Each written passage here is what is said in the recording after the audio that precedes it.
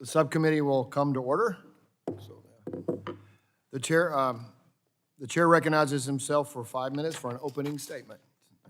We're here today because the healthcare costs continue to rise, further limiting America's budgets that have already been stretched by the inflation driven by the spending in the last couple of years. We are considering 17 bills and discussion drafts to advance price transparency and improve competition within the healthcare system to ultimately lower costs. This legislation hearing builds on our bipartisan work last month. In our educational hearing, we heard from experts and witnesses from across the political and policy spectrum who share our goal to lower costs for patients.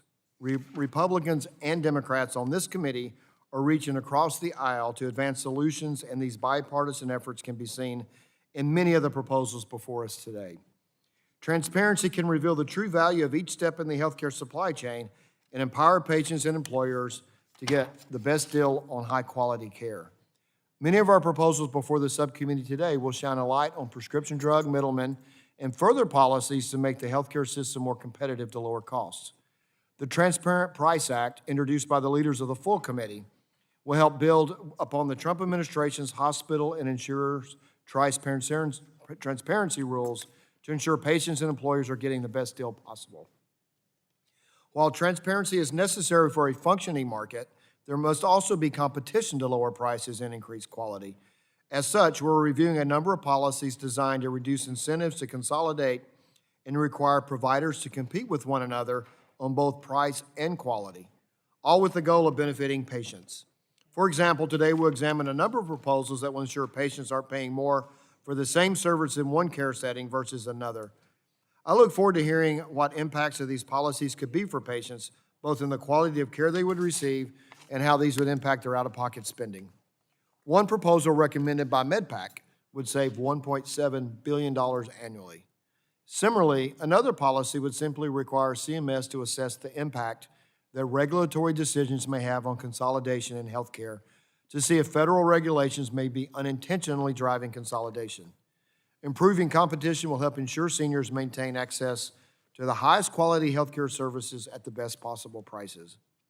Another theme repeatedly heard during last month's bipartisan educational hearing is the need to address pricing practices by pharmacy middlemen. Patients are facing rising costs at the drug counter resulting from the growing influence of a small number of pharmacy benefit managers. Due to consolidation within the PBM industry, 80% of all drug claims are adjudicated by 3 PBMs. It is the subcommittee's duty to ensure this consolidation is driving value and improving outcomes. That's why I strongly support the bipartisan PBM Accountability Act to provide key information to employers about the drug costs and their coverage for their employees. With that information, employers can truly know what benefit their PBM may be providing. There's also bipartisan legislation from Representative Carter that would finally ban spread pricing in Medicaid. In 2019, it was reported that PBMs earned $123 million in Kentucky alone through spread pricing. Medicaid programs should find a more transparent way to pay PBMs for their services. Finally, I want to thank Representative Eshoo for working with me on the MVP Act.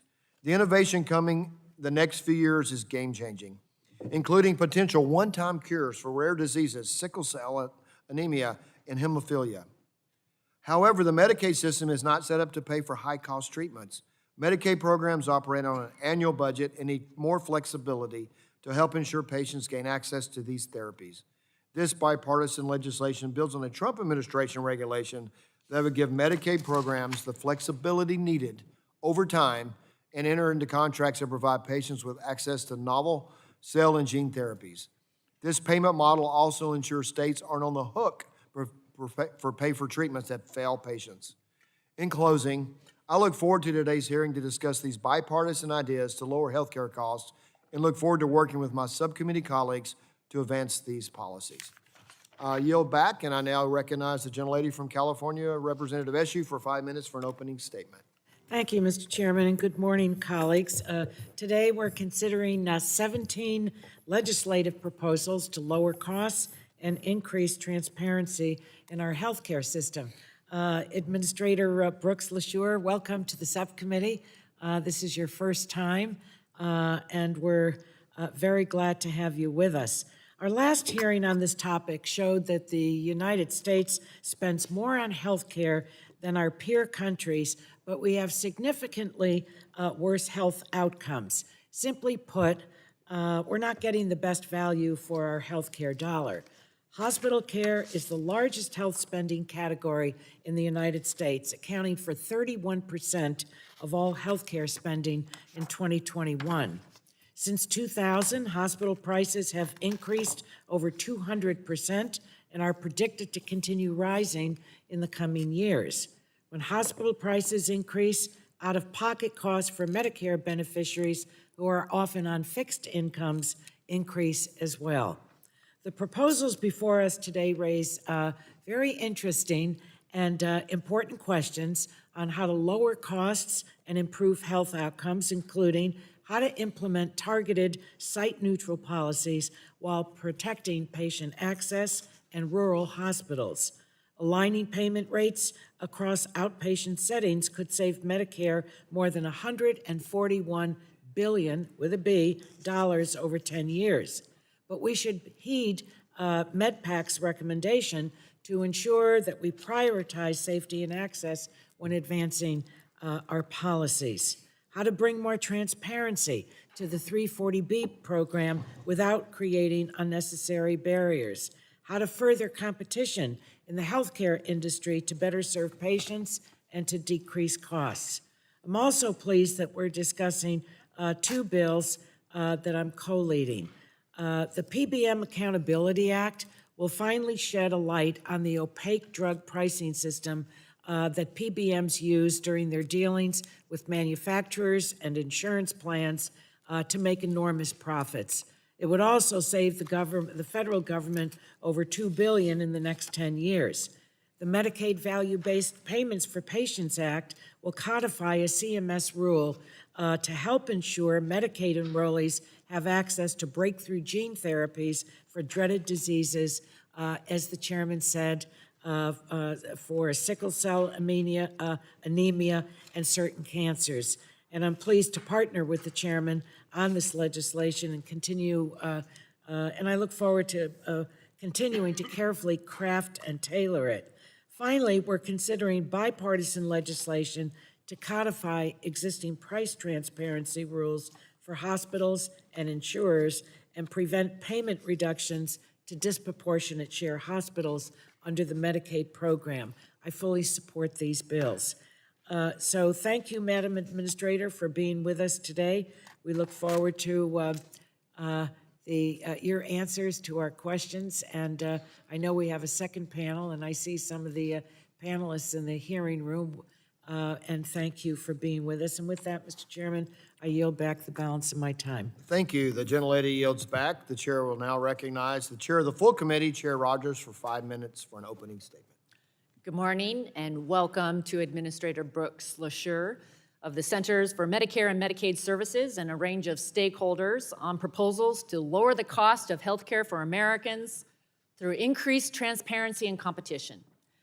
This committee has a rich history of plowing the hard ground necessary to legislate and address issues from data privacy to mental health, and I'm proud that we are coming together on another top priority for the American people.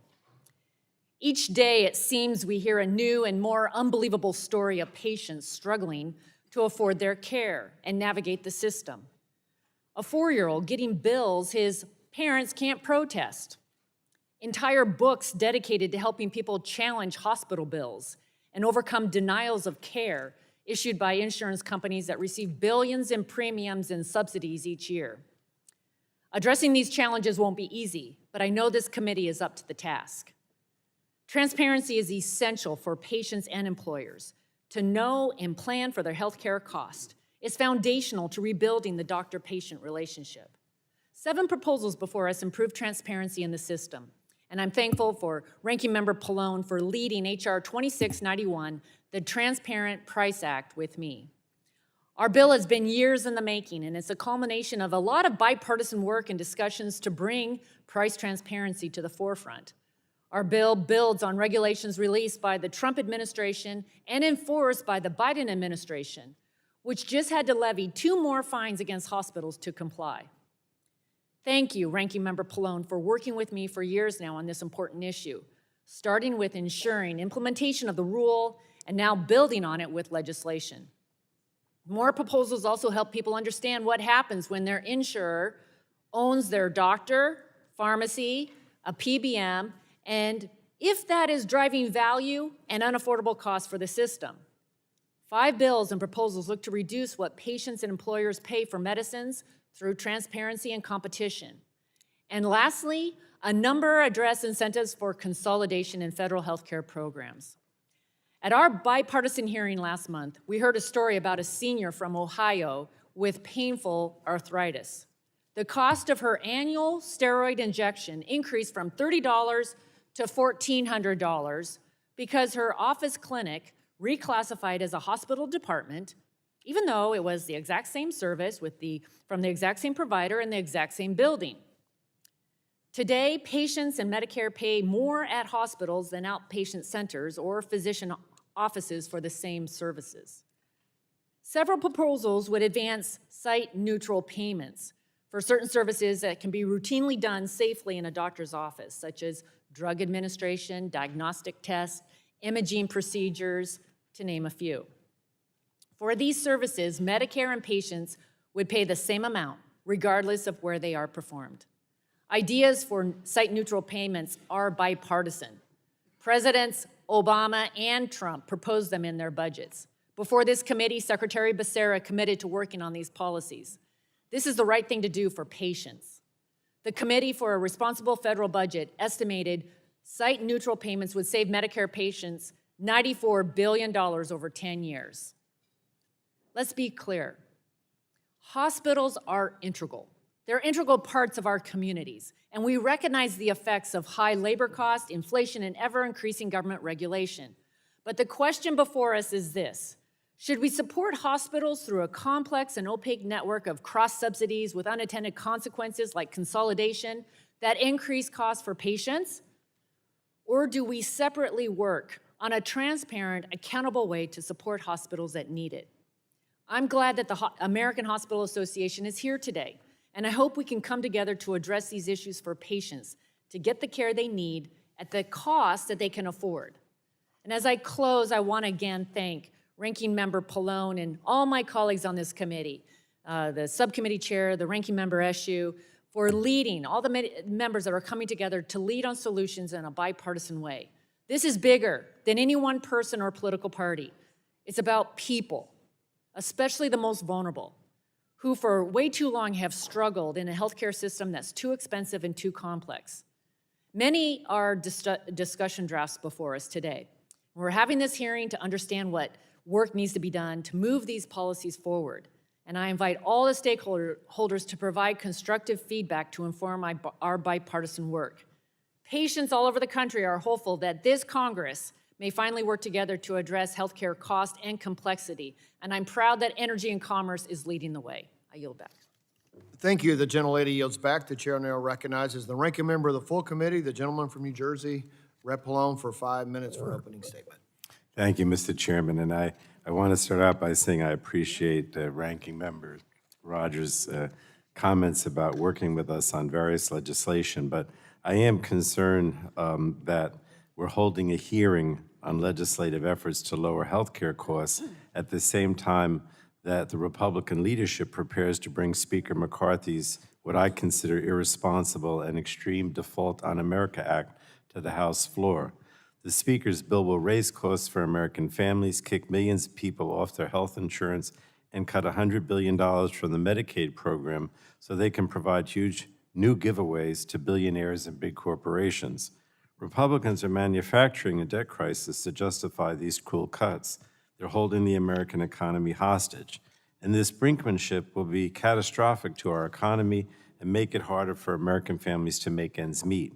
Republicans are also rushing the bill to the floor without holding any hearings or a markup. So much for regular order. Last Congress, when Democrats were in charge, we held several days of markups that included robust debates for both the American Rescue Plan and the Inflation Reduction Act. But now they're in charge, and Republicans are moving the Default on America Act without an open or transparent process, or any process at all, really. And we haven't had the opportunity to hear from experts about the bill's implications, probably because Republicans know how deeply unpopular these ideas are. So if Republicans succeed in cutting $100 billion from Medicaid, the consequences will be devastating and will be felt by every beneficiary, provider, and plan that relies on Medicaid. Republicans claim their bill would encourage Medicaid beneficiaries to work, but it's clear that this is just a pretext to cut Medicaid. As a reminder, the Congressional Budget Office found that Medicaid work requirements do not increase employment. They merely result in individuals losing coverage as a result of bureaucratic red tape. 2/3 of adults on Medicaid are already working, and those who are not generally have caregiver responsibilities, are dealing with physical or mental health issues that make work difficult, or are experiencing other barriers to unemployment like lack of education or training. If Republicans actually cared about increasing employment among Medicaid beneficiaries, they would have included policies to address those barriers. Now, turning to the topic of today's hearing, I do believe we should be working together to bring greater transparency and competition to our healthcare system, but I have some concerns about the process leading up to today's hearing. My Republican colleagues shared a vast majority of the discussion drafts we'll be discussing a week before the hearing was noticed. Given the broad array of topics and bills, I am disappointed that we did not have adequate time to fully vet some of these policies and provide the minority's input from the beginning. So I hope my Republican colleagues will commit to work in a bipartisan manner as we consider these policies moving forward. And I know that the Ranking Member Rodgers has already said that she is committed to that. After all, we have been working together on H.R. 2691, the Transparent Price Act, which I introduced with Chair Rodgers. Patients deserve greater transparency in the prices they pay for health care. Today, consumers are not able to easily obtain price information on healthcare services. Sometimes the price information that is provided is inaccurate and misleading, making it difficult to compare across providers or determine the true value of the care.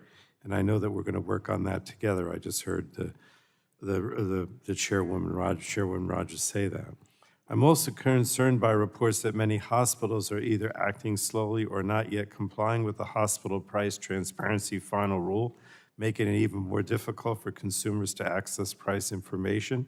H.R. 2691 codifies the existing requirements for both hospitals and insurers, and it will also improve the accessibility and usability of the price information for consumers. I'm also pleased we're considering 2 bills that will increase transparency into pharmacy benefit manager practices by helping employers, consumers, and state Medicaid agencies better understand drug price information, which can help lower healthcare costs. We'll also discuss legislation that I support to cancel the $8 billion in cuts currently scheduled for federal payments to Medicaid disproportionate share hospitals, and a bill to require hospitals to disclose ownership data. Studies show that health consolidation is leading to higher care prices for consumers, and I'm particularly concerned about the role of private equity in hospital consolidation. I look forward to hearing from the witnesses on how these trends may be impacting healthcare affordability and access to coverage. So I look forward to the witnesses' testimony, and with that, Mr. Chairman, I yield back. Thank you. The gentleman yields back, and I'll just say that this is a bipartisan hearing, and we want to work together as we move forward to see that we can get the bipartisan solutions on the bills that you referenced, as the chairman committed to.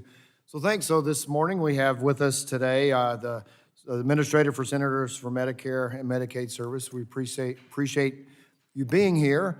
And as you know, you have 5 minutes for an opening statement, and the yellow light will give you kind of an update. And I know you have a tight time frame, so we're going to try to keep our questions to the 5 minutes as well. So we need to move forward so everybody gets a chance to answer their questions. So I would like to welcome the administrator here today, Mr. Creeder Brooks LaSure, and we appreciate you being here. And you are now recognized for 5 minutes for your opening statement. Thank you so much, Chairs McMorris, Rodgers, and Guthrie, Ranking Member Pallone and Eshoo, and members of the subcommittee. I just really want to thank you for the opportunity to discuss the Centers for Medicare and Medicaid Services' work to lower costs and increase transparency across the healthcare system. As the nation's largest payer for healthcare, CMS plays a key role in incentivizing high-quality care and smarter spending across the healthcare system, and I would like to highlight some of the work we have been doing. Drug costs account for a growing portion of overall healthcare costs, and too often people are forced to choose between paying for their prescriptions or meeting other basic needs.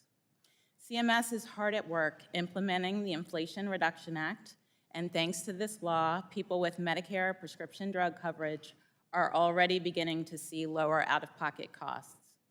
This includes Medicare beneficiaries that need insulin, which now will pay $35 for a month's supply. CMS has also taken action to discourage drug companies from increasing their prices faster than the rate of inflation. And we continue to work on the IRA provisions that cap total out-of-pocket drug costs and allow Medicare to negotiate with drug manufacturers for the first time in the history of the program. Our efforts are lowering costs for people with Medicare and the program overall while improving access to innovative life-saving treatments. In addition to lowering costs, CMS's efforts to increase transparency across the healthcare system will incentivize competition, improve consumer experience, and result in additional savings for our healthcare system and for patients. People should know the cost of their healthcare services and what they will be required to pay before they seek care. CMS is working hard to get this information into their hands. The CMS hospital price transparency rules providing public access to standard hospital charges, and we will continue to work to ensure that available information is meaningful and useful. It is important that this information is available to all Americans, which is why we took action last year to increase the penalty for noncompliance to over $2 million annually. And I am pleased to announce today that we are updating our enforcement process to shorten the time by which hospitals must come into compliance after a deficiency is identified. Further, for hospitals that have not made any good faith attempt to satisfy the requirements, we will no longer be sending a warning notice, and we will move straight to the corrective action plan phase. In addition to improving the transparency of hospital prices, we are working to improve transparency from private health plans so that people know the cost of a covered item or service before receiving care. These data will help people to make informed decisions and allows third-party developers to create price transparency tools that will help people shop for health plans and for doctors. It's critical to provide Americans with cost information before they receive care. Additionally, CMS is also working to implement the No Surprises Act to protect patients from surprise medical bills after care has been received. We are also committed to expanding transparency efforts across healthcare consolidation and its impacts on prices. In particular, consolidation in healthcare can leave rural and underserved areas with inadequate or more expensive healthcare options. CMS is working to make public information on mergers, acquisitions, consolidations, and changes of ownership for hospitals and nursing homes enrolled in Medicare. Making facility ownership information available supports efforts to identify poor performers, better understand the impacts of consolidation, and help patients and caregivers make more informed decisions about their care. Thank you for allowing me to highlight some of CMS's efforts to lower costs and increase transparency while continuing to expand access to high-quality, affordable care. We are committed to building on the work that we have done to address rising healthcare costs in a way that helps us advance health equity, expand access, improve health outcomes, and increase transparency. Thank you. Thank you. I appreciate that. And I will say that you have a hard stop. We want everybody to have the opportunity to ask questions, so I'm going to be enforcing the 5-minute rule on questions, so don't ask a question with 10 seconds left to go. So I'll get started. The chair will now recognize myself for 5 minutes for questions.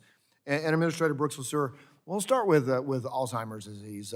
It's touched every family, and there's been a lot of attention to a decision by CMS to severely restrict access to an entire class of FDA-approved Alzheimer drug treatments.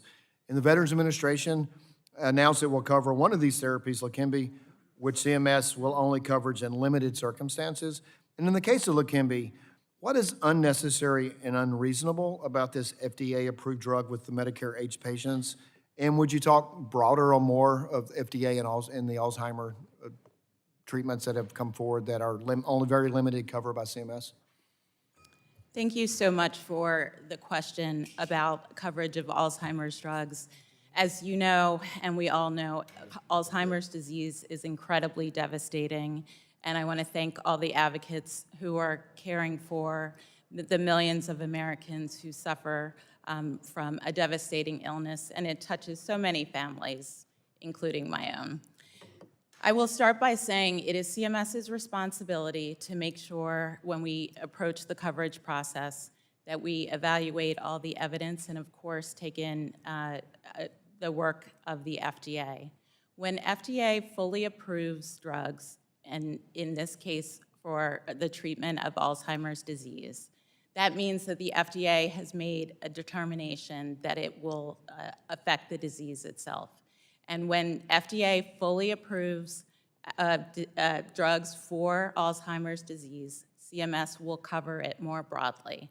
What our requirements are that once the drug is fully approved by the FDA, we encourage doctors and ask doctors who are prescribing the medication to make sure that information is available through a registry. And we are doing that because we need to continue to develop evidence of and understand the impact on the drug.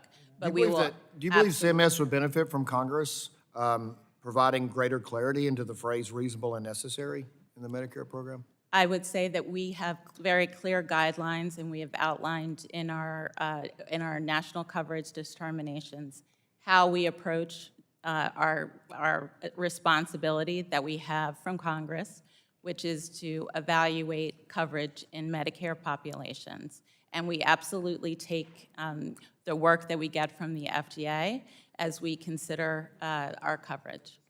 Okay. I know there are other members going to address that as well, so I want to get to one question on the bill before us before we move forward. That's concerning to all of us. It's bipartisan. I've heard both sides of the aisle talk about the access to this drug for Alzheimer's patients, and we're all concerned about it. But before leaving office, President Trump finalized a Medicaid rule in place to permit manufacturers to submit multiple best prices, including a bundle sale option as well as value-based best price, to submit to a non-VBP best price opinion option as well. I have legislation, bipartisan legislation with myself and Ranking Member Eshoo. H.R. 266, the MVP Act, would codify the rule. Will you commit to working with Ranking Member Eshoo and me to codify this rule? We'll absolutely commit to working with you on outcomes-based options for Medicaid. This is something that we are very interested in the administration, and have started to put together a proposal from the Innovation Center, and would love to work with you on this. So could you go further and just discuss how this rule, because we talked about the expensive treatments for sickle cell hemophilia that could people who suffer from these diseases could greatly benefit from this program. Could you just go in and discuss more how these therapies will help patients by providing flexibility for Medicaid programs to structure them? Certainly, and while I won't talk about specific proposals, I will say that what we've seen across states is them needing to have more strategies as innovative therapies come to market that affect a limited number of people, but where these illnesses are incredibly devastating. And you talked about sickle cell disease, there are others, but sickle cell in particular, where it is so important that people know that the doctors know how to treat that disease, and that people get those therapies. It is critical that states are able to cover those in a way that is affordable to them, so that we can assure access, and would love to work with you on additional strategies. I remember talking to Dr. Francis Collins, the previous NIH director, and he said I never use the word cure for a lot of diseases, but sickle cell can be cured with some of these treatments, and we need to make sure people have access to them. And so we look forward to all of us working together from the administration and from our side of the DC to make sure we work together to move this forward. My time has expired, and the chair now recognizes the ranking member for 5 minutes for questions. Thank you, Mr. Chairman. I'm very glad that the chairman raised the issue of Alzheimer's, the drug. We did not have a conversation with each other coming into this hearing, but I want to take up the same issue. And it is a demonstration that there is a really deep concern on both sides of the aisle on this. I see, as I expressed to you when we spoke, a disconnect between CMS, the FDA, and the VA on new treatments for mild Alzheimer's. By July 6th, as you know, the FDA will determine whether lecanemab is it's a new treatment for mild Alzheimer's, whether that it will qualify for full approval. This will be the traditional FDA approval that's the gold standard, not an accelerated approval. That's already in place. The VA has already said it will cover this drug as long as patients meet the criteria for use. Currently, and I'm sure you're well aware, tens of thousands of veterans with mild Alzheimer's can go to their VA neurologist, be assessed, and receive a prescription. But it's unclear whether the estimated 1 million Medicare patients who could benefit from the treatment would be able to access the FDA-approved drug in July. And in order to access the drug, they may need to enroll in what you described to me as a CMS-approved prospective comparative study like a registry. So I have just a few quick questions. They're not long answers. They're really yes or no. Has Medicare ever required participation in a registry for a fully FDA-approved drug before? Let me start by saying that registries are not a study, so just to be clear. But that have you ever done this before? we have, registries are something that we have done, but I can get back to you on details about that. Has CMS published any details about the required registry for fully approved Alzheimer's treatments besides the general description that's in the April 22 memo? Not beyond that, but Okay. we intend. Do you know of any doctor's offices or health systems who are prepared to enroll Medicare Alzheimer's patients in the registry beginning in July? We welcome doctors to do so. No, but do you know of any that are prepared to enroll? Any doctor's wouldn't know that offices until- or health systems? We wouldn't know that until FDA fully. Have you published any information to Alzheimer's patients and their families explaining how to get the drug under Medicare? We will do so. But it's not done. That's correct. Okay, so here's the thing. If doctors don't know, if patients don't know, and Medicare doesn't really seem to know what this registry entails, how are Medicare patients going to get the drug potentially beginning in July? That's really the $64,000 question in my mind. Let me describe to you two constituents. One is a grandfather and a veteran. He has coverage. He's been diagnosed. His wife was also diagnosed. She's not a veteran. How do I, or any of us, explain that to our constituents? This is, as you said, and have said many times, this is a devastating disease. And I don't think this can be treated as 17 months of a little additional hope. This drug comes out, families across the country are going to be clamoring for it. Medicare is not prepared from your answers. You're adding layers to this. The VA is doing something very different. And there is, as I said, there's a huge concern here. This is a progressive disease. We know that early intervention with progressive diseases is really essential. So I hope that you will leave this hearing with a new commitment and a new view of how to do this, because you're not prepared. And the beginning of July is like 2 months away, 8-9 weeks away. So I give you the opportunity to. We're out of time. I'm all sorry, right, we're yeah. out of time. Hopefully you have a chance during the really- hearing to answer that, really- because I want to hear your answer as well. Okay, thank you, Absolutely. Mr. Chairman. The chair now recognizes Dr. Burgess for 5 minutes for questions. I thank the chairman and the ranking member for bringing this up. I'll just stay in the same vein for a moment. The AMA puts out what's called a morning rounds every morning. Yesterday, the AMA morning rounds was talked about how scientists are targeting mild cognitive impairment, the early Alzheimer's stages, with aggressive treatment. And if we don't have these things in our armamentarium, not because of the FDA, which is a perennial problem, but it's you with a coverage determination, that removes a tool from what doctors are able to use. It actually wasn't what I wanted to talk about.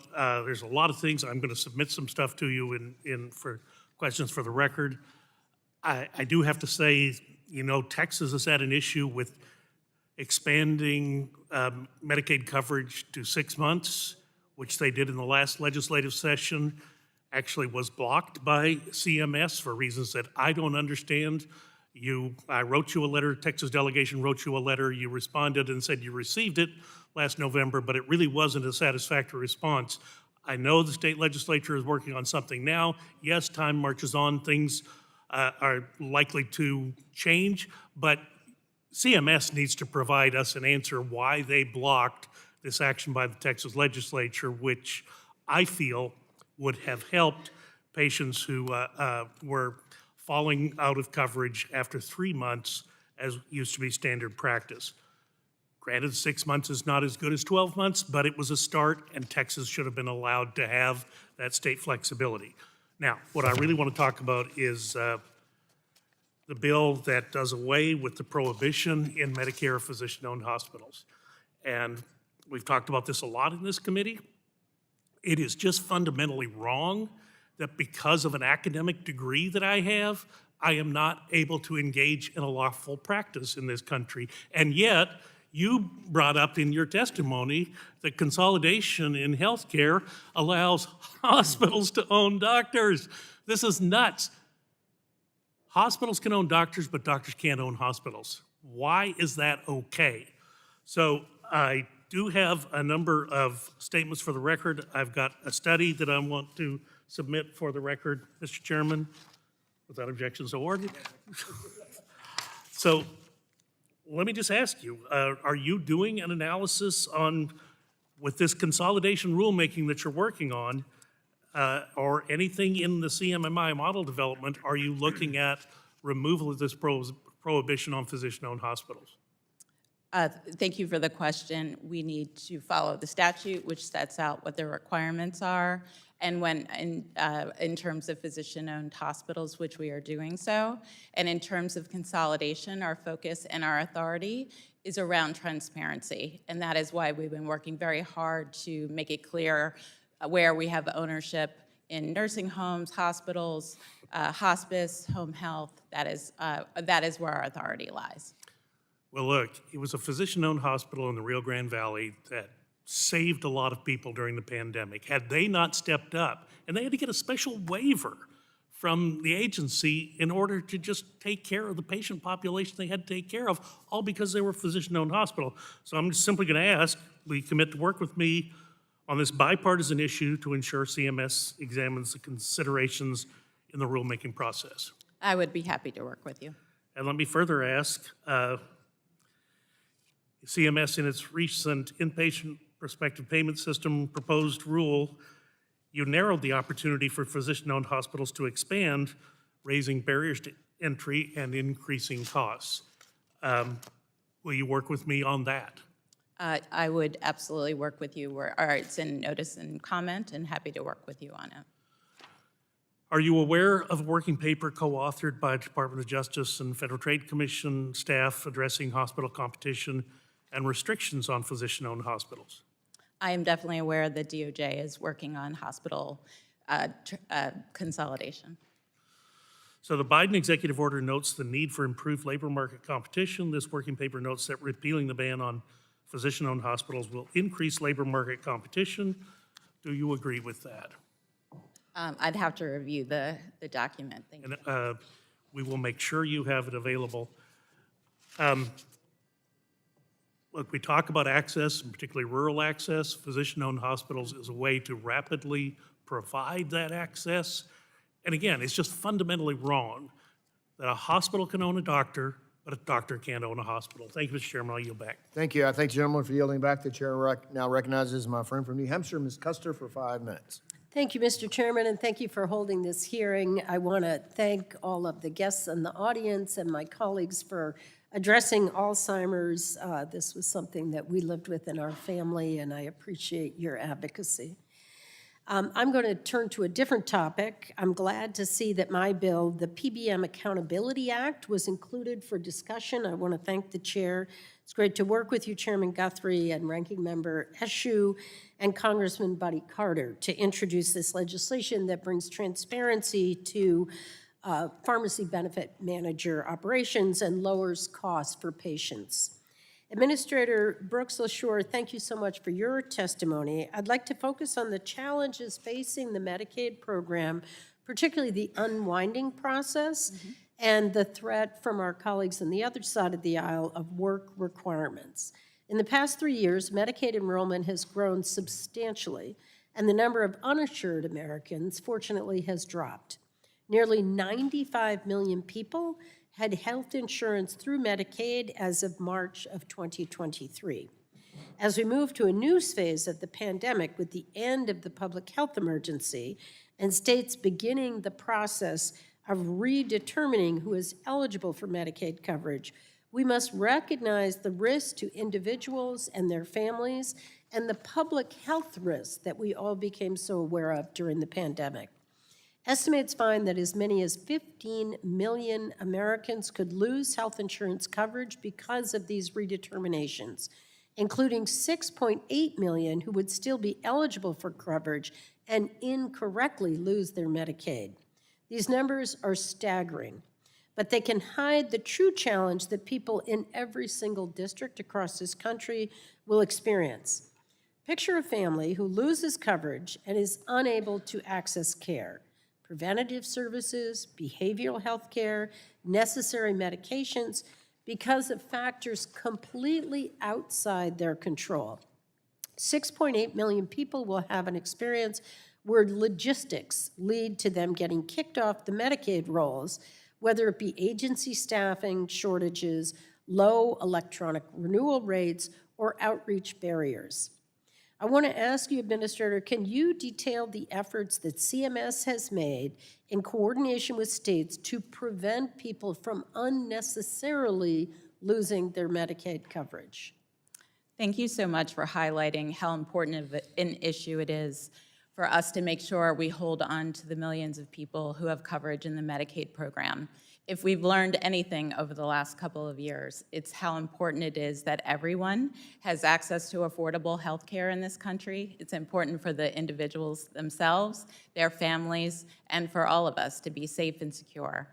We are at record low levels of uninsured across this country, with over 92 million people who are enrolled in Medicaid and CHIP, many of them caregivers, hardworking individuals who have multiple jobs, who are in school, who are taking care of family and friends.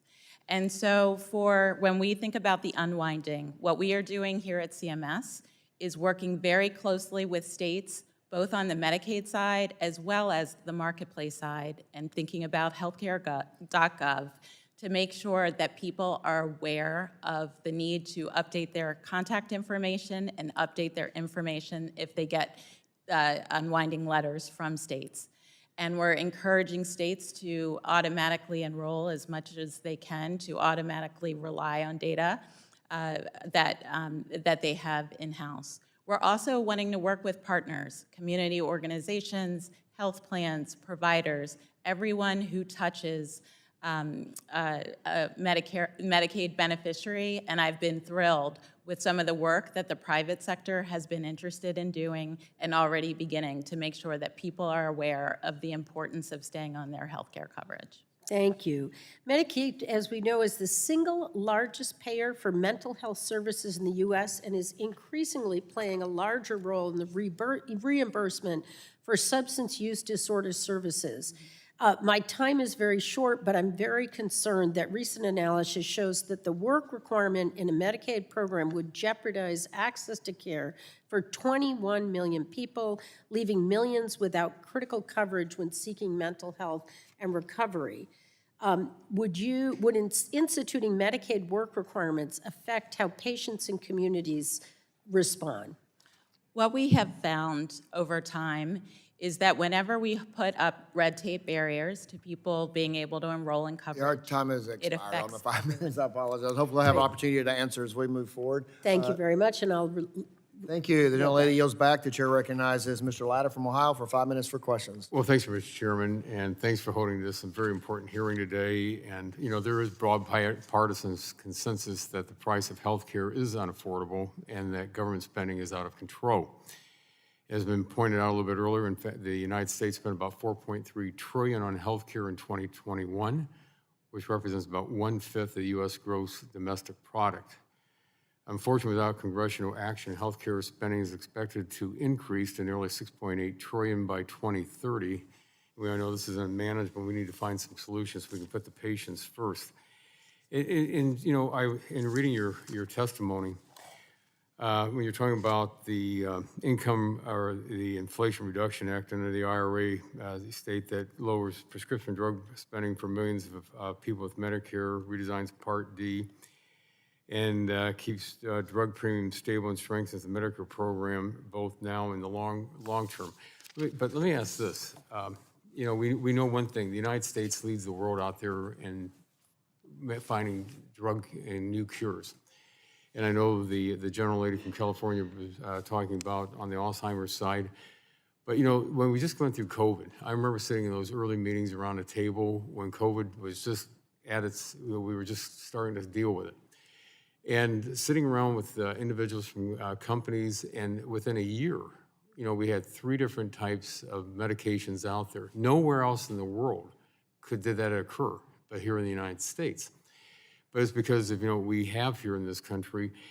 Is there a concern at CMS that with what's been placed in the law right now could inhibit the creation of these new drugs and cures? Because again, it's just not one type of a cure out there that we need. And Alzheimer's, a cure that we have got to have. And I know on both sides of our families that we've seen the devastating effect of that horrible, horrible disease. But I'm really concerned about what's going to happen into the future for companies being able to go out there and find these drugs and get these drugs to the market. we share the goal of making sure that drug companies still absolutely have the incentive to be as innovative as they've been. And you are so right that the drug companies were incredible in making sure that we were safe from COVID-19 with bringing vaccines to market. And it is our every intention at CMS to make sure that we run the drug negotiation process in a way that continues to foster innovation, but also make sure that we can provide it to Medicare beneficiaries. Okay, let me follow up though, because when you say that you're going to have that innovation out there, how are you going to provide that? Because again, this is something everybody's talking about right now, but how is CMS going to make sure that you're going to be able to have it, that the United States leads the world and everybody sees as the envy of the world and getting life-saving cures to the market that we have to have?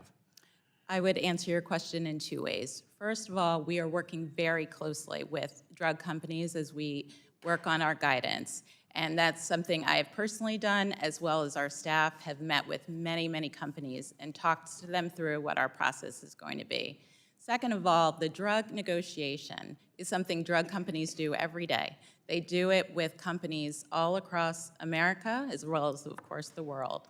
But they do it in our drug benefit right now, and we're building on that work and taking all of that into account. The drugs that we will be negotiating are drugs that have been on the market for many, many years. They are drugs that, by law, are going to be drugs that are top spenders where they've been on market for many years. But we will continue to work with policymakers and stakeholders to listen to concerns, listen to issues that they raise with their guidance, just like we are right this minute. Well, in my last 50 seconds, I know the chairman's being very good on keeping the time. Because, you know, the United States, we've had the hearings in here, we've seen the facts that around the country, not only around the, you know, this hemisphere, but around the globe, when a lot of countries out there say what their costs are, really, it's not apples to apples out there. It's really, because what's happening out there, we're seeing that the United States has a lot more drugs that can be provided, but other countries that they're out there, they only have a certain number of drugs. And then those individuals might need a certain type of cancer drug, and the government says you can't have it, you're gonna have to have this, but it might not be the drug that they're gonna have to get them cured.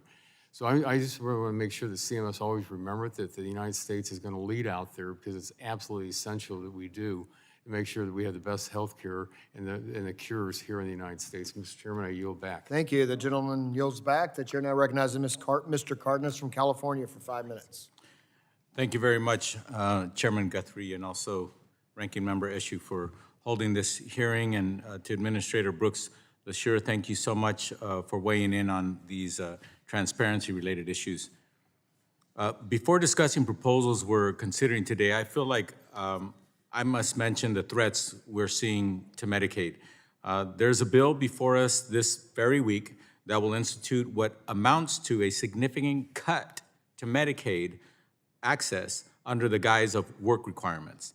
In fact, just yesterday, HHS released new analysis showing that around 21 million Americans' coverage and access to care would be threatened under the Medicaid work requirement proposal put forth by my Republican colleagues. We have seen this before, and not only does it force people out of their insurance, it does nothing to boost employment. We can look at Arkansas as a case study. The state implemented these work and reporting requirements, and as a result, thousands of people were disenrolled for failure to comply. For many of these people, they were kicked off not just because they were ineligible, but because it was so difficult to navigate the reporting process.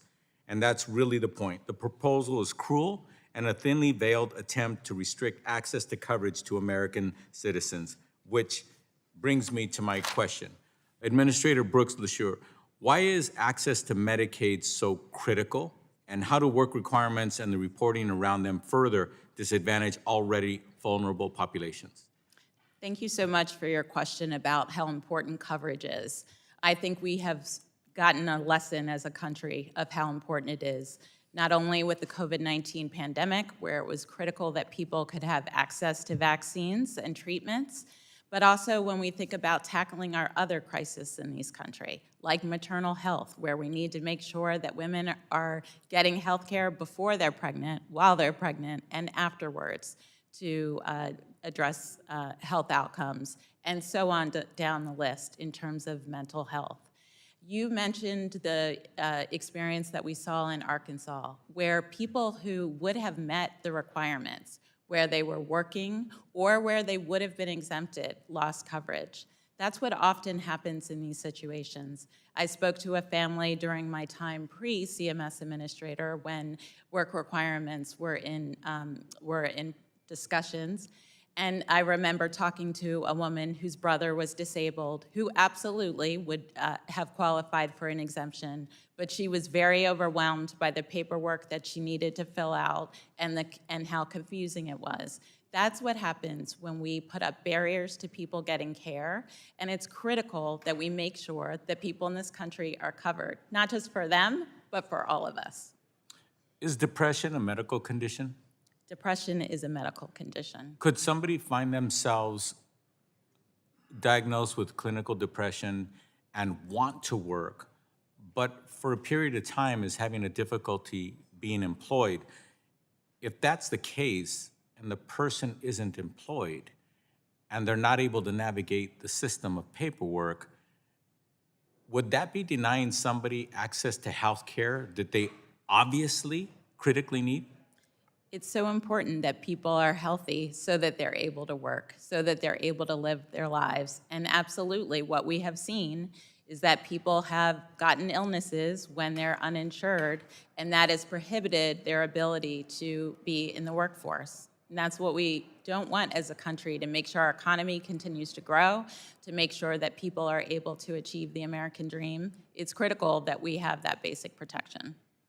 Thank you. And I'm very concerned about these requirements, and I'm grateful for your defense of Medicaid on the record. Now I also want to be sure to discuss the role of safety net hospitals in providing critical care to medically underserved and low-income communities.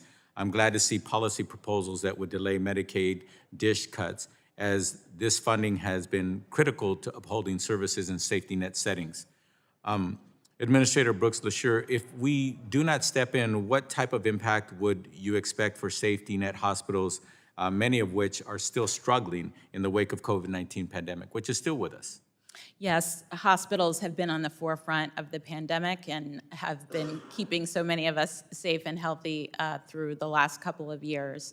We know that the safety net has disproportionately serves the underserved, and DSH payments do go to help support the payments for particularly them supporting the uninsured.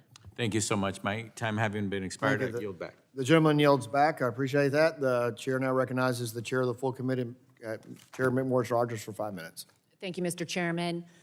Just to clarify regarding the proposal that the Republicans have on the floor for work requirements for Medicaid, the Democrats keep talking about millions. CBO just yesterday suggested that it estimated 600,000 may lose their Medicaid if these able-bodied adults with no children choose not to work, volunteer, or get training 20 hours a week. So if you're pregnant, you're not included. If you're a parent with children, not included. If you're mentally or physically unfit, the bill text is very clear, not included. I just want to get that on the record because I don't want people to be concerned, people that we all believe is very important, that Medicaid is a very important safety net. What we're trying to do is protect that safety net and encourage the able-bodied adults without children to work, volunteer, or get some training.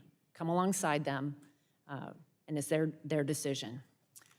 Administrator, I wanted to ask some questions here. If you could ask Congress, back to transparency now. If you could ask Congress for one specific improvement to price transparency rules, what would they be? What a question.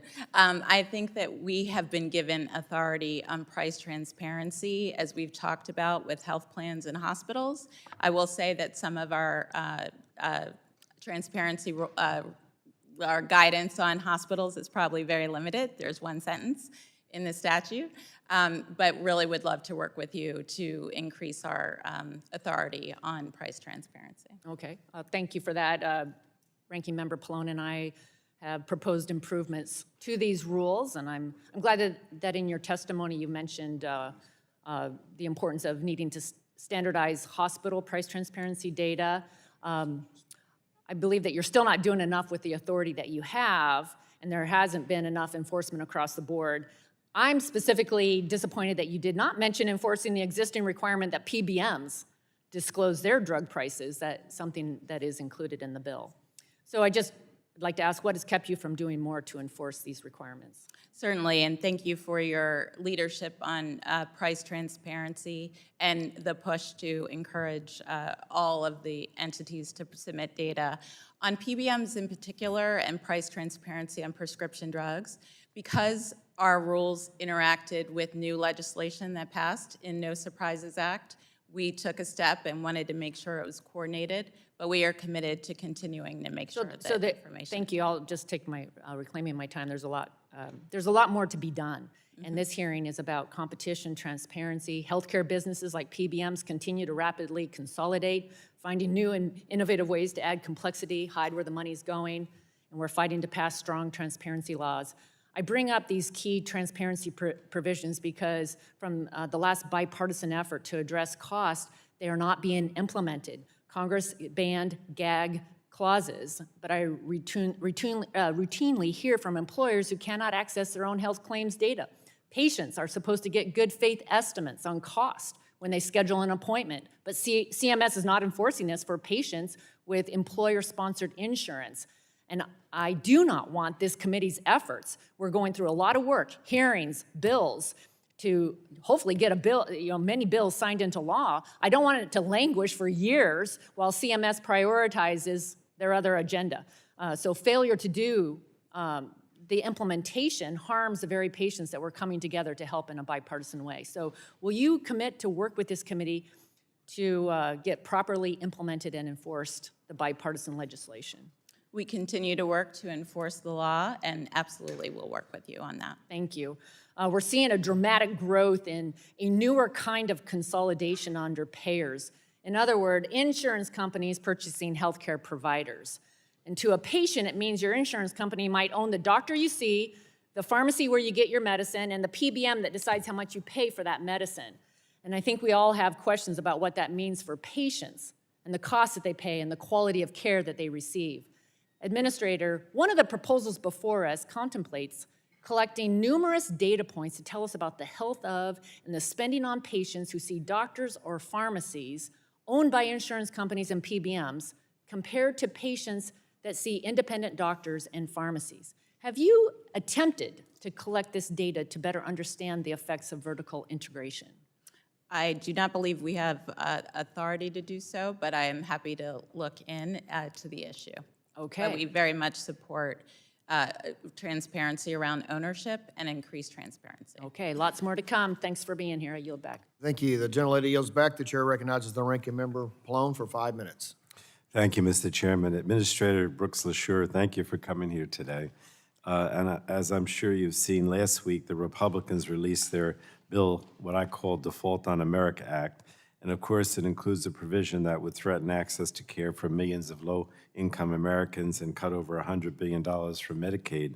So last Congress, when Democrats were moving through reconciliation, Republicans repeatedly complained about the lack of regular order. And of course, we put those bills through multiple days of markups, considered probably dozens of Republican amendments, and debated for hours. And Republicans are skipping all of that and trying to rush a bill to the floor without so much as a hearing today.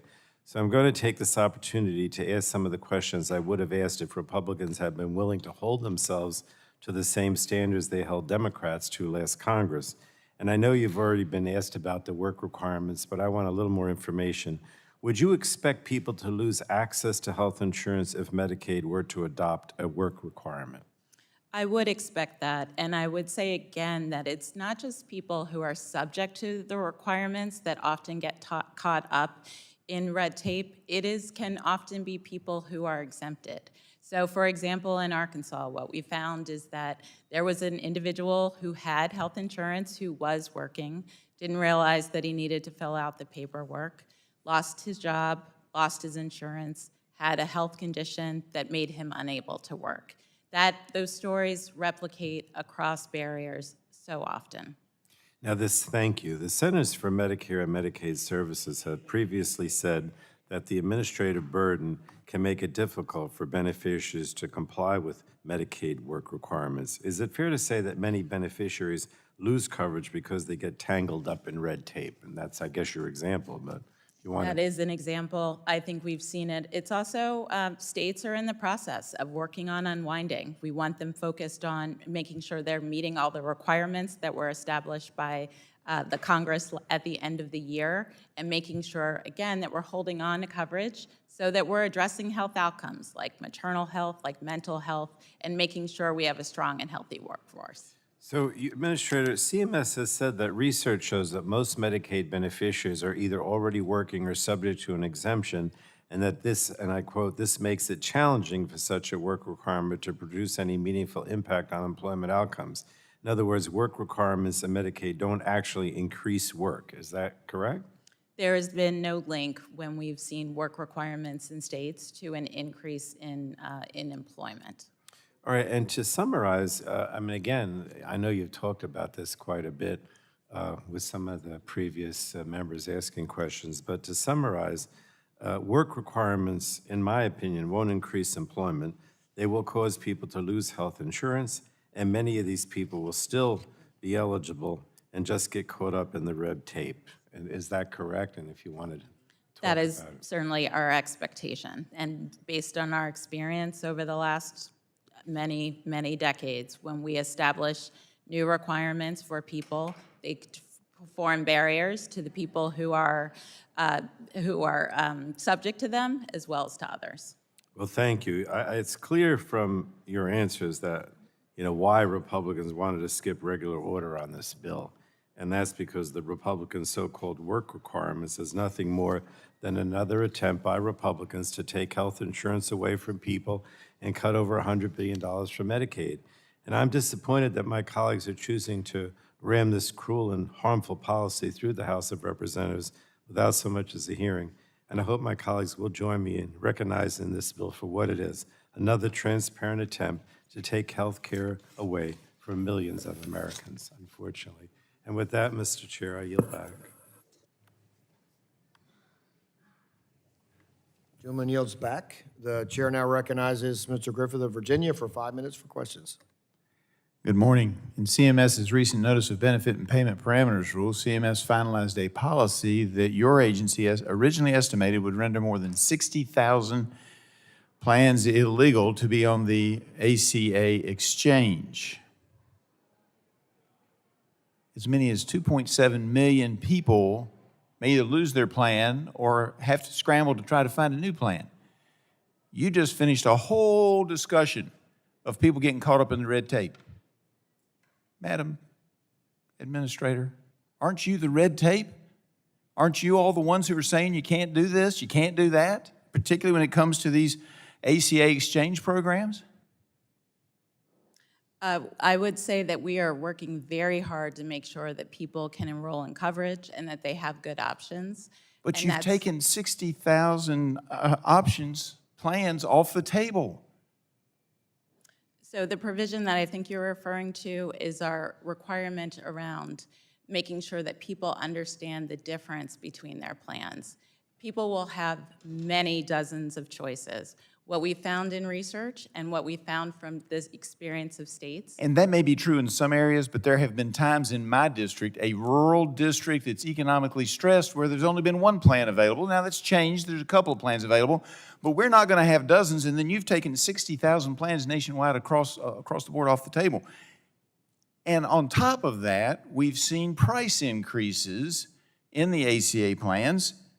It stands to reason, does it not, that when you limit the number of plans, you create an incentive for price increases? Isn't that true? I would disagree. Okay, you disagree. I want to come back to that in a minute, where I had originally planned on starting before you talked about getting caught up in red tape, and I'm back here going, but you are the red tape. I wanted to talk about Alzheimer's.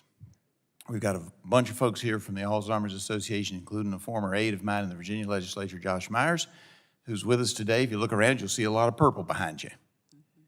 This committee worked hard to change the way the FDA did its work so that we could get medicines that take a long time to show benefit or to have an impact out there on the marketplace, because Alzheimer's is not something that you cure in a day or a week or 2 weeks. You've got to have years of using these medicines, particularly the if I'm saying it right, the amyloid plaque medications. And we changed those rules. We worked hard in this committee, this subcommittee, so that the FDA could approve it. My question to you is then, the FDA's approved it. When did CMS decide or get authority to operate like a scientific regulatory body when that's the FDA's job? And isn't that what you're doing? You've turned yourself into a regulating body, a scientific regulatory body, by denying paying for the Alzheimer's medication that this subcommittee and this committee on a bipartisan basis worked hard to make sure it was available to the patients of Alzheimer's. Thank you for your question. And as we've all been talking about, Alzheimer's disease is incredibly devastating, both to the individuals who have it and families. Our requirement by law is to do a determination of whether a drug is covered, whether it's reasonable and necessary for the Medicare population. For the drugs that have been that have received accelerated approval. When the FDA says it's reasonable and necessary, when the physician says it's reasonable and necessary, isn't it true you're just trying to cost shift? Our decisions are based on our requirements, the ones that we need to follow. So you say we need to change your laws of course, Congress has the authority Has that to authority. change our rules. I just don't understand why you're going against what our clear wishes were from this committee, this subcommittee, and and the Congress of the United States. I have time maybe to go into one other direction. On those plans that you ruled illegal for the ACA, one of those is a company that is a disruptor. It's trying to try a new model where they get rid of a lot of the middlemen and therefore don't have a network. They approve all drugs approved by the FDA. They'll pay for them. It's a novel approach coming out of Ohio. You all ruled if you don't have a network, you can't be on an ACA plan. How does that make any sense? I would say what CMS focuses on is making sure that we know that if someone is enrolled in a health plan, they will have access to their doctors. And so that is our requirement. This plan around- allows them access to any doctor they want, unlike the other ACA plans. Sounds like to me this is exactly what you ought to be moving forward to approving. I appreciate your time, and I yield back. Time's expired. Gentleman yields back. The chair now recognizes Dr. Reese for 5 minutes for questions. Thank you. Thank you for holding this important hearing. Lowering the cost of health care along with increasing access to care are two of my top priorities. So I'm especially glad the Supporting Safety Net Hospitals Act, which will eliminate the pending cuts to disproportionate share hospital payments for the next 2 years, is included in this hearing for consideration. You see, I grew up, practiced medicine, and now represent a district that is woefully medically underserved and in dire need of better, more equitable access to health care. In my district alone, I have 4 DISH hospitals, Pioneer, El Centro, Palo Verde, and San Gregorio hospitals, all of which will be significantly impacted by these cuts. These hospitals that care for our most underserved populations are already operating on razor-thin margins, and any cuts could mean hospital closures, and we certainly cannot risk that. Many of my constituents are already forced to travel a significant distance to get to a hospital, so any hospital closure will lead to even worse access. In addition to helping keep the doors open to DISH hospitals, or the DISH hospitals' doors open, such as El Centro, Pioneer, Palo Verde, San Gregorio hospitals, we also need to address the healthcare provider shortage that is plaguing our country. One of the ways that we can do that is by increasing the utilization of community health workers and promotoras. Administrator Brooks LaSure, you say in your testimony that proposals in the president's budget invest $8 billion to enhance Medicare benefits, such as expanding access to diabetes prevention services, behavioral health services, including addiction services, nutrition and obesity counseling, and community health workers. Can you expand on what the administration wants to do to increase access to community health workers, and what is your understanding between the difference of community health workers and promotoras, and will those changes also help promotoras? Thank you so much for your focus on making sure that people, particularly the underserved, deliver care. And what we know is that there are so many types of organizations that are providing critical needs. And you mentioned safety net hospitals, which are on the forefront in many respects, community health centers where so many people get their primary Let me just care. kind of refocus, because I only have a certain amount of time. And my specific question is, can you expand on what the administration wants to do to increase access to community health workers or promotoras? So we are very committed to making sure that people who are helping to make sure that folks are connected to healthcare coverage and healthcare services. We're using our authority where we can and welcome the opportunity to continue. Okay, thank you. I'm working on legislation to increase access to community health workers and promotoras, and would love to partner with you on those efforts moving forward. Good? Okay, so switching topics to the No Surprises Act. This landmark policy was a huge win for patients who are now left out in the middle of payment disputes between providers and insurance companies, and are no longer receiving these balance bills, surprise medical bills. But as you mentioned in your testimony, there is a significant portion of backlog disputes that are pending eligibility determinations. And I'm sure you can imagine that I'm hearing from a lot of folks about this backlog and the significant amount of time it is taking to get a resolution on their cases. And I think that the unanticipated backlog is indicative of just how important it was that we address the issue of surprise billing.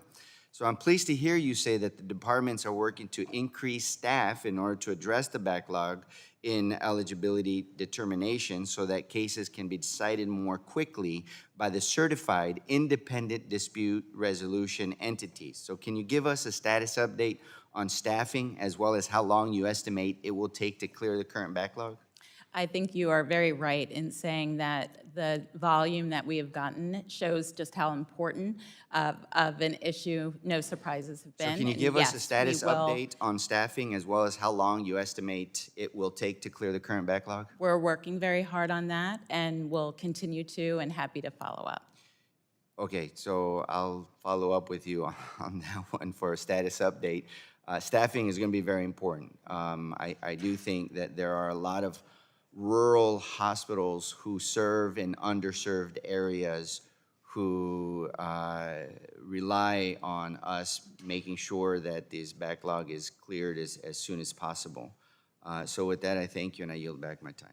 Thank you. The gentleman yields back. The chair now recognizes Mr. Carter for Georgia for 5 minutes. Thank you, Mr. Chairman, and thank you very much for this hearing. This is something you know that I'm very passionate about, and I can't tell you how much I appreciate it. Administrator, thank you for being here.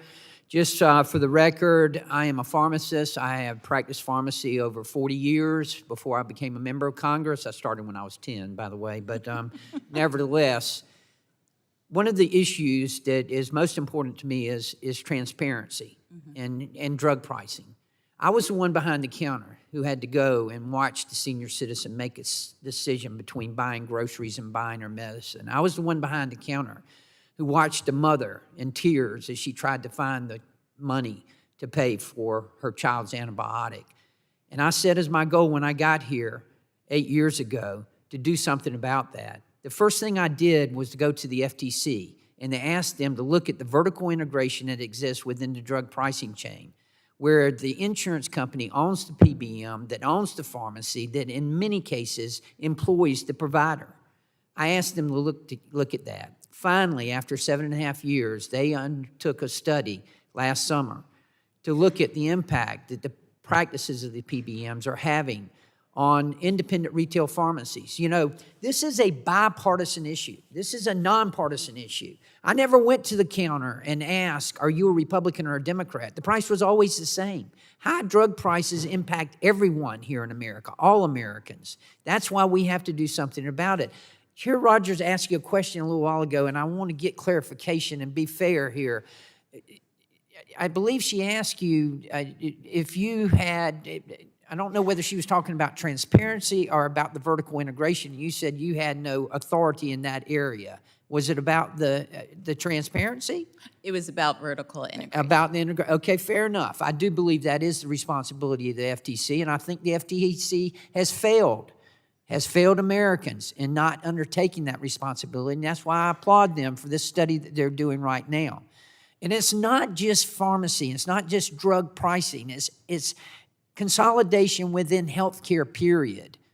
You know, we had, in this committee, we had the CBO, the Congressional Budget Office, before us in a meeting. We had the director and we had 20 staff members. I asked them directly to give me just one example of where consolidation in healthcare has saved money. They could not give me one. One example of where consolidation in healthcare has saved money, and they could not give me one. You know, we all want the same things. Republicans and Democrats want the same thing. We want affordability, accessibility. We want quality in healthcare. That's what we want. And when we talk about accessibility, we have to talk about independent retail pharmacies because 95% of all Americans live within 5 miles of a pharmacy. Yet 4% of all independent retail pharmacies are going out of business every year as a result of the practices primarily of PBMs. Now, I've got a bill here. You know what spread pricing is, and you understand it. We've got a bill, Drug Pricing Transparency and Medicaid Act. You understand that the state of Ohio, the Attorney General, has just recently undertaken a lawsuit against the PBMs, referring to them as gangsters. And that's exactly what they are.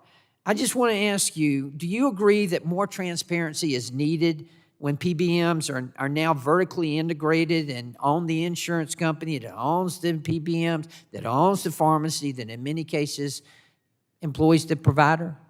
I agree that transparency is important. I did want to mention that one thing that we have done, and it really did come from talking with pharmacists, was try to increase the transparency with fees that are paid, and to make sure that pharmacists would understand what the rules were, and it's something that we will continue to work on. What do you think you can do in helping us with transparency?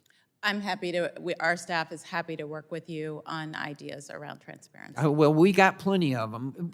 If we eliminated spread pricing, do you think that we could save money here in America?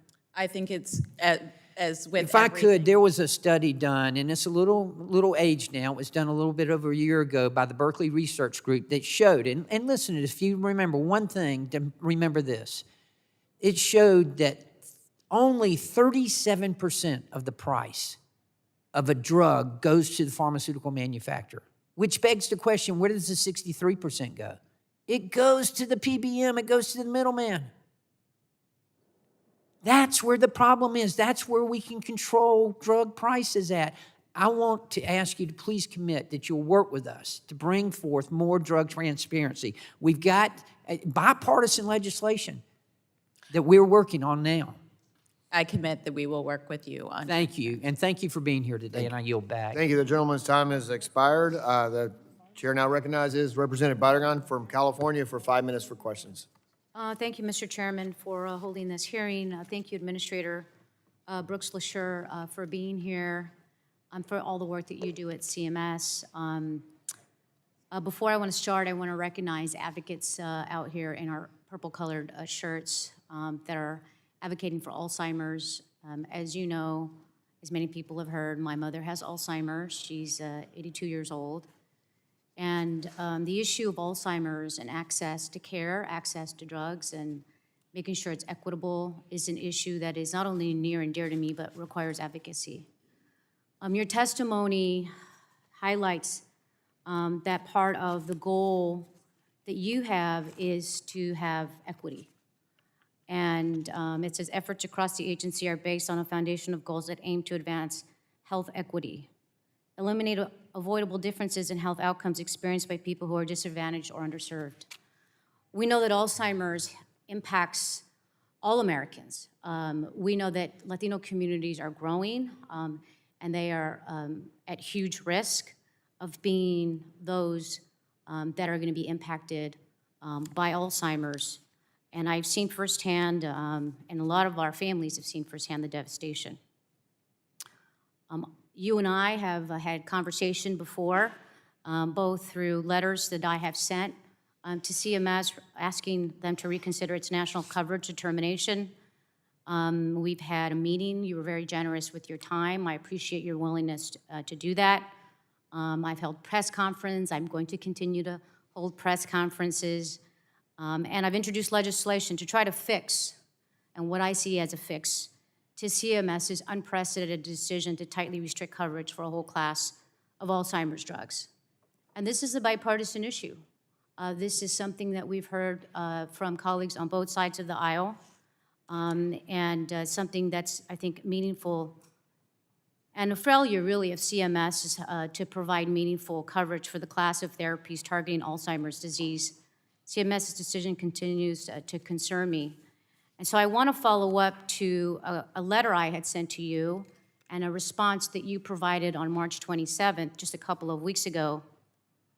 Administrator, you stated in your response letter to me on March 27th, when I urged you to reconsider the coverage policy, you said that, and I'm quoting from the letter, if the FDA approves a drug within this class based on a direct measure of clinical benefit, CMS will provide enhanced access and coverage for people with Medicare participating in CMS-approved studies, such as nationwide registry-based study, and I am amending the quote there. From my understanding, this means that CMS will continue its policy of only providing coverage for those enrolled in a CMS-approved study, which is concerning to me. Is that accurate? No, in the sense of, and we will work to clarify what we mean by registry, because it's clear that there is misunderstanding. When we say registry, all that we are indicating is that individuals who are taking the drug, their doctors, will put that information in a privately owned registry so that some of the other factors that are prescribed by the drug can be included. But it in no way limits people from getting access to the drug. Whatever is on the Don't they have to FDA be label, Don't they have to be part of a study? it's not a study in the sense of it will just be included. The people who will be eligible will be based on the FDA label. So whatever when FDA approves the drug, they say, whichever populations they say it is appropriate for, that will be the basis of which people will get the drug. So you're basically saying that all patients indicated for example, the drug lecanemab, and any future therapies in the class will have coverage for the drug upon full approval? That's right. Do you know when such registries will be ready for patients to enroll and begin receiving treatment? We And will the encourage, register be available the day the FDA's approval, or will there be a delay? that is certainly our goal. Private sector entities right now can start setting them up. Okay. Administrator, can you tell us what other FDA-approved drug has been denied coverage by CMS? We have never denied drug for an FDA-approved drug. We have done coverage with evidence development, which we are doing here. Well, except for this, right? Except for this drug. We are not denying coverage. We have said that for an accelerated approval drug, it needs to be covered under a clinical trial, and when it reaches federal full approval by FDA, we will cover it more broadly. I think that's a little inaccurate, and that's my concern, is it's been FDA approved, I'll say on an accelerated basis, and this is the first time that the CMS has not covered a drug, is my understanding. I believe that we've extended was our FDA time. approved. I agree, the I'm accelerated sorry. approval is full approval, in my understanding. yield back. My understanding. Thank you for that, but I agree with you, 100%. The chair recognizes Dr. Bouchon for 5 minutes for questions. Thank you, Chairman Guthrie, and thank you, Administrator, for appearing today. So following up on that, has the FDA told you that accelerated approval is not full approval and should be treated differently? We have many conversations with FDA. We consider accelerated approval in a different category than Okay, you do, but the FDA does not, so I want to just make that clear. I'm sure like all of us here today that you support lowering drug costs for all Americans, particularly seniors on Medicare who live on a fixed income. So I'm curious why CMS chose to increase the taxpayer cost of cancer drugs and other expensive medications for serious diseases by 37% recently. What I'm referring to is that CMS traditionally paid 340B hospitals, which acquire drugs at a discount in order to reach more patients and expand care, which I support the program, and provide more comprehensive services to those folks at around 80% of the average sales price. But as of September 2022, CMS reimburses for these drugs at 6% above average sales price. Why? As you probably are aware, under the previous administration, the policy was changed. And we have gone back to the original policy as dictated by Congress. Okay, actually, it was a Supreme Court ruling probably that has That is right. really caused that. But for the record, Justice Kavanaugh, in the ruling, ruled that CMS's first option is to pay for 340B drugs based on hospital survey data. And I understand that CMS has that survey data, which indicates that it should be paying for 340B drugs at average sales price minus 28.7%. Just saying. So it's a little disingenuous to say and try to blame it on the Trump administration and say you're going back to previous policy. It's based on a Supreme Court ruling. However, your interpretation of the ruling, I would argue, is inaccurate. I have one additional question as it relates to this 340B court case. It's my understanding that CMS has not yet announced how it will handle payments for 340B drugs made prior to last September 28th. What's the plan?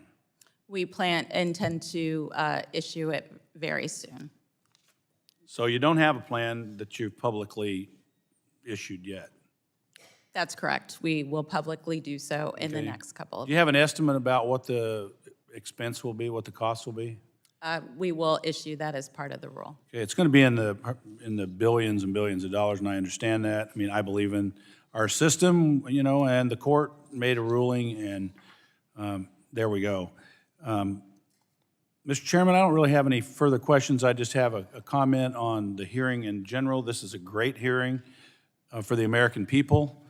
This is about lowering health care costs for all Americans, regardless of your zip code. It's about making sure Americans have access to FDA-approved drugs. It's about maintaining innovation and in the healthcare marketplace. And at the end of the day, again, it's about access to quality, affordable healthcare services for the people that we all represent. So I just want to commend the committee and the chairman of the subcommittee and the staff on the Republican side and both sides of the aisle, in Energy and Commerce, for this hearing. I've been in Congress for 13 years. I'm a healthcare provider, and I'm not using hyperbole here, but I think this is potentially one of the most important healthcare hearings that I've participated in since I've been on the committee. With the gentleman. I will yield. I thank the gentleman. I just would like to add something to the record in the exchange between Congresswoman Barragan on it takes over a year, Madam Administrator, up to 17 months for approval on medical devices in terms of what you're referencing, the system you want to use for this drug. That's not acceptable. It really isn't. And so I just wanted to get that down for the record. And I appreciate And it, I yield, and back. I reclaim my time. I want to make a comment on what Ms. Eshu just said. I'm aware of a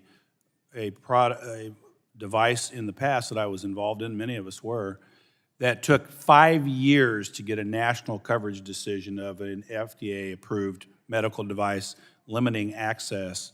So the discussion around Alzheimer's drugs and other medications where CMS is not making quick decisions on drugs that have been through the FDA process needs to be looked at.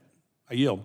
The gentleman yields back. The chair now recognizes Ms. Representative Lisa Blunt Rochester from Delaware for 5 minutes. Thank you, Mr. Chairman, and thank you, Administrator Brooks LaSure, for your testimony. I'm grateful that we are considering policies to lower unaffordable health care costs.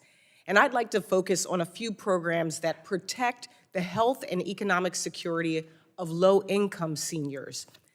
I believe one of the most under-discussed provisions of the Inflation Reduction Act is the expansion of the Medicare Part D Low-Income Subsidy Program, also called Extra Help.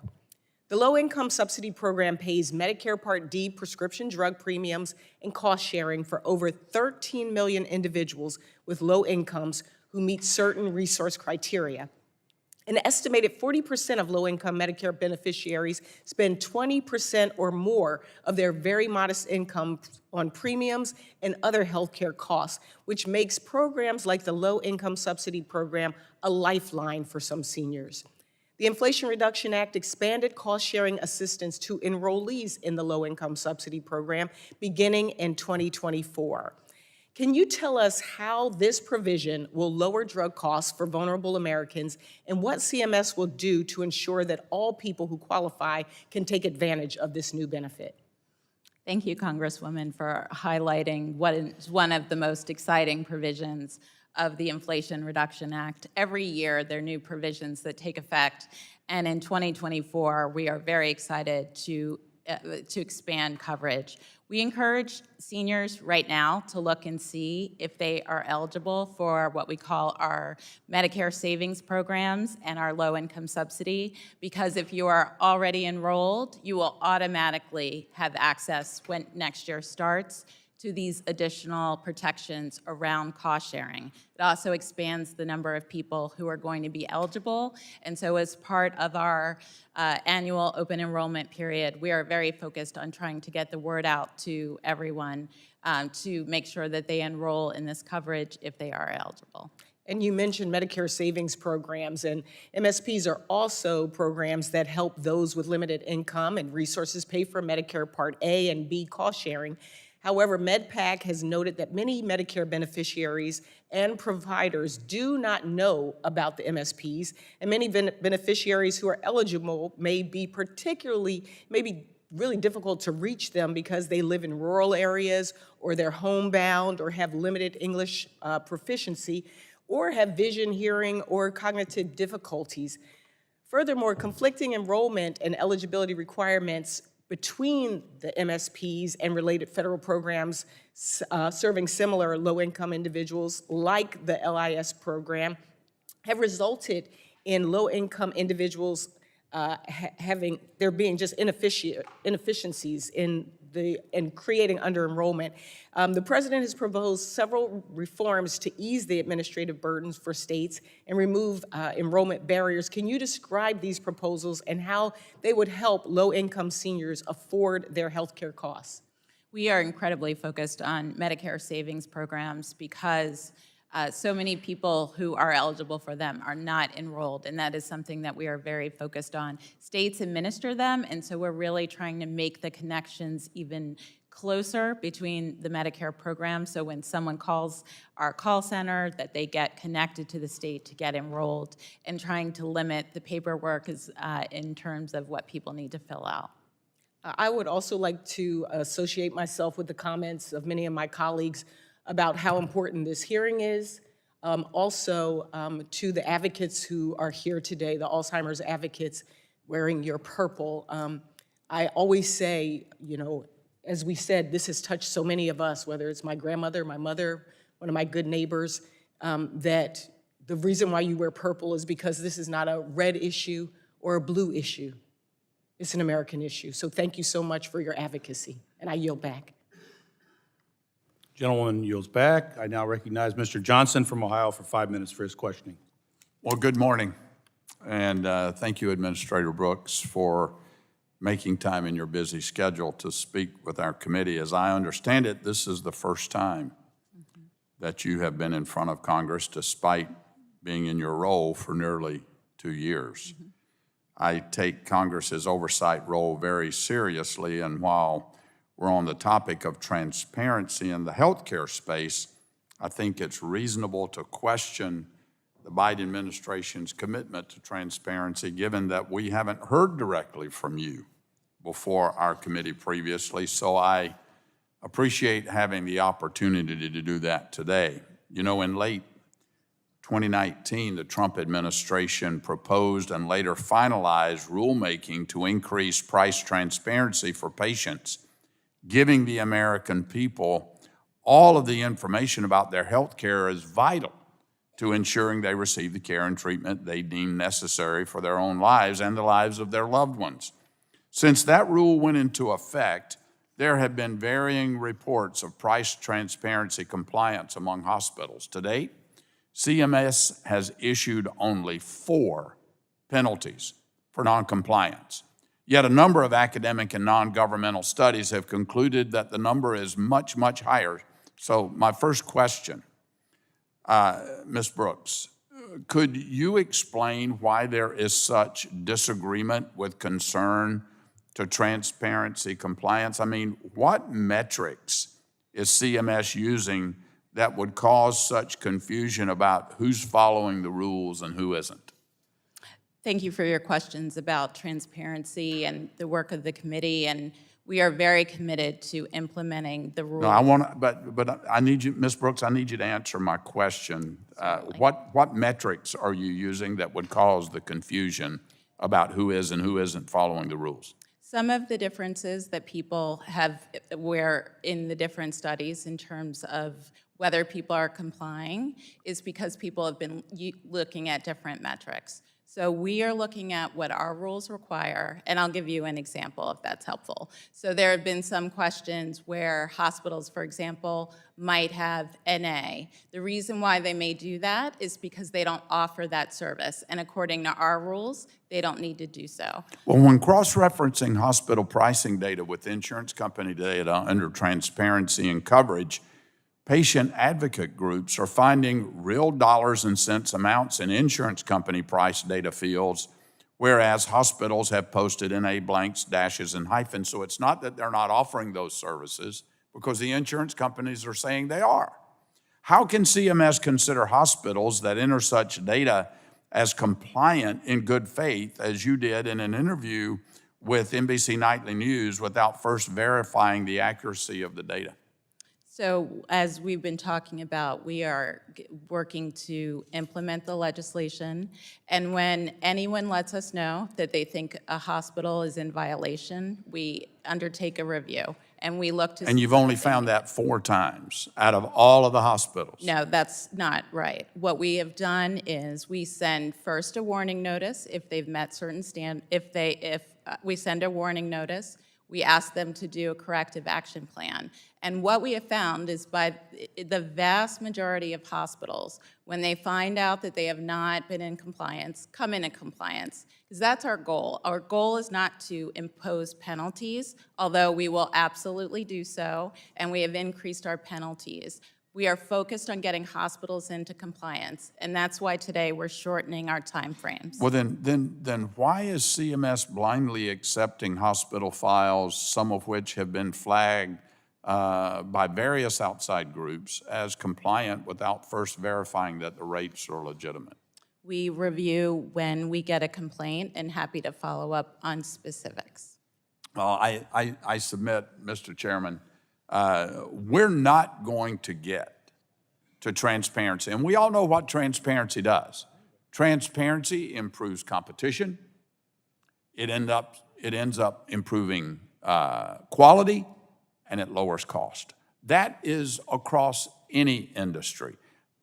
Price transparency is essential to lowering healthcare costs. And when you consider that healthcare costs are the largest part driving America's national debt, it's the most expensive part of what the federal government spends. This is a really important topic, Mr. Chairman. I yield back. Gentleman yields back. I now recognize Dr. Schreier from Washington for her 5 minutes for her questions.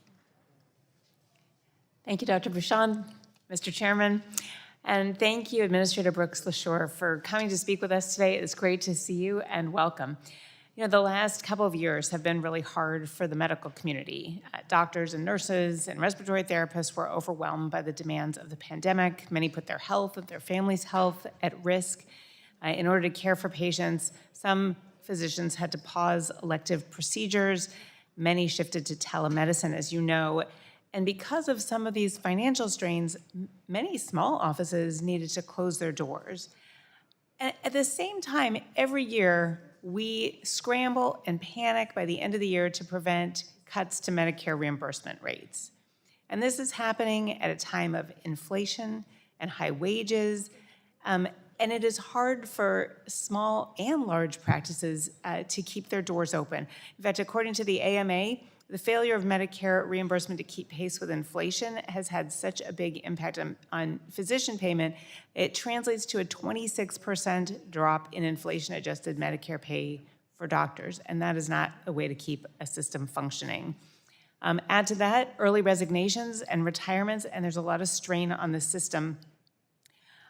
What happens then to these small practices is that the big ones eat them up.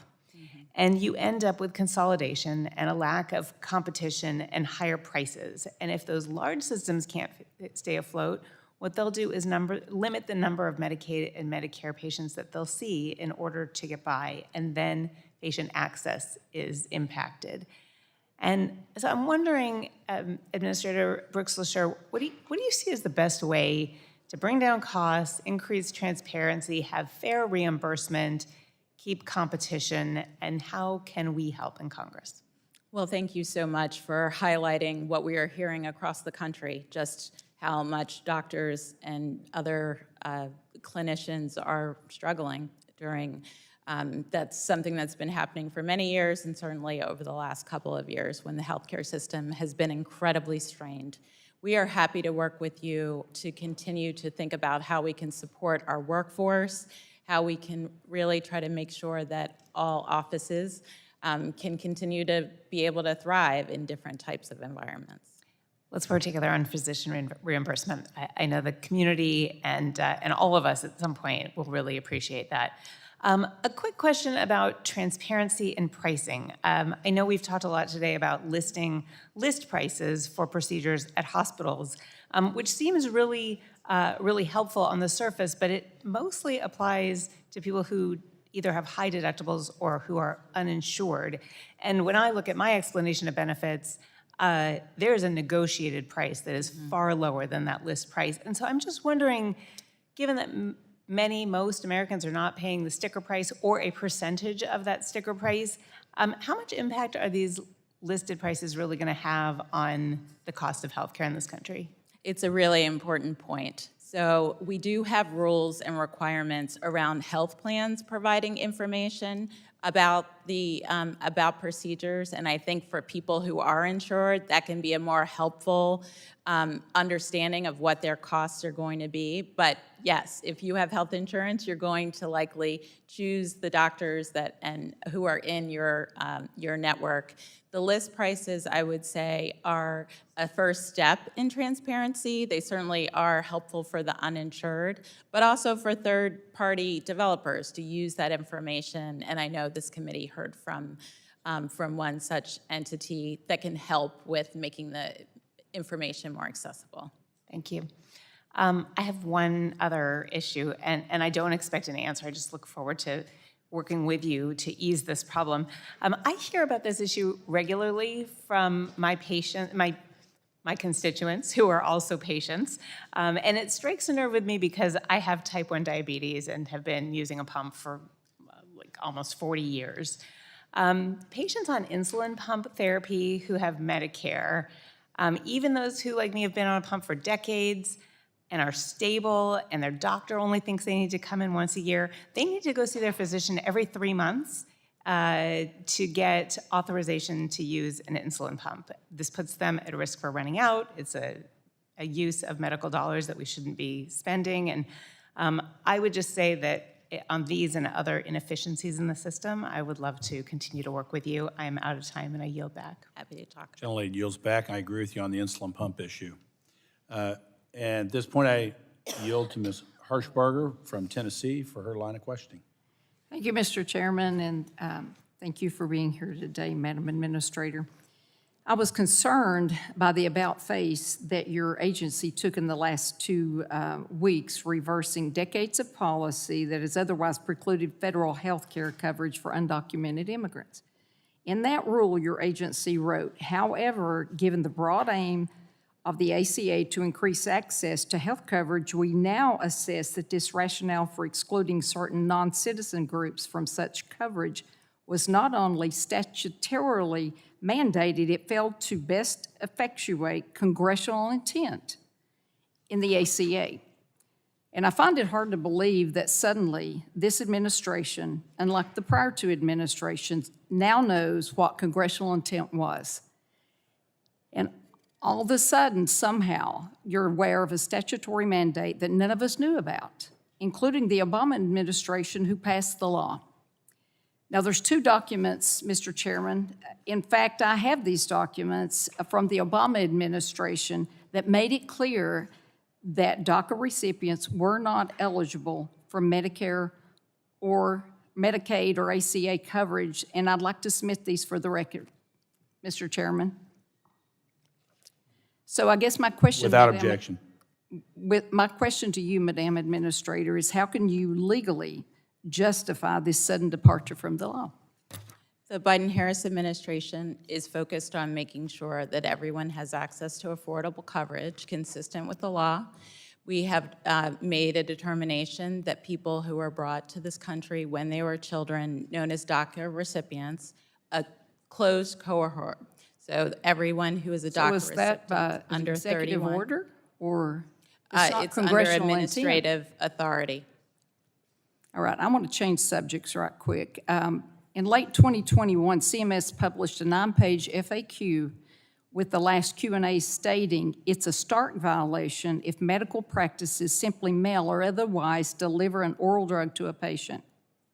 And I have practices in my district and in my state like Tennessee Oncology, and they are alarmed because they routinely send these oral drugs to patients in rural areas like my area as a convenience or as a medical necessity when the patient's too sick to pick the drug up. And as a pharmacist for over 35 years, I cannot understand when an oral drug has been prescribed by a physician and dispensed for a patient, how in the world that constitutes a Stark violation, when it actually costs that practice money to send it and mail it to a patient. And I'm saying that because a number of my House colleagues and I'll be sending a letter urging you to retract that FAQ. And very recently, even HHS Secretary Becerra said at one of our committee hearings he would absolutely work with me and our colleagues on this issue. So I just need a yes or no. Do you really intend that Medicare seniors who are too sick or without transportation to possibly go without their cancer drugs or any of these critical therapies? I'm Because happy that's to what- work with you on this. Fantastic. And as my colleague Betty Carter mentioned, we've heard a lot about PBMs today and how they operate in the shadows. There's many, many things we could talk about that. And even Secretary Becerra recently told the Senate Appropriations Committee that with regard to PBMs, transparency would be helpful to see how they're operating. And the moment we try to do something, we likely find ourselves in court. We're trying to move the dial. That came from the Secretary. And I have two questions, but I do want to tell you about a bill that I just put out this week. It's bipartisan legislation. It's called the PBM Sunshine and Accountability Act. And what this would do would require public reporting of PBM information that the HHS Secretary already gets under current law, and it enhances the reporting to include the rebates and fees that PBMs and its financial affiliates receive from drug manufacturers and health insurers. So we better understand the rebates and fees that companies are receiving, where they're coming from, and what's not passed on to the clients and the patients. Would you be in support of something like that? I'd be happy to work with you on that. Absolutely. And I've got a couple other questions, but I know my time's about up. And it concerns the No Surprises Act. And in 2020, when it was passed into law, it required to make publicly available by June 27, 2023, a report on drug rebates, drug reimbursements, and pricing trends in commercial health insurance. And are you on track to meet this deadline? We are working to do this provision, yes. Okay, I know my time's up, so I yield back. Thank you. Gentlelady yields back. Is Ms. Kelly ready for her line of questioning? I yield now to Ms. Kelly for 5 minutes. Hello, Administrator. Good to see you. Thank you, Chair Guthrie and Ranking Member Eshoo, for holding today's hearing. Administrator Brooks LaSure, thank you for being here today. When we passed the American Rescue Plan, my legislation was included to extend Medicaid postpartum coverage from 60 days to 1 full year. This extension has been a crucial lifeline for mothers and their infants, and I'm proud to say that this is no longer a temporary measure. Currently, 32 states and Washington, D.C. have already made this extension permanent.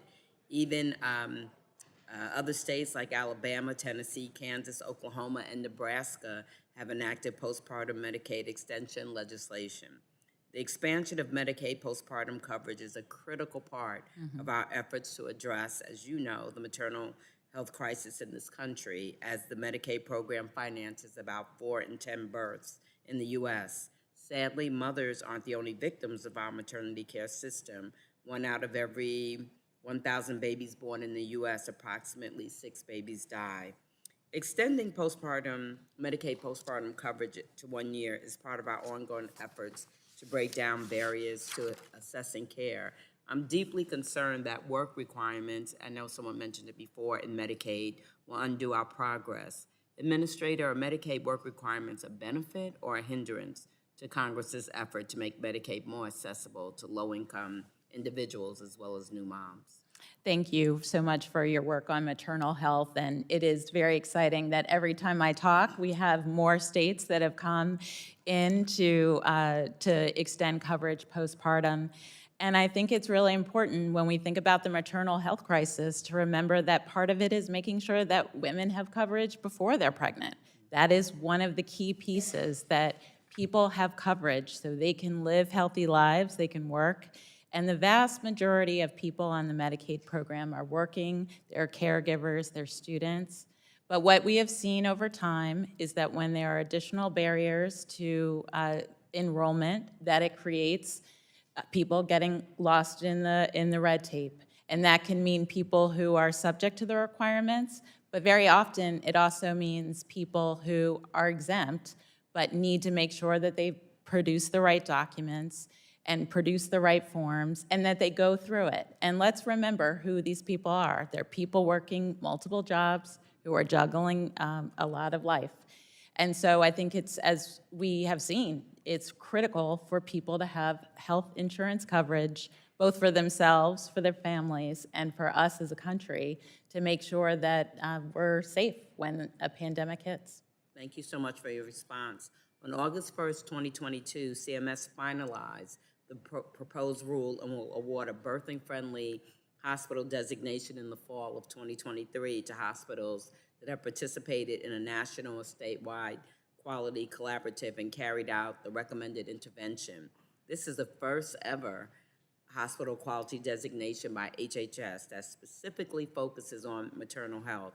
How will these hospital programs be evaluated to ensure that the awarded organizations' outcomes are higher than the organizations without the designation? I'm so excited about the work that we've been able to do on the birthing-friendly designation, particularly because the private sector has really partnered with us and is using it even more broadly. So more than half of the country will be able to look to see these designations for hospitals. These are hospitals that will have agreed to have taken the recommendations from their maternal health experts and included those, and we tend to continue to get information from the public commenters about quality measures that we will hold these hospitals accountable for. I just want to thank you for all of your hard work and your staff and for being accessible and helping our office so much. Thank you, and I yield back. Gentlelady yields back. I now recognize Dr. Joyce for his 5 minutes for his line of questioning. Thank you for yielding, Mr. Chairman, for holding this hearing today. First, I would like to add my voice to the list of those concerned of what CMS has decided on restricting coverage for anti-amyloid treatment for Alzheimer's disease. The CMS standard is defined in statute as, quote, reasonable and necessary for the diagnosis or treatment of illness or injury or to improve functioning of a malformed body member. I would like to thank my colleague, Rep. Berrigan, for working on legislation with me to mitigate this misguided decision and would urge that this panel take life-saving measures to address this issue. Administrator Brooks LaSure, I was encouraged to see the President's executive order on competition take on hospital consolidation by noting that this consolidation has left many areas, particularly rural communities, with inadequate or more expensive healthcare options. Can you please elaborate on actions and please be specific your agency has taken to address hospital consolidation? Thank you so much, Congressman, for your mentioning of the administration's real focus on consolidation. Our authority at CMS on consolidation is really around transparency, and that is what we are focused on, making sure that there is ownership information available to people as they're choosing plans. There are other agencies across the administration with additional authority, of course. That's our focus. Thank you. Building on this work, I'm hopeful that you'll be encouraged to see these bipartisan bills draft as a way to address the President's executive order by removing incentives for greater hospital and provider consolidation. Importantly, they are built on a foundation of work from the presidential administrations from both parties, nonpartisan groups like MedPAC and academics and think tanks across the ideologic spectrum. Will you commit to work with us on these policies to mitigate consolidation and promote competition? I will absolutely do so. This year, over 8 Humira biosimilars will launch in the U.S. with expectations of producing significant cost savings for patients and the healthcare systems. Medicare alone, it is estimated, could save over $2 billion if it had access to these biosimilars. In order for patients and the Medicare program to realize these savings, biosimilars must have immediate access to Part D formularies. What policy actions is CMS taking to ensure that these Humira biosimilars are available to beneficiaries? We are certainly excited about innovative drugs that come to market, and particularly biologics and other generics. Happy to talk in more depth about what we do to encourage Part D formularies, Part D plans to cover. I personally welcome that discussion. I think it is so important for patients across America. Earlier this year, I sent a bipartisan letter asking CMS to take action about biosimilars and formulary access. One point that I raised was having CMS update guidance to ensure maintenance change policies were updated to include a broad array of biosimilars. What is the status of this request, and will you commit to doing a thorough review to ensure that biosimilar formulary access is not only permitted, but is also done in a way that ensures patients can utilize them? We will follow up with your request, and Thank I'll you. get I a appreciate status. that commitment. Finally, I would like to thank you, Mr. Chairman, and Ranking Member Eshoo for the work that you have done on the MVP Act and echo my support for this important legislation. One of the things that is so important about the MVP Act it adequately is flexible for many different disease states.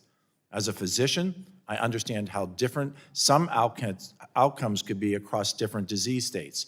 For example, the outcomes that you might measure and the length of time you'd measure them might look different for a gene therapy for muscular atrophy than outcomes for hemophilia. The multiple best price approach would allow payers and states to establish VBAs that could encompass multiple outcomes, including one for diseases where a pay-over-time arrangement is truly the most appropriate way. Can you discuss how important it is that the best price approach capture different types of VBAs in order for them to work across all disease states?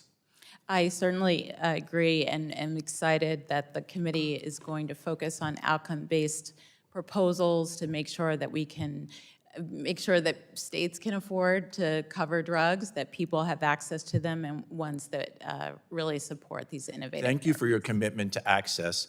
My time has expired, and I yield. Gentleman yields. I now recognize Mr. Sarbanes for 5 minutes. Thank you very much, Mr. Chairman. I appreciate it. Administrator, thank you for being with us today and for your testimony about the many efforts that CMS is undertaking to create a more transparent, accessible, and affordable healthcare system. We certainly appreciate it. Last year, as you know, Congress finally, after many, many decades really, took the historic step of standing up to Big Pharma and enacting policies that are already, we're seeing it, lowering healthcare costs for millions of seniors in the Medicare program.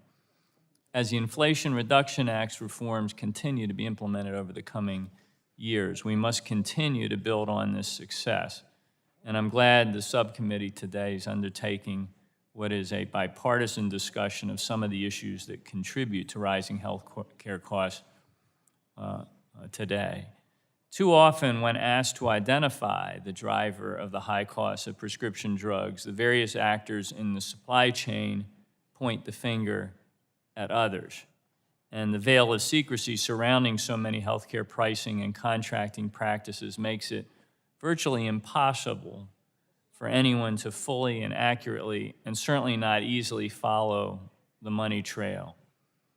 This is, in fact, an intentional design feature that allows Big Pharma to continue to increase its prices, and along with pharmacy benefit managers, its profits. So, Administrator, how can the administration's current work to increase transparency help policymakers better understand these pricing practices, get behind this design, and help patients make more informed decisions about their health care? Thank you for noting just how monumental the Inflation Reduction Act is. I get asked a lot of questions as CMS administrator, but I don't know one that I get asked about the most, more than prescription drug coverage and the ability of people to pay for their prescriptions in this country. And we are really moving forward and tremendously excited about the opportunity to bring additional benefits, to negotiate, and we are committed to transparency as far as our authority allows, and want to continue to work with you on all of the proposals that you're considering. Let me turn to increasing transparency and better understanding of some of the drivers of healthcare costs. If we have a better understanding of these factors, we can address them more effectively, which will in turn improve patient access and care overall. In Maryland, as you know, we've been working to improve patient care while lowering system-wide healthcare costs for decades. Since the 1970s, we've had a hospital all-payer system. It's unique now. And our current total cost of care model uses global hospital budgets to incentivize value-based care, eliminate the need for charity hospitals, and strengthen the quality and comprehensiveness of care provided to all individuals regardless of their geographic location in the state or their insurance status. It's really a visionary approach. And Maryland's total cost of care model also allows our state to invest in other health system goals, like lowering the maternal mortality rate and the opioid overdose mortality rate, decreasing the number of children who visit emergency rooms for asthma, reducing adult Marylanders' risk of diabetes, and so on. So, Administrator, what benefits to patients and providers do value-based approaches like the one that we've done in Maryland offer, and how can we work to incentivize and expand similar approaches across the country in this effort to lower costs and improve access to care for all Americans? Thank you for raising Maryland's innovative approach to paying for care. And it's one of the models that through our CMS Innovation Center, we're really focused on trying to create other opportunities for states, for other types of programs to really be able to operate and move to much more of a value-based, outcomes-based programs. We have a number of demonstrations that are underway and ones that we are intending to pursue and really encourage all stakeholders to reach out to us about ideas. Thanks very much. I look forward to continuing to engage with CMS and others to further strengthen Maryland's total cost of care model and apply lessons learned from that success to drive future healthcare initiatives. I yield back, Mr. Chairman. Gentleman yields back. I now recognize Mrs. Miller Meeks for her 5 minutes. Thank you, Mr. Chair, and thank you, Ms. LaSure, for being here. There were those of us who spoke very eloquently during the Affordable Care Act that provisions within the Affordable Care Act would lead to increased consolidation, both hospital ownership of physician practices, larger physician practices, and that consolidation would lead to procedures being done at hospitals at higher cost and ultimately would lead to increased healthcare cost. And in 2019 and in 2020, almost 50,000 physicians left private practice to work for hospitals or other corporate entities. Roughly 70% of physicians are now employed by larger systems, meaning just 3 out of 10 doctors practice independently. Hospitals are motivated to gobble up physician practices because they're able to bill Medicare roughly double the amount that private practices are. Not only do payment differences in Medicare cost the government and taxpayer more money, but it costs seniors more because they are paying inflated coinsurance amounts for services that would cost significantly less if provided by a non-hospital-owned practice. For example, a level 2 nerve injection in 2023 done in a physician's office would result in a $226 payment from Medicare. That same injection provided by a hospital outpatient department would result in a $741 payment. Same service, but a $515 payment increase due to it being provided in a different location, putting the patient and the government on the hook to cover the delta. And I'm in a district that has numerous both critical access hospitals, community hospitals, and in-between hospitals. And so I'm very sensitive to the concerns of my rural hospitals. But when we're talking about the entire healthcare system and the cost of the healthcare system and trying to provide increased access and increased quality care, I think this is concerning. A 2020 estimate from the Congressional Budget Office projected $141 billion in savings, and I think that's now been increased to 158 by some more recent studies, 158 billion, over the next 10 years if site-neutral payment reforms were implemented. And let me also say that I was a physician in academic medicine and in private practice and a hospital-employed physician. MedPAC has also supported site-neutral payment reform, not only because it would reduce cost to beneficiaries, but because it would reduce incentives for vertical integration or consolidation in our healthcare system, which, as we all know, drives up costs. Can you detail CMS's plans to implement site-neutral payment reform, and how can Congress help? Well, thank you so much for talking about how important rural hospitals are, which is something that I've been spending a lot of my time in travels just hearing from rural hospitals, their issues, as well as the issues around consolidation, which I think we all are very much concerned about. I would say that, as you know, for the most part, Medicare payment policy is determined by statute, and so we are following the way that we pay according to what Congress has passed. In some limited circumstances, we have implemented site-neutral payments where we feel that we have authority, but happy to work with you in ways that we can continue to make sure that people can get care in the most appropriate setting. And we're also seeing a concerning trend of physicians being purchased by payers, with one health insurance company now owning 7% of all physicians in the United States. So another vertical integration that's extraordinarily worrisome. And do you believe it's better or worse for patient care when physicians leave private practice? We certainly want to make sure that people have access to care and access to choices, and consolidation can be an issue with that. Thank you so much for your testimony, for being here. I want to also echo the sentiments. My mother had Alzheimer's, so I appreciate all of you here in purple supporting Alzheimer's and our support for getting drugs that have been approved through the FDA onto the marketplace and covered. So I echo the sentiments of my colleague. Thank you, Mr. Chair. I yield back. Generally yields back. I now recognize Ms. Trahan for 5 minutes.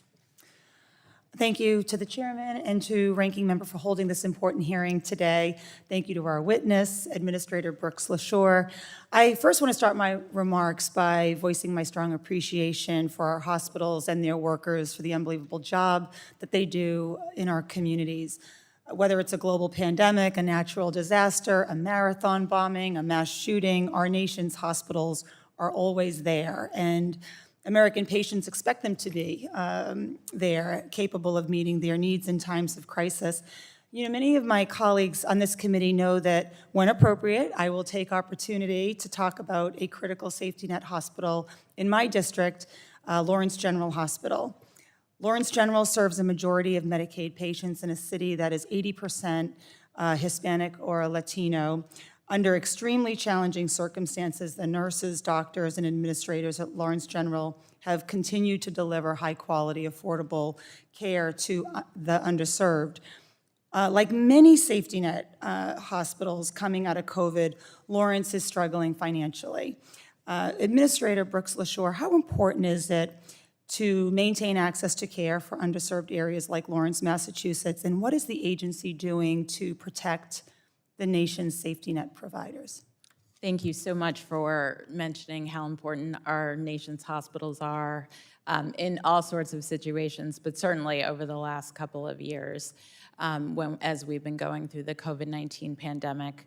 We are absolutely committed to doing everything we can within our own authority, and have been looking at ways that we can support a host of hospitals, certainly including safety net hospitals, which care for the most underserved, and would love to continue to work with you all on that. So I fully believe this committee has the responsibility to legislate in a way that allows our hospitals to deliver care while also lowering costs for American patients. Many of the bills in this hearing today are in the discussion draft phase, so I do look forward to working with my Republican colleagues to finalize them in a bipartisan manner. Administrator Brooks LaSure, it's my understanding, and as my colleague from Iowa just mentioned, that in recent years there have been efforts by CMS to implement site-neutral payment policies for certain services.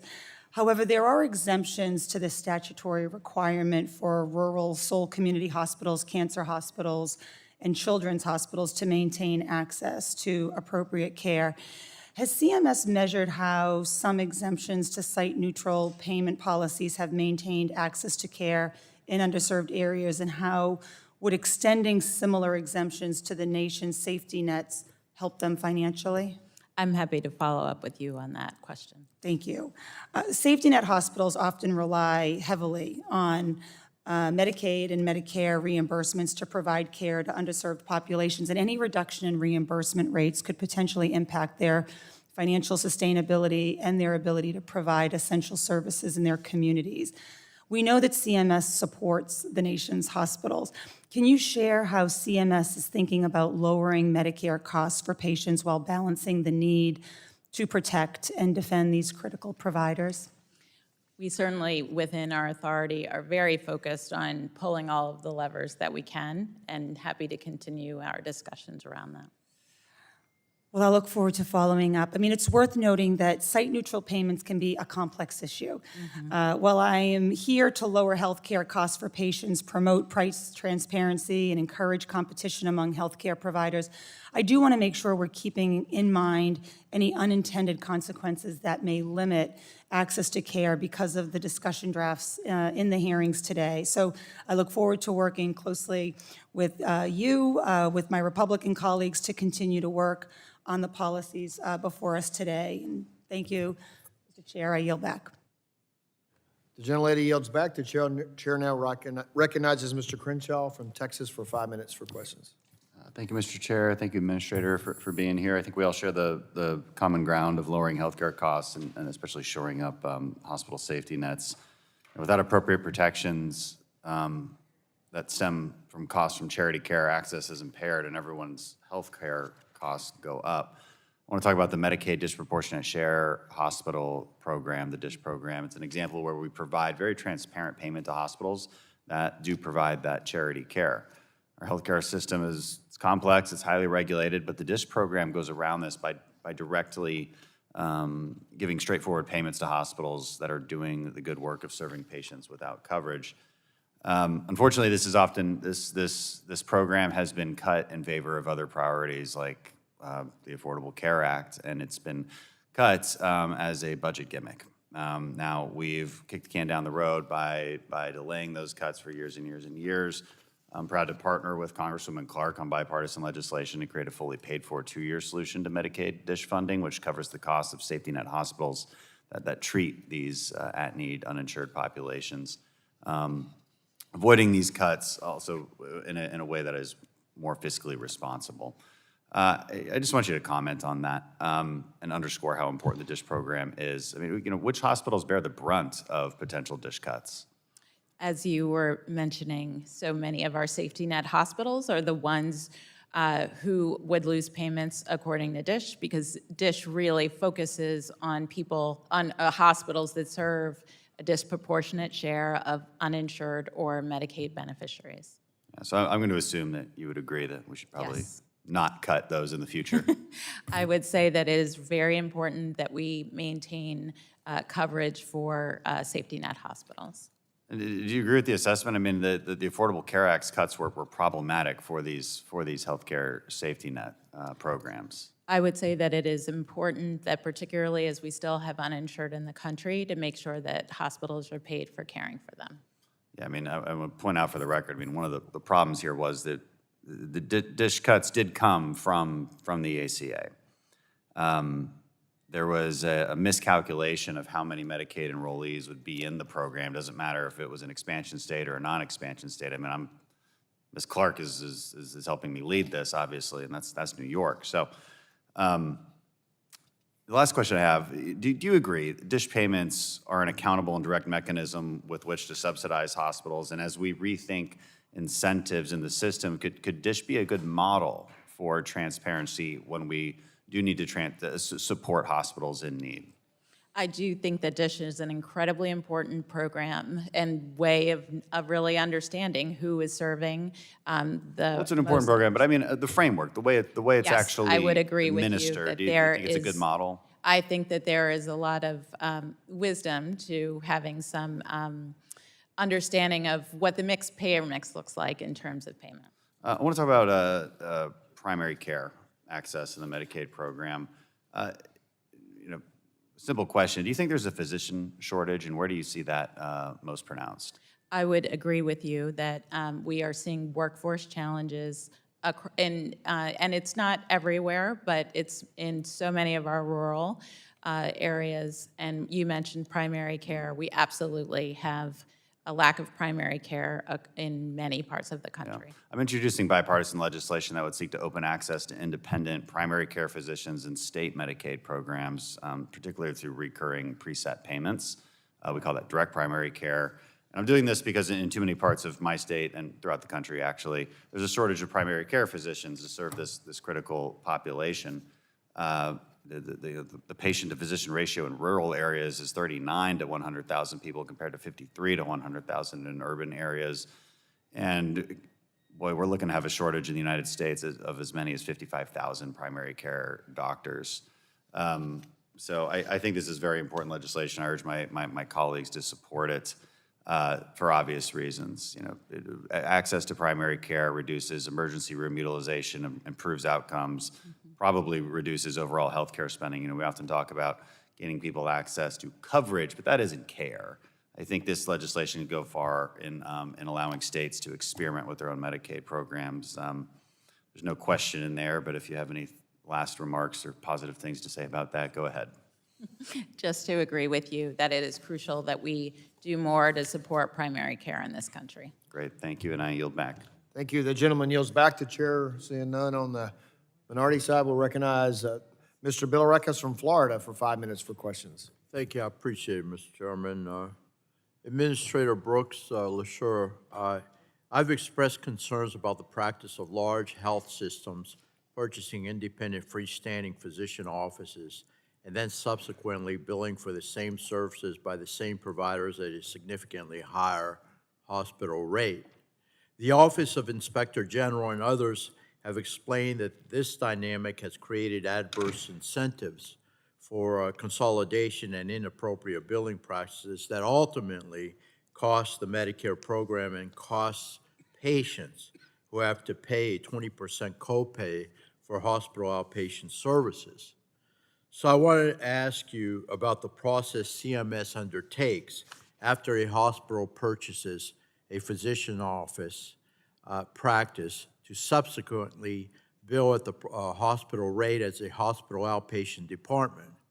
Can you please tell us what CMS does and what the process involves to ensure that hospital-acquired freestanding physician offices are compliant with the relevant conditions of participation and other provider-based facility requirements in Medicare in order to bill as a hospital? And then I have a follow-up as well. Certainly, and as I thank the committee for really focusing on hospital consolidation and our concerns around what that is meaning for physician offices. Our role is to certainly put out, based on Congress, payment policies, and when hospitals agree to get payment from us, they agree to follow the rules around all of our guidances, and we certainly will investigate if a hospital is billing incorrectly. Yeah, that's my fault. Will you commit to work with members of this committee to ensure this process is efficient and effective in ensuring these facilities meet the necessary requirements to bill as hospitals? Yes. Okay. Very important for our patients, too. Next, I also wanted to ask you about the CMS's transitional coverage of emerging technologies rule. We're almost 2 years after the agency's repeal of the original MCIT rule, which we had expressed was incredibly disappointing at the time. CMS promised to replace it with a new TSET rule to provide Medicare coverage for new medical breakthrough device technologies, but has yet to do so despite the target date supposedly set for this month. That's why I led bipartisan legislation in this space to provide this pathway into law since it's clear CMS has little interest in advancing innovation for patients. Again, Administrator, can you tell us when will CMS release and implement your final TSET rule? And what is CMS planning to do to ensure this simply isn't another CED process, but instead a meaningful, separate pathway for new devices with existing sound data that does not require additional evidence generation? If you could answer that, I'd appreciate Yes. that very much. We are committed to releasing updated guidance this spring. And I will just say that we have been working and talking with stakeholders, device companies, to make sure that they have an understanding of our roles, and we will absolutely put that out very soon. Okay, very good. We're going to stay on you with that. One of the themes on our agenda today is about discouraging additional consolidation in the marketplace. And one of our draft bills, the Provider and Payers Compete Act, would require HHS during its annual rulemaking on Medicare provider payments to consider the effects these regulatory changes have on further consolidation in the marketplace. I've been concerned about how the physician fee schedule, for example, is contributing to these trends.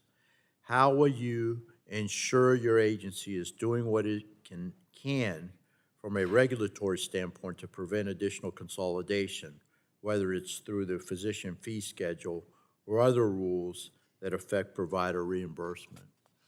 I would be happy to work with you on any and all ideas that you have for us in terms of our authority.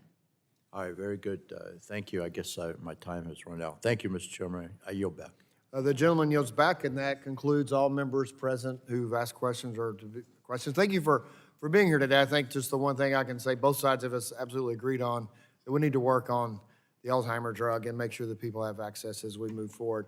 I appreciate the opportunity for you, appreciate you being here, but I did have 3 letters for the record I forgot to submit for the record. I showed the ranking member. It's for our bill, so it's supporting our bill together. And then Dr. Burgess offered one. I'm not sure I correctly submitted for the record, so without objection, so ordered.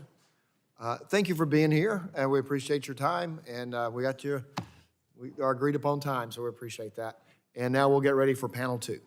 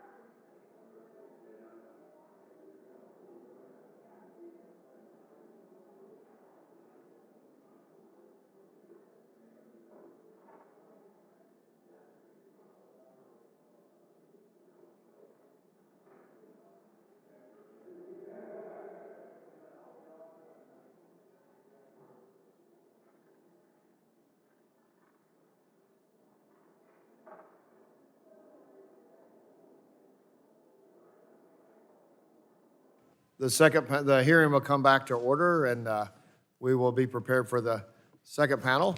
I'll introduce our witnesses, and then we'll recognize each other for 5 minutes for questions. I think most of you have testified or seen this, that you'll have a light. When you have a green light, when the light gets yellow, it means to start summarizing and to be ready to finish, and when it's red, it means time has expired. So you have 5 minutes for moving forward. So I'm going to introduce the witnesses, and we'll begin the opening statements. So first, Ms. Ashley Thompson, Senior Vice President of Public Policy Analysis and Development for the American Hospital Association. Next, we have Karen Bass, Chief Policy and External Affairs Officer for the Pharmaceutical Care Management Association. Our next witness will be Brian Connell, Executive Director of Federal Affairs for Leukemia and Lymphoma Society. The next witness is Sean Cavanaugh, Chief Policy Officer for Alidade. Sound like a Kentucky Derby horse name. So that's coming up in a couple of weeks, so watch Kentucky. Our next witness will be then Elise Schumann, a Senior Vice President of Health Policy for American Benefits Council. And then Mr. Lauren Adler, Associate Director of the USC Brookings Schaefer Initiative for Health Policy. We appreciate you all being here, taking the time. I know most of you were able to listen to the first panel and know some of us are thinking and what our thoughts are. So we appreciate that, appreciate you being here. All of us going to be working together to work on these specific pieces of legislation before you today. And so with that, I will begin with our first witness, will be Ashley Thompson, Senior Vice President of Public Affairs. Chair Rodgers, Ranking Member Pallone, Chair Guthrie, and Ranking Member Eshoo, and members of the committee and subcommittee, I appreciate the opportunity to testify on behalf of the American Hospital Association's 5,000-member hospitals and health systems. Hospitals and health systems are cornerstones of communities across our nation. The more than 6 million people who work there provide care, compassion, and comfort for the sick and injured 24/7, 365 days a year. Last year, they delivered 3.5 million babies and provided emergency care for 123 million people. They are at the forefront of developing new techniques and technologies to prevent, diagnose, and treat disease, and are responsible for training the next generation of doctors and other clinicians. While hospitals' commitments to caring never wavers, the reality is right now they are facing many significant challenges. These include historic workforce shortages resulting in a national crisis, soaring costs of providing care, cracks in the supply chain, overwhelming regulatory and administrative burdens, and severe underpayment by Medicare and Medicaid. These challenges are jeopardizing access to care and services for patients and communities. Some hospitals are being forced to cancel or close critical services, particularly in rural areas. Patients are experiencing longer wait times to receive care. As all of you are hearing, hospitals are boarding patients ready for discharge without any additional reimbursement because post-acute care facilities and nursing homes do not have space. Several hospitals are struggling to remain open. The AHA appreciates the subcommittee's dedication to healthcare affordability, a goal that all of our members fundamentally share. Thus, I appreciate the opportunity to comment on 5 of the issues addressed by the subcommittee's legislative proposals. Moreover, the AHA looks forward to discussing them further with committee members and staff over the next several weeks. First, as you know, the hospital price transparency rule went into effect 2 years ago during one of the most difficult periods of the pandemic. Since then, hospitals have made significant progress complying with these regulations. According to CMS, 70% of hospitals have adhered to both components of the rule despite its complexity and lack of clarity. Hospitals are eager to continue their compliance efforts, and the Transparent Price Act affords an opportunity to continue to work together towards this goal.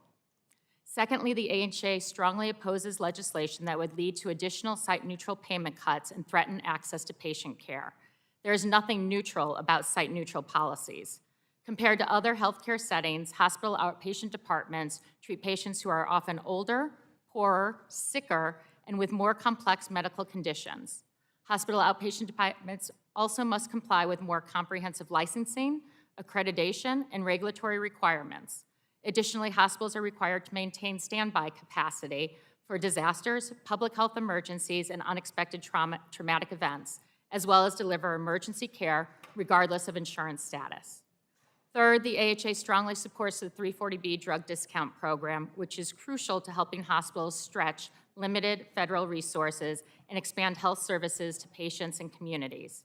We appreciate the subcommittee's interest in making sure all stakeholders meet 340B program integrity requirements. Already, 340B hospitals must attest to meeting all program requirements, recertify their eligibility annually, participate in audits conducted by HRSA and drug manufacturers, and maintain records and inventories of all 340B and non-340B prescription drugs. The AHA would oppose efforts to create significant new reporting requirements for 340B hospitals. In addition, any measures that increase transparency for 340B providers also should include greater transparency for drug companies. Fourth, the AHA opposes changes that would either expand the number of physician-owned hospitals or ease restrictions on the growth of existing facilities. Studies show that physician-owned hospitals cherry-pick patients who are less medically complex and more financially lucrative, as well as provide limited or no emergency services. Finally, I would like to express strong support for the Medicaid DSH legislation. We appreciate that Congress has, on a bipartisan basis, kept the Medicaid DSH cuts from going into effect. Hospitals care for a significant number of low-income, uninsured, and Medicaid patients, and the Medicaid DSH program is critical to maintaining access to essential services for these individuals. Thank you for the opportunity to testify.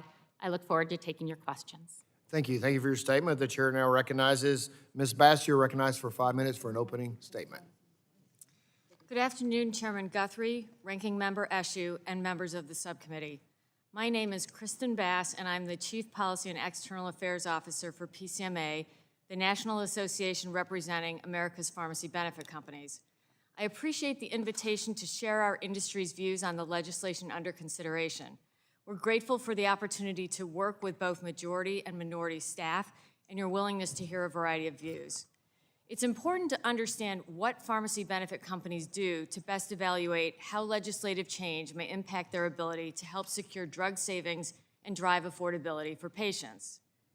We're proud that pharmacy benefit companies are hired to administer prescription drug plans for more than 275 million Americans who have health coverage through public and private employers, labor unions, Medicare, other federal programs, and the exchanges.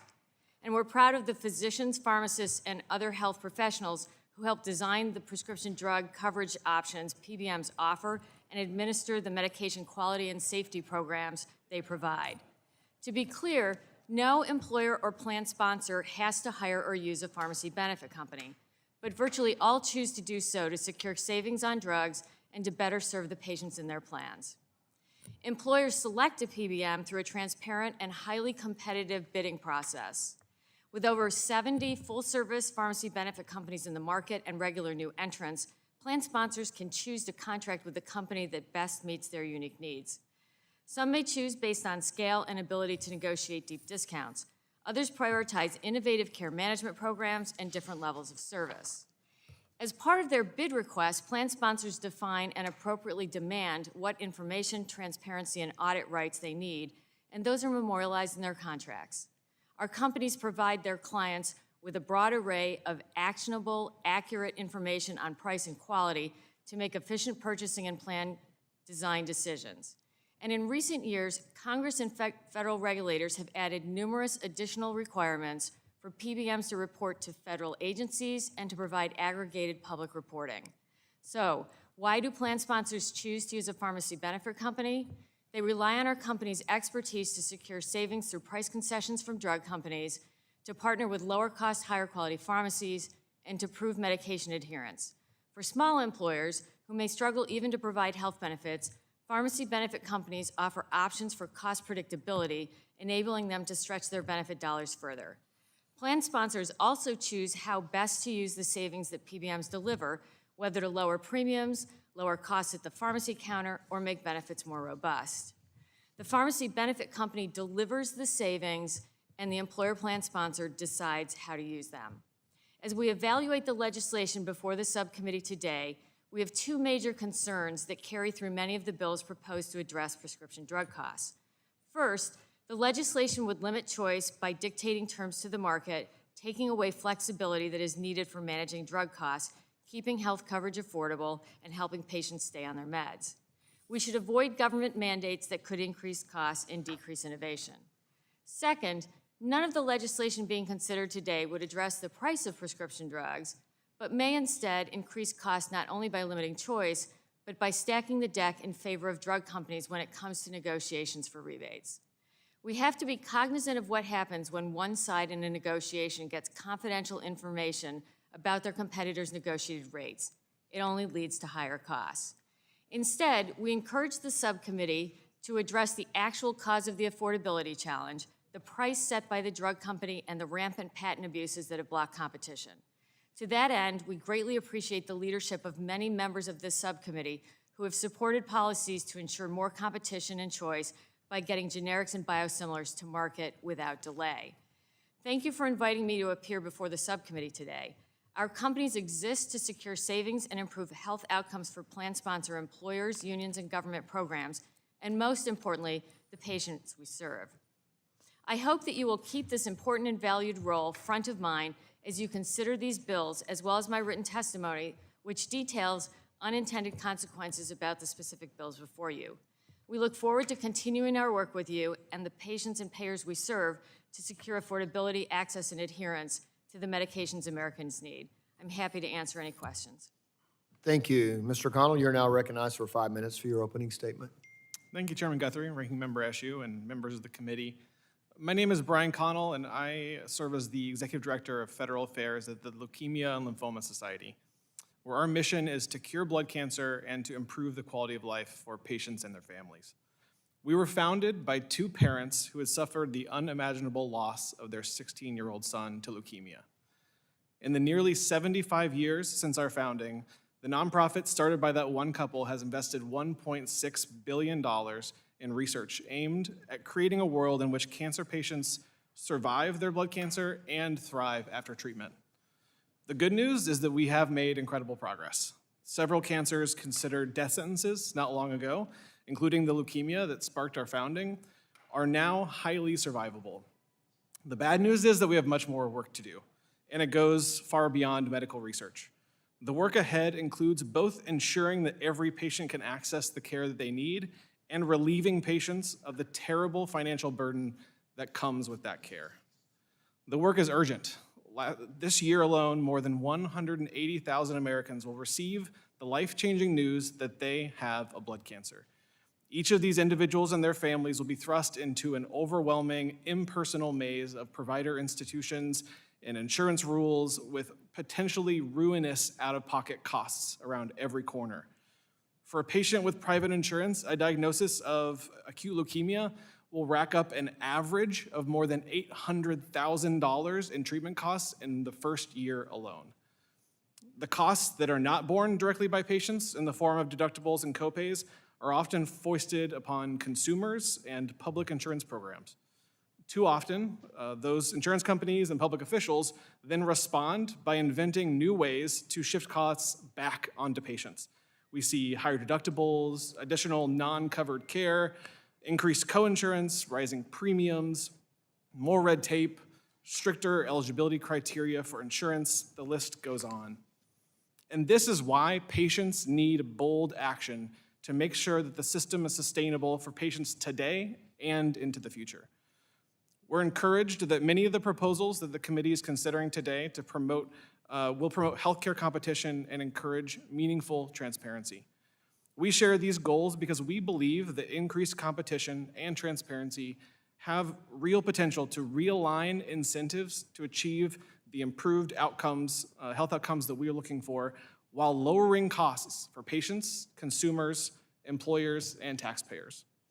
The system is riddled with perverse incentives and a frustrating lack of transparency, so the opportunities are plentiful. I'll just give two quick examples. First, the disparity in Medicare's reimbursement for the same service across provider settings is one of the incentives that has led to a dramatic rise in hospital acquisitions of physician practices. Hospitals acquiring physician offices leads to the result that we've seen in the past few years of the share of cancer drug infusions happening in hospital outpatient facilities has increased nearly 300%. And when a hospital purchases a physician practice, the shift in reimbursement increases the patient's out-of-pocket costs without corresponding improvement to the quality of their care.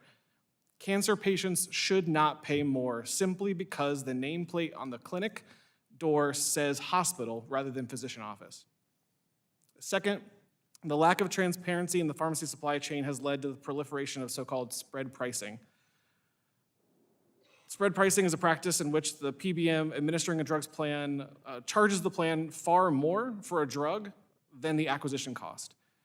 One study found that PBMs administering Medicaid pharmacy benefits across the country paid roughly $84 per tablet for a critical cancer drug called imatinib, while charging the state Medicaid programs as much as $296 per tablet for the same drug. And this difference adds up. The state of Ohio reported that its Medicaid program had lost more than $233 million in potential savings due to spread pricing in a single year. These are big problems, but we are encouraged by this committee's bipartisan work to take on these tough issues. Reforming these incentives will make a meaningful and lasting impact on the lives of patients with cancer. So we look forward to continuing to partner with you to promote transparency and competition across every area of the healthcare system. Thank you. Thank you. The chair now recognizes Mr. Kavanaugh for 5 minutes for questions. Excuse me, to your opening statement. Thank you, Mr. Chairman, and thank the subcommittee for inviting me today to discuss strategies for increasing transparency and competition in healthcare. My name is Sean Kavanaugh. I'm the Chief Policy Officer at Aledade. We help independent primary care practices deliver better care to their patients and thrive in value-based care. Previous to Aledade, I was at CMS Innovation Center and also served as Director of the Center for Medicare. I'm proud to continue the movement to better care at lower cost in the private sector. Aledade works with more than 1,500 independent primary care practices, including 200 FQHCs and rural health centers across 45 states, to make them successful in value-based care. These practices care for 2.2 million beneficiaries in value-based care contracts. More than half of the practices have fewer than 10 clinicians. 60% of them are in primary care shortage areas. And Aledade is now what's called a public benefit corporation. That means explicitly our mission is to improve healthcare in a way that's good for patients, good for practices, and good for society. And Aledade's producing meaningful results. Our estimates are that in 2022, our Medicare ACOs are projected to save Medicare more than $535 million. Prior year data from CMS, official data, in 2021, Aledade sponsored 4 of the top 10 performing ACOs in the United States. And one of those 4, our Mississippi ACO, was an FQHC-only ACO, was the 4th highest saver in the United States. And these savings were generated through real improvements in the care for Medicare beneficiaries. More primary care, delivering better diabetes control, more blood pressure screening, leading to fewer hospitalizations and emergency room visits. The data clearly show that ACOs grounded in advanced primary care can deliver better care at lower cost. But that approach is under threat from consolidation and anti-competitive forces. And let's be clear, the evidence is overwhelming. Hospital mergers are steadily increasing. Horizontal consolidation leads to higher prices. Vertical consolidation leads to higher prices. And there's no clear evidence that consolidation leads to higher quality. Provider concentration increases the bargaining power of large health systems, which allows them to demand higher prices from health plans. And unfortunately, COVID may have accelerated these trends. Small physician practices and safety net hospitals entered the pandemic with vulnerable financial positions and were less likely to access emergency relief funding. This committee has an opportunity to take meaningful action to promote competition and transparency in this country. First and foremost, we need to invest more in primary care. That means both community health centers, but also independent practices. And I thank this committee for its work recently in looking at workforce, which is critical. Second, we need to put an end to unnecessary facility fees and move to site-neutral payments. Facility fees are part of the financial engine that hospitals rely on to acquire independent practices and reduce competition in their markets. Independent practices and community health centers struggle to recruit new physicians because they cannot compete with hospitals that are receiving higher payments. And these facility fees, of course, also raise out-of-pocket costs to Medicare beneficiaries. Congress and CMS have taken some actions towards site neutrality, but the overwhelming majority of services are still receiving higher payments when they're in the hospital, provider-based clinics. I'd also note there are other policies not in front of the committee today that the Congress should consider, including prohibiting anti-competitive contracting by healthcare providers, such as gag clauses, anti-tiering, anti-steering clauses, as well as all-or-nothing clauses. We could optimize some of the incentives in the Medicare Shared Savings Program. We've been talking to CMS about this, especially for rural providers.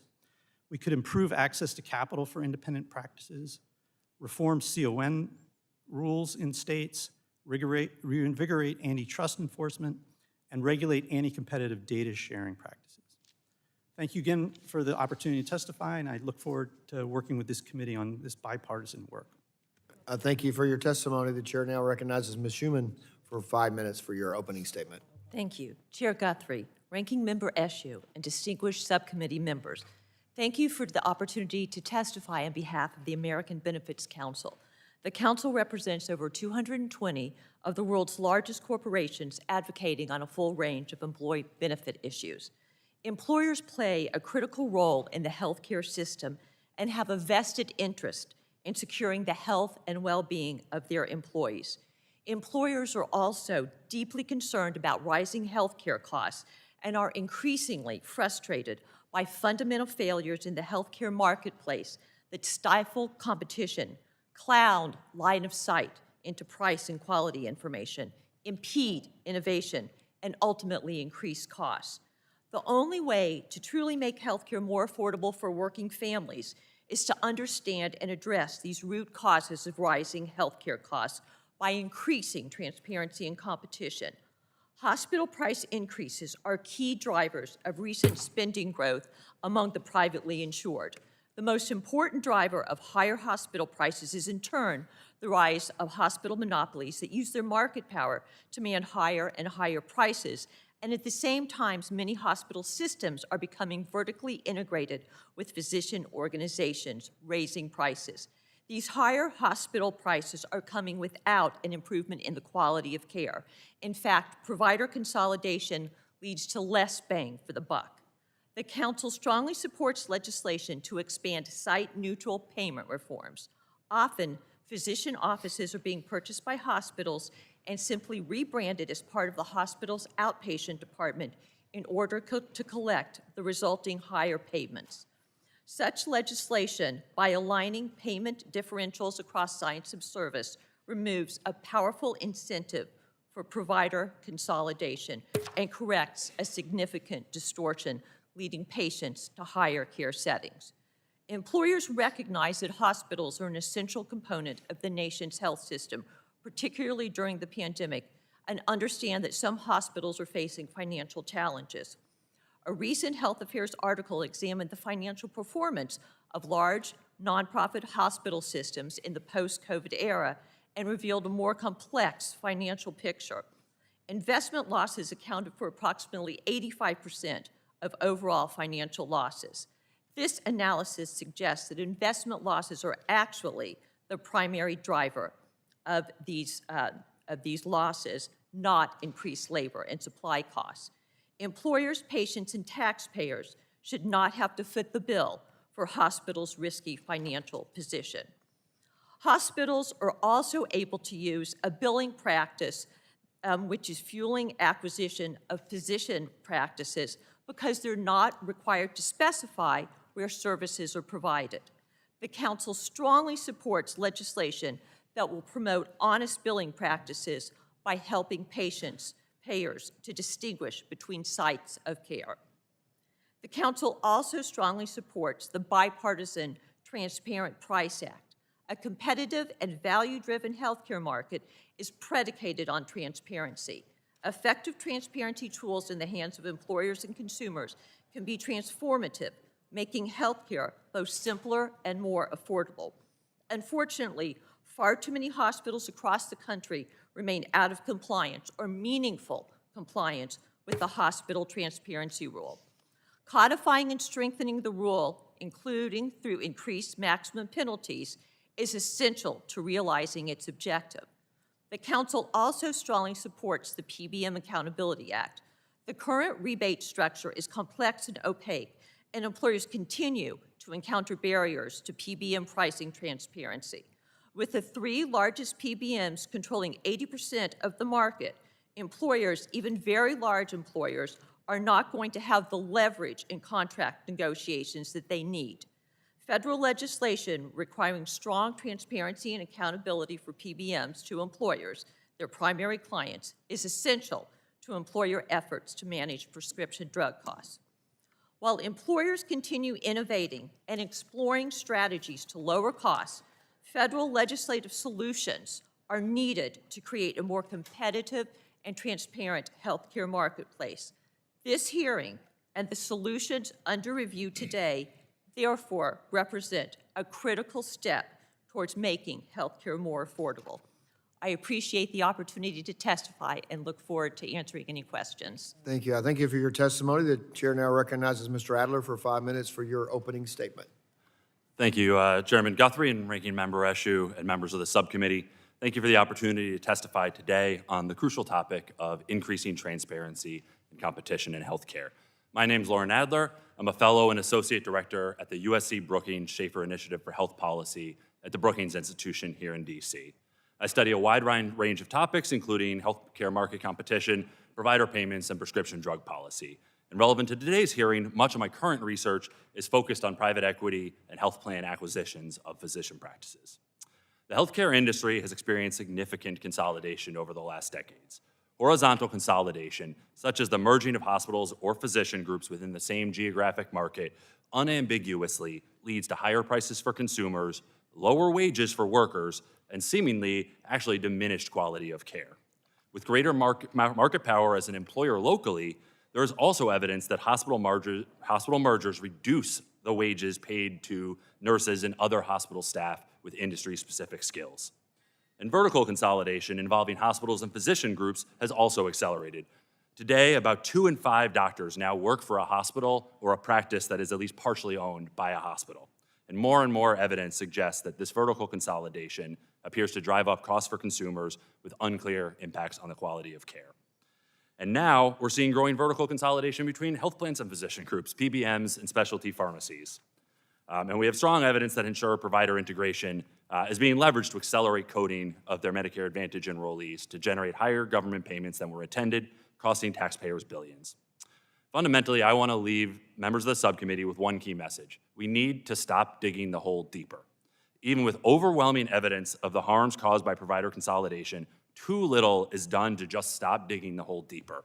We need to cut it out with policies that encourage consolidation, and we need better data to get a full picture of what's going on to better limit anti-competitive conduct.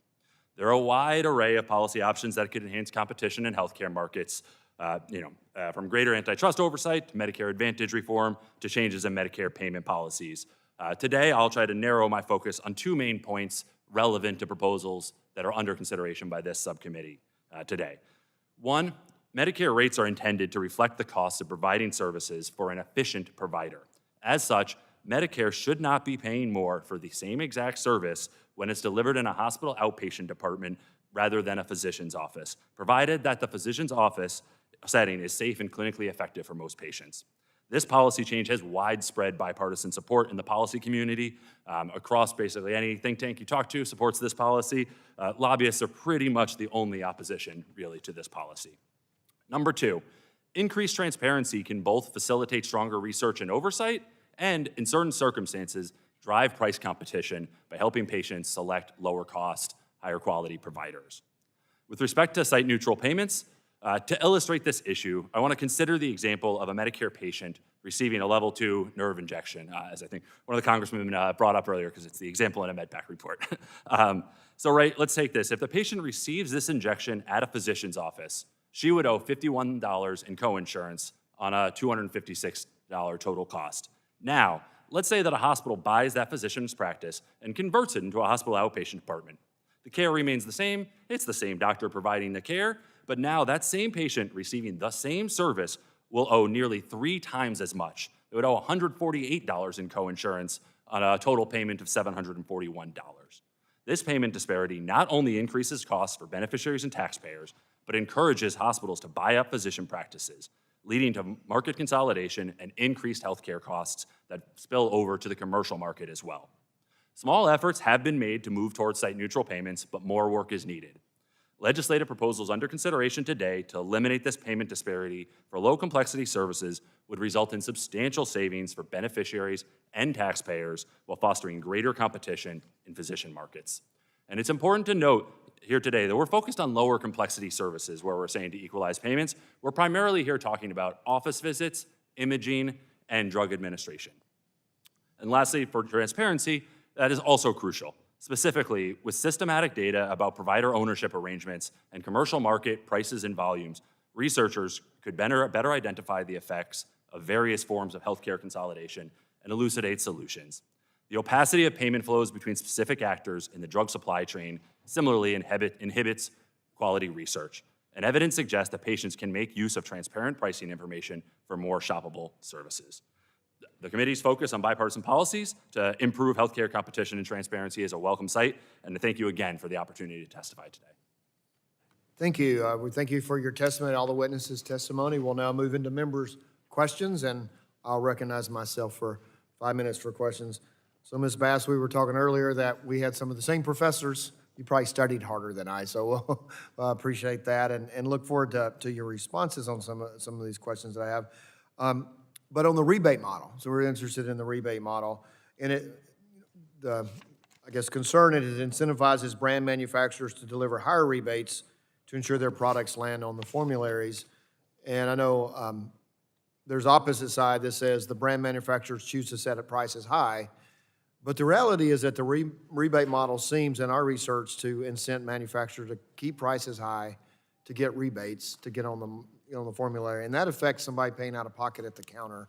So if the manufacturers could just lower their prices to get on the formulary rather than give rebates, why wouldn't they? The talk button helps, doesn't it? Thank you so much for that question. So you're asking about why manufacturers don't just lower their price. And I think we've seen recently that, in fact, manufacturers do sometimes lower their prices. We know that rebates are not correlated with pricing. Medicare Part B gets no rebates, and prices go up at virtually the same amount that is happening on the Medicare Part D side. The insulin example shows you that manufacturers will, in fact, lower their prices, and only manufacturers can control how the prices are set. So I think we just fundamentally disagree with the premise that rebates have anything to do with driving up prices. It's kind of the point, you know, we had a hearing and it was oversight committee, actually, the oversight committee that Mr. Griffin now chairs, and we had all the manufacturers, we had the PBMs, we had all the group, and we really kind of focused on insulin prices. And coming out of that hearings when all of a sudden the prices started dropping, so it just didn't seem like until we exposed the price that it was that way. So I mean, this is kind of the concern, is that that's what we want. What kind of came out of this and kind of the genesis for a lot of this work for everybody, I'm not just talking to you, Ms. Bass, is that people will react different if they know the price, and if it's inefficient, then the market is going to demand that it change and move forward. And so, Ms. Human, I have a kind of a conglomerate business in my area who have several businesses, but grocery stores, and they have a retail pharmacy. And they came to me and says, look, we're paying this amount of money for our employees to go to the pharmacy. Very few employers have this information because they pay for their employers to go to a pharmacy benefit. But since they also own the pharmacy, they know what the pharmacy is getting reimbursed. And they sit down and sat down with their insurance company. And the insurance company, well, we'll give you a break. Because they were going to say, we're not going to let you negotiate on our behalf anymore because we don't, look at the spread between what we're paying and what we're receiving. And so it gets back to making sure people have access to prices and prices information and how they react to that. And so my question, do employers readily have access to information related to the prices so the PBMs will receive for their drug that they're selling it to you differently? Do they have access to that information? Employers don't know what they don't know, and I think that's the issue. And I think the definitions keep changing about whether it's something, a rebate, whether it's another fee. And as I mentioned in my testimony, trying to interject all of this transparency, which is again foundational for employer efforts to try to manage drug costs. they don't necessarily have the leverage in those contract negotiations to make sure they have the specificity of definitions. And there's shape-shifting, perhaps on the part of different revenue streams. And that's why I think this is a really critical market-based solution to require transparency, to require sunshine and daylight, so employers truly know where that money trail is so they can make sure that they're spending their resources wisely. So it's just difficult to get that information. And I guess I'm trying to get at, so the other argument would be, somebody's made this argument to me, is that, well, employers have the information, and they get to decide, do they want to pay a lower monthly premium, or they want higher rebates and a lower monthly premium and higher rebates, or they have a higher monthly premium. Are you guys seeing that kind of information and making those kind of negotiations? Well, that's even large employers, even very large employers, have significant challenges, have run up to significant challenges just getting a hold of that information. And that information is so critical to have in hand for employers so they can decide what is the best way to make healthcare for their employees more affordable. Okay, thank you. Well, I wish I had more time to ask questions. I only have 5 more seconds, so I will yield back to myself, and I will recognize the ranking member for 5 minutes for questions. Thank you, Mr. Chairman, and thank you to all of the witnesses. I have a few comments to make before I get to my questions. On PBMs, Ms. Bass, I'm pleased to hear that you support getting generics and biosimilars to market. But I find it hypocritical when I hear time and time and time again that plans are often blocked by PBMs from offering the lowest price generic. Let me give you an example. The nonprofit Civica RX in California has manufactured a prostate cancer drug for $160. But PBMs are not letting that cheap drug on insurers' formularies. Instead, the $160 drug is being blocked from the market so that PBMs can take a larger cut. And the larger cut is priced at $3,000. So I hope our committee really stands up to what needs to be done relative to PBMs because there's a lot of work to do there. To the hospitals, on the whole issue of site neutral, we need to get a clear explanation from hospitals on why, after hospitals acquire physician practices, the prices for the services provided by the acquired physicians increases by 14%. It's the same doctor, it's the same service, it's the same site. But 14% more really doesn't make sense. So I think that we're going to need more from the hospitals, and I say that really respectfully. Obviously, I love all the hospitals in my district, i.e., you have to love all the hospitals. Look what they've been through with their teams during the pandemic. To Ms. Schulman, thank you for the written testimony. I just want to highlight something because hospitals are telling us about so much about their losses, that in investment losses accounted for approximately 85% of overall financial losses. Now, there's some background in that, but for the large ones to have lost that kind of money because of what they invested in the stock market, I think that the committee needs to take that under consideration. So to Brian Connell, thank you for the work that you've done, your testimony today, and for working with us on spreading out the costs, which are capped, thank God, for Medicare beneficiaries and out-of-pocket being able to spread that. I want to talk to you about the MVP. Can you explain why this new definition of best price is needed to allow for more value-based payment models? And in your testimony, you recommend that value-based models need to protect patients from undue cost burdens. Do you have suggestions in that area for us as we really hone the legislation and tailor it really well? Yeah, thank you for the question, and thank you again for your work and many folks on this committee's work on lowering Part D costs, as you're referencing, is incredibly important progress made last year. But to your question on Medicaid best price and its impact on value-based purchasing, we think value-based agreements have a lot of potential in cancer care, where we have some potentially curative therapies, some therapies that might add a little bit of benefit, some that people question the benefit.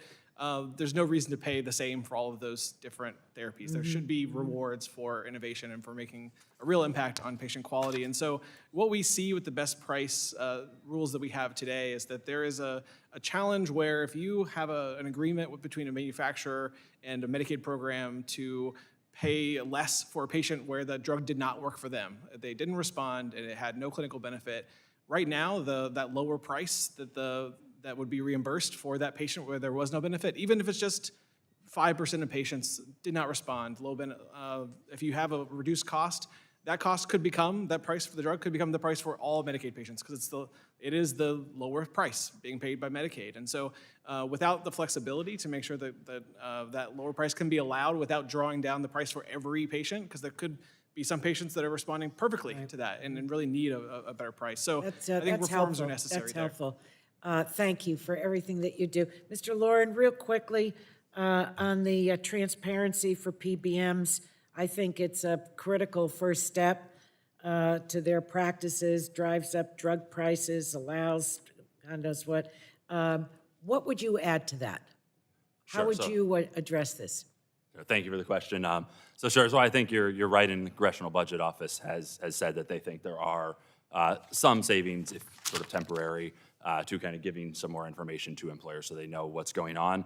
I actually also think there is a lot of value that would be gained from transparency more broadly and making available all of the various payment flows that go between actors, specific actors in the pharmaceutical supply chain, so that we can really get at some basic questions in drug pricing that we just don't have the data for at the moment. Great, thank you. Thank you. Thank you to all the Gentlelady. witnesses. Yield back.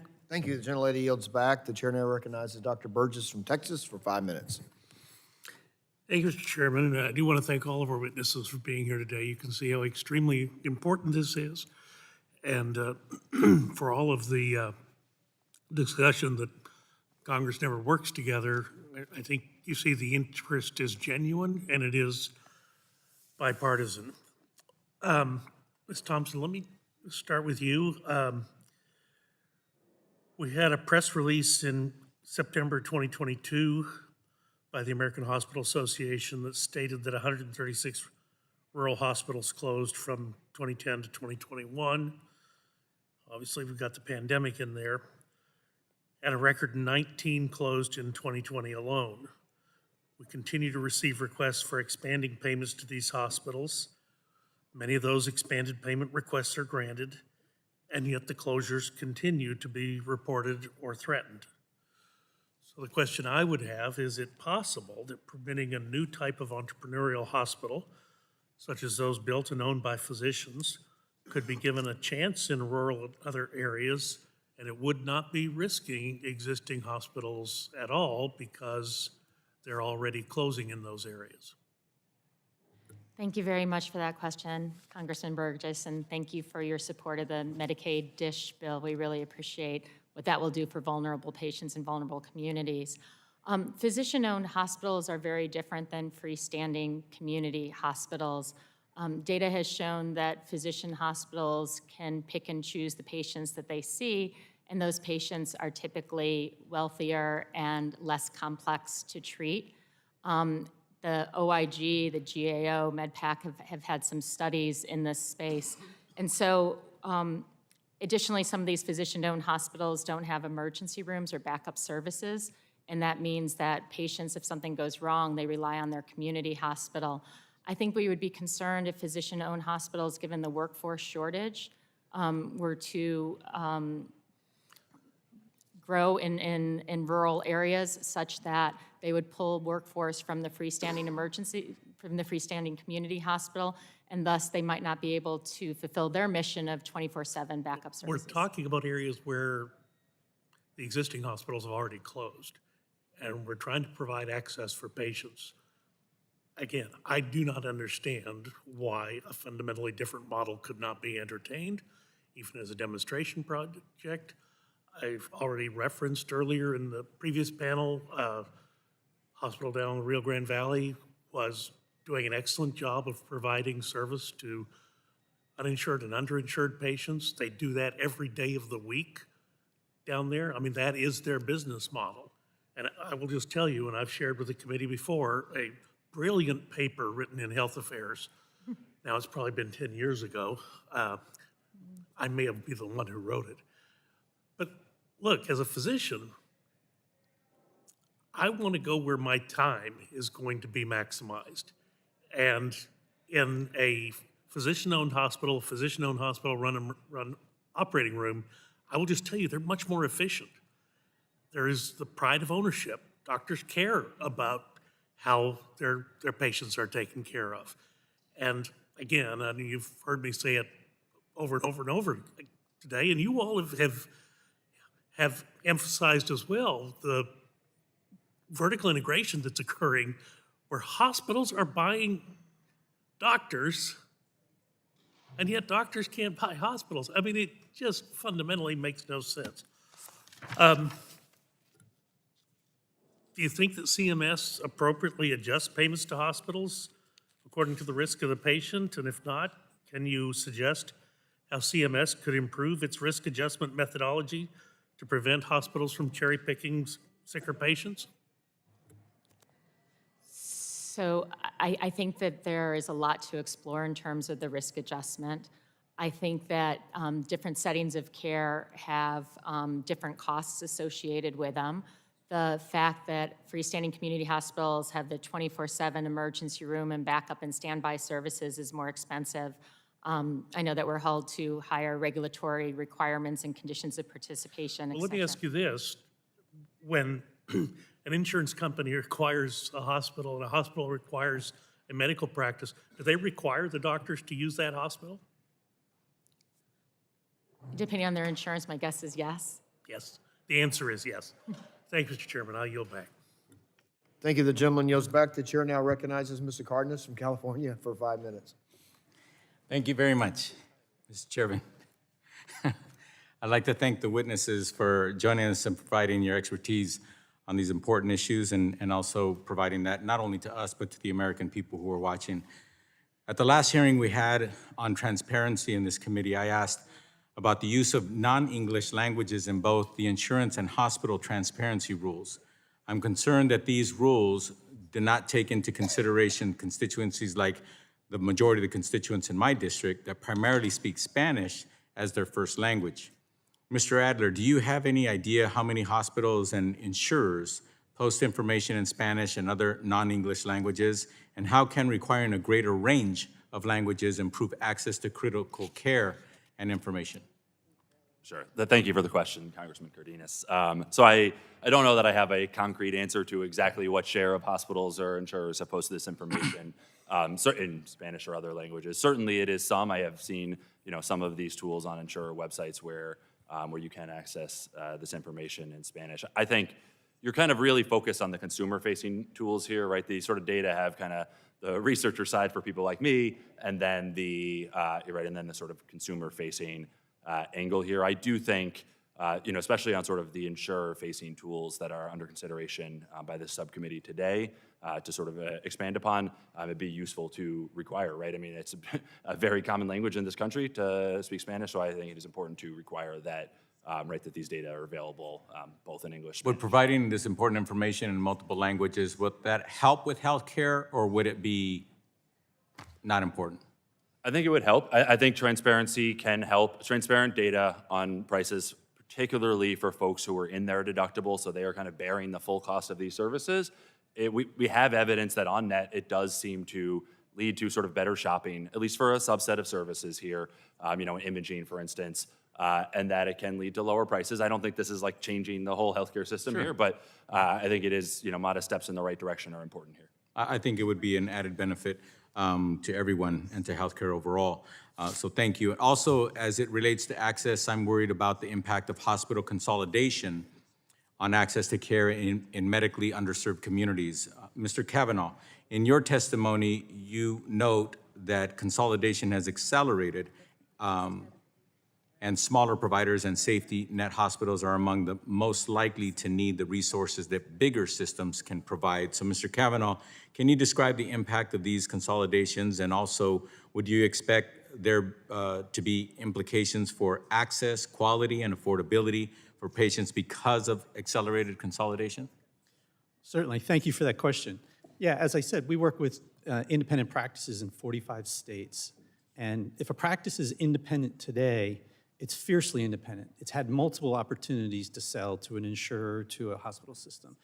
So we have seen the impact of anti-competitive, when the hospitals do consolidate, and if a practice stays outside of that consolidation, we've seen difficulties in remaining in the hospital's own self-insured network. So literally, we've had hospital systems say to our practices, if you want to see our employees, you need to join, either sell your practice or join our CIN. So I think that impacts access. Certainly, as we've all documented, on the Medicare side and other places, the facility fees raise the costs. Anytime costs go up, you need to be concerned about access, particularly for lower income communities. So I think those are all legitimate concerns that flow from consolidation. Thank you. Ms. Schuman, I want to talk about transparency and PBMs. How would requiring reporting of certain drug pricing information held by the PBMs benefit employers and plan sponsors who provide health insurance coverage? Well, first of all, they need to know where the money is going.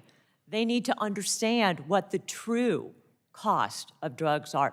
They need to understand where these different revenue streams are going.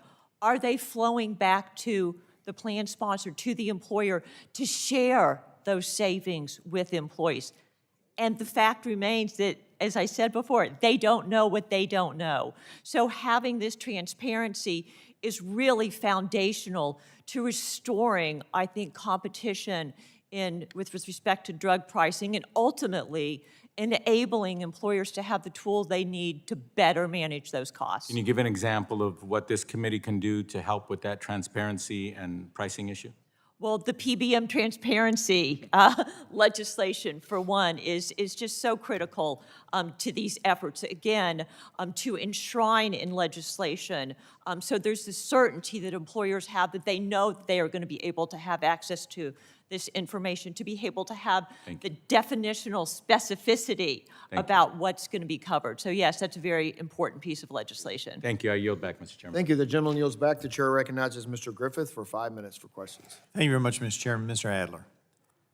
Site-neutral payments, the examples that you gave in your oral testimony, I think it all makes sense. If you're getting, a shot, outpatient, it doesn't matter whether it's in the doctor's office or at the hospital or a facility owned by the hospital.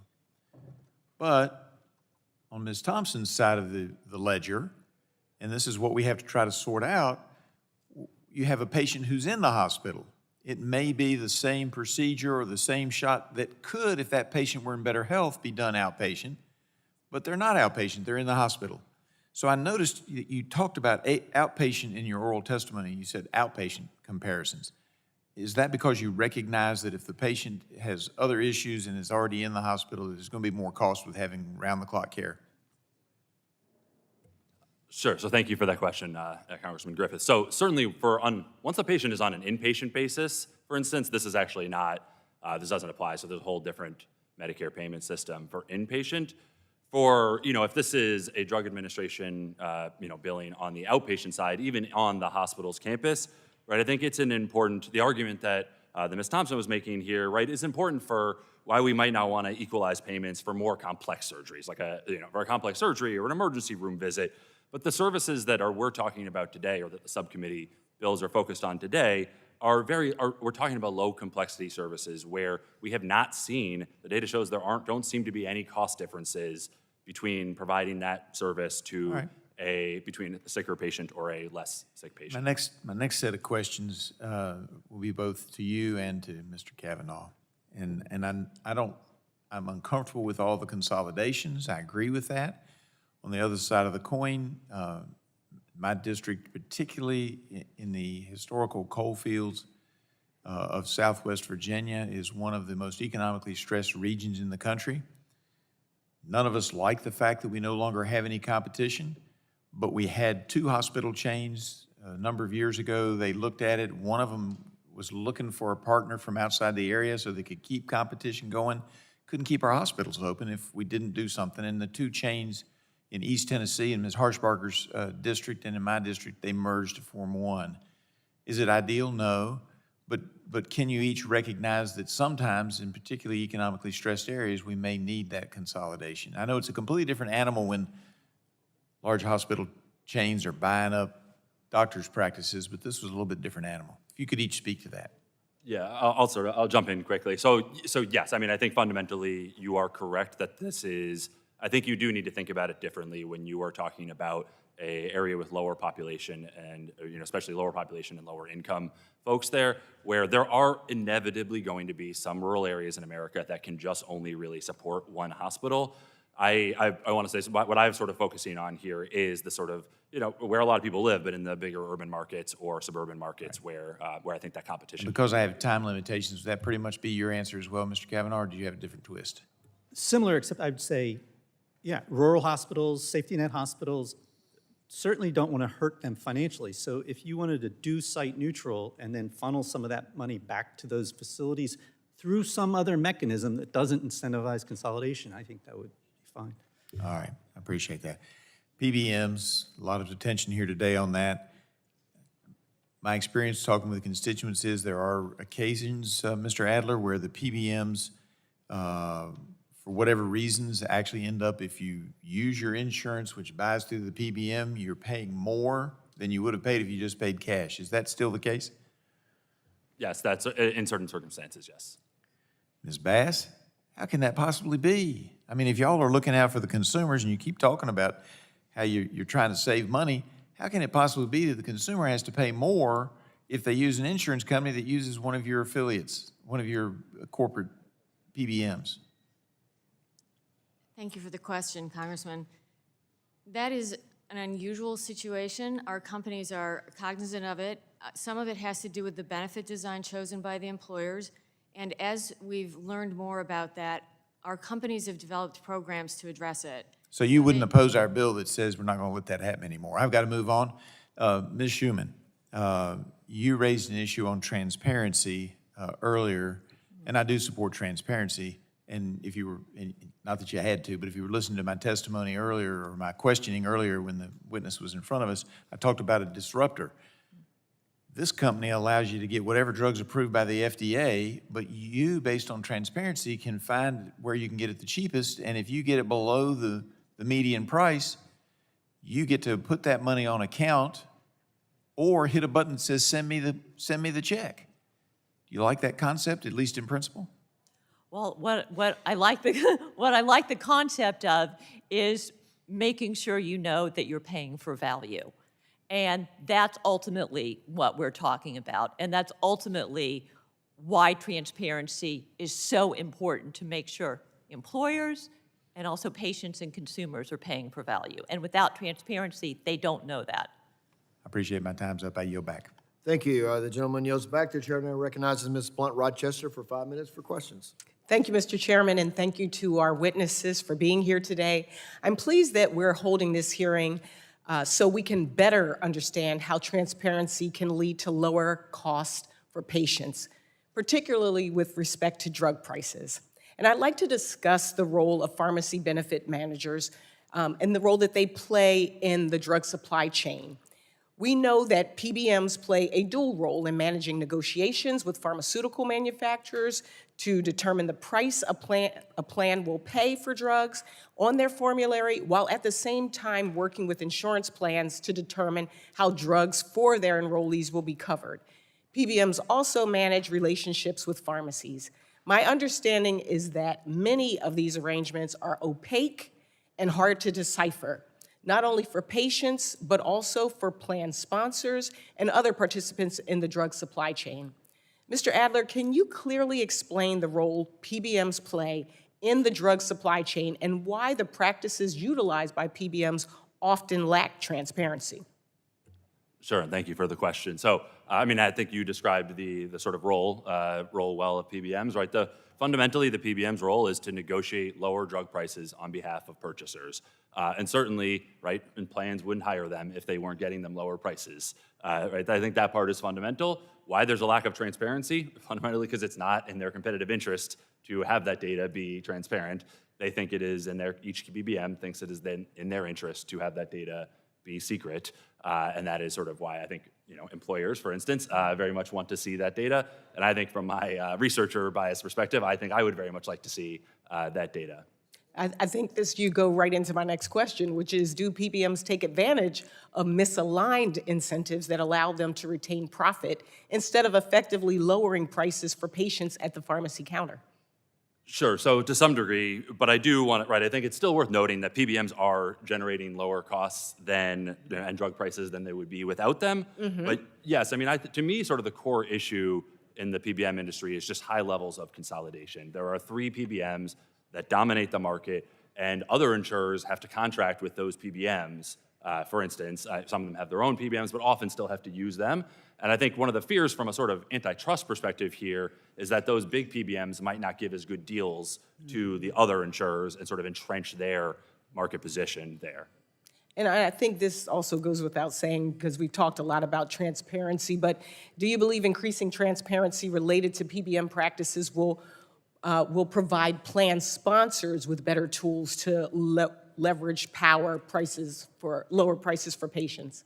Sure. So on the margin, yes. So I do think, again, this is up. I agree with the Congressional Budget Office here, who has made this sort of point here, that there are some subset of purchasers here where having this information probably gives them information to lower prices. I don't know how long-term of a thing that is going to be, because there will be these are private actors and they'll try to renegotiate contracts and stuff like that. But there's always a little bit of a game of whack-a-mole. But I do think there are benefits. And my last question to you is, how might comprehensive pharmacy DIR fee reform or clawbacks be an important element of the strategy to manage the rising drug costs for Americans? I think it could help. I mean, I will just sort of turn to, I think when you're talking about drug prices, the bigger picture issues are, competition in the drug industry on the pharmaceutical, manufacturer side of things, or price regulation in the form of, provisions like in the Inflation Reduction Act. Thank you, Mr. Adler. I agree that increasing transparency is also an important tool to rein in PBM practices and reduce costs. And while these are important first steps, much more work, as you've said, will need to be done to address the role of PBMs in increasing patient out-of-pocket costs. I'm really pleased to be working with my colleague, Congressman Buddy Carter, on additional reforms, and I look forward to more discussions about PBMs, DIR fees, and insurance plan practices that keep patient costs from going higher and that really deal with making sure that the quality of care, the value of the care, is what is our priority. Thank you, and I yield back. Thank you. The gentlelady yields back. The chair now recognizes Mr. Latta of Ohio for 5 minutes for questions. Well, thanks, Mr. Chairman, and also thanks to our panel.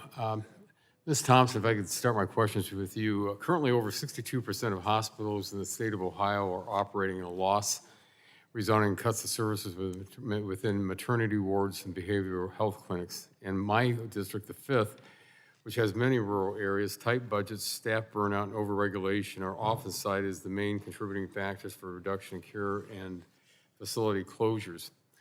For example, over 50% of doctors and nurses say they spend more time in front of a screen fulfilling compliance requirements than they do treating patients. Would you discuss in detail any regulatory barriers or requirements that are hindering the workforce and provision of care, and what ideas would you have to fix it? Because that's the question I ask them every time I'm at one of our facilities in my district, because I look around and I go, who's practicing medicine sometimes?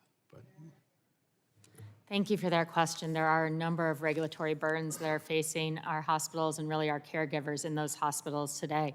I think one of the biggest areas is prior authorization, delays, and denials, where physicians and others are spending more time on the phone trying to get their patients into a new setting of care. You might be aware that it's been very difficult over the past year plus for hospitals to discharge patients to the next level of care, whether that's a post-acute care setting, or whether it's a skilled nursing facility, mainly because it's hard to get patients out of the hospital due to workforce issues in other places, but also because of these delays and denials in care. So I think that one of the biggest areas where we might be able to find savings is there. And there's also just a lot of administrative expenses that I think can be streamlined and processed so that we can both save some money in the system, make it more efficient, and then also free up time for our clinicians so that they can see their patients.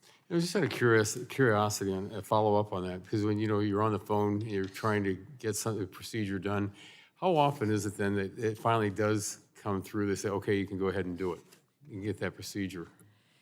You know, that's interesting. I don't have the exact statistic for you, but I do know that a lot of payment denials are overturned after, let me see, the OIG report, I think, said that there were 13% of payment denials or prior authorization denials and maybe 18% of payment denials that were overturned because they actually adhere to Medicare fee-for-service requirements. So MA plans were putting on greater restrictions under fee-for-service. But how many times or how long it takes for those denials to get overturned, I don't even know.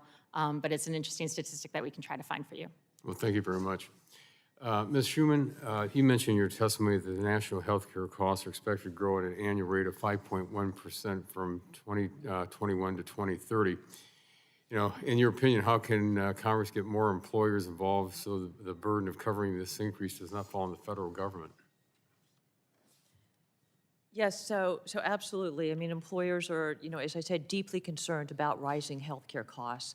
And I think that's what's so critical for employers who ultimately are looking at ways to offer higher quality, more affordable care to their employees about addressing the root causes of rising healthcare costs. And again, that's why the proposals that we're talking about today around transparency and competition are really handing tools to employers to be able to deliver higher quality, more affordable care to their employees. And I think really, taking aim at those payment policies, even in, the Medicare space that really drive the broader market and broader distortions. And certainly Medicare payment policies that drive more consolidations impact not just Medicare patients, but all patients. Well, from what you've heard here today, are there any other proposals that you'd have that might not be on the table today that would help? Absolutely. I think just following up on the vein of really taking aim at some of these anti-competitive contracting clauses, for example, and I think that's something that Mr. Kavanaugh mentioned. What are hospitals able to do? Why are they taking advantage of this monopoly power? It's simple market dynamics. When you're a larger hospital system, you bought up the competitors, you bought up the rivals, you have more leverage and you can charge higher prices. And you can also, with that leverage, enter into contracts with plans, with health plans, that restrict their ability to try to promote higher value care, to direct through plan design, to incentivize their employees to go to a different hospital, to a different practice that maybe is less expensive and higher quality. So I think also proposals that take aim at those anti-competitive contracting clauses that tie the hands of employers from pursuing these value-based designs is also really critical. Well, thank you very much. And Mr. Chair, my time's expired and I yield back. Thank you. The gentleman yields back. The chair just wants to make everybody aware there's a vote on the floor. So we're probably going to see where we can go, but probably get at least one more question in, and then we have to break and come back afterwards. So the chair now recognizes the chair of the full committee, Chair Rodgers, for 5 minutes. Thank you, Mr. Chairman. I too have concerns about prior authorization and denials within Medicare. Just want everyone to be aware there is a bill in this package, it's one that I'm leading, that would address the vertical integration and transparency. So we've heard in our previous hearings from experts, patients, and employers about how transparent prices can lower healthcare costs. And this morning, Administrator Brooks LaSure reaffirmed this administration's belief in price transparency. I wanted to ask each one of you, yes or no, do you believe that price transparency will put downward pressure on cost? Yes. Price transparency that doesn't expose competitive data to competitors, PBM support. Thank you. Yes. Yes. Yes. Yes. Thank you. Just as a follow-up then, Ms. Bass, the overwhelming opinion from experts, including CBO, is that price transparency lowers cost. In virtually every other part of our economy, consumers know the price they pay. So I'd like to hear some more about why you think PBM should be treated specially and not required to be transparent. Thank you for that question. PBMs fully agree that data that will help lead to lower costs, that people can actually use to lower costs, should be transparent. We have no disagreement about that. But where we have a slight quibble is, for example, in federal bidding for contracts, you don't have those bidders bid openly so that every competitor knows what the competitor's best price is. You don't do that. You make those sealed bids so that people will be incented to bid as low as possible to get the business. That's the kind of thing that we're concerned about. We think that if every drug manufacturer knew what the other's best deal was, they wouldn't be as willing to go as deep as they're currently going. That's the one quibble we have. Beyond that, our companies make tools available so that at the prescribing point of prescription, doctors can just know what the cost sharing is going to be for a given patient, and that the patients know what's going to be on their formulary. Our companies are very transparent in their contracts with employers and respond to employers' requests for information and put that in contracts. So we respectfully think that just with respect to competitors knowing what their competition's best bid is, that would be the problem. Okay, I appreciate that. Could you cite specific examples where price transparency has resulted in increased cost? There have been cases in the past. There's a concrete case, and we have promised to get that information to your staff. The Justice Department in a recent case went through why it thought it was a bad idea to put competitors' information out. The FTC in the past has said that putting out competitors' information leads to tacit collusion. We strongly believe that this is basic economic theory and that when competitors know each other's data, prices go up. Well, I understand that we've heard this before, that we've cited this concrete case. I'll just say that this is based upon a study of Danish concrete in the 1990s that CBO's own words said, quote, was based on a small sample of plants over a short period.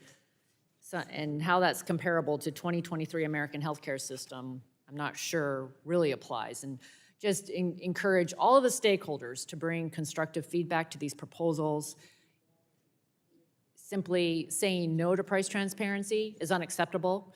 And I think what you're hearing today is that both Republicans and Democrats believe that this is fundamental, that we must address the price transparency, and just we're anxious to get your feedback and want to have future engagements that reflect that.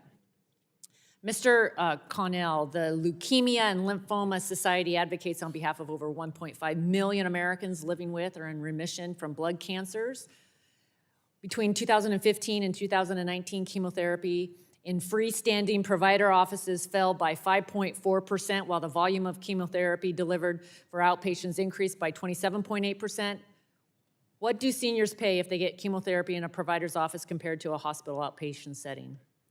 Significantly more is the short answer. It depends on the drug, but provider or patients who are going to get their chemo at an outpatient facility, whether that's attached to a hospital or off campus, are paying significantly more than they would pay in out-of-pocket costs, which are astronomical, I will say, at the baseline. So when you start to multiply those, it gets really, really burdensome for patients, and it pays a lot more if you're at a hospital setting than if you're at the physician So are there office. any reasons they should get the chemotherapy in a hospital outpatient setting?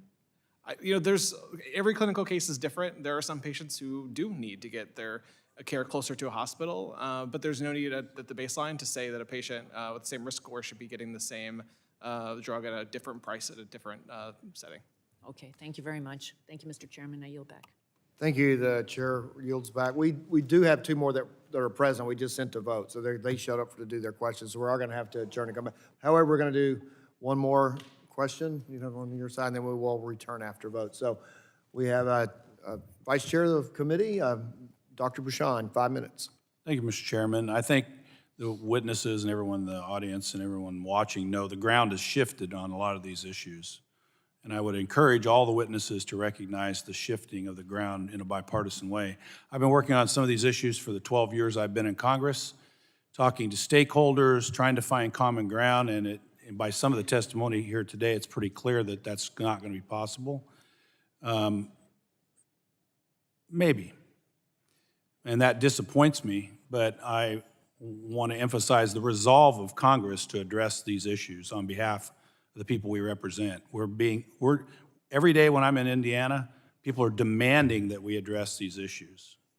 And that's where this is coming from, and it's going to happen. Ms. Thompson, everybody here supports hospitals, but the fact of the matter is hospital expenses from 2019 to 2022 increased by less than overall inflation. So did they go up? Yes, but inflation was higher overall.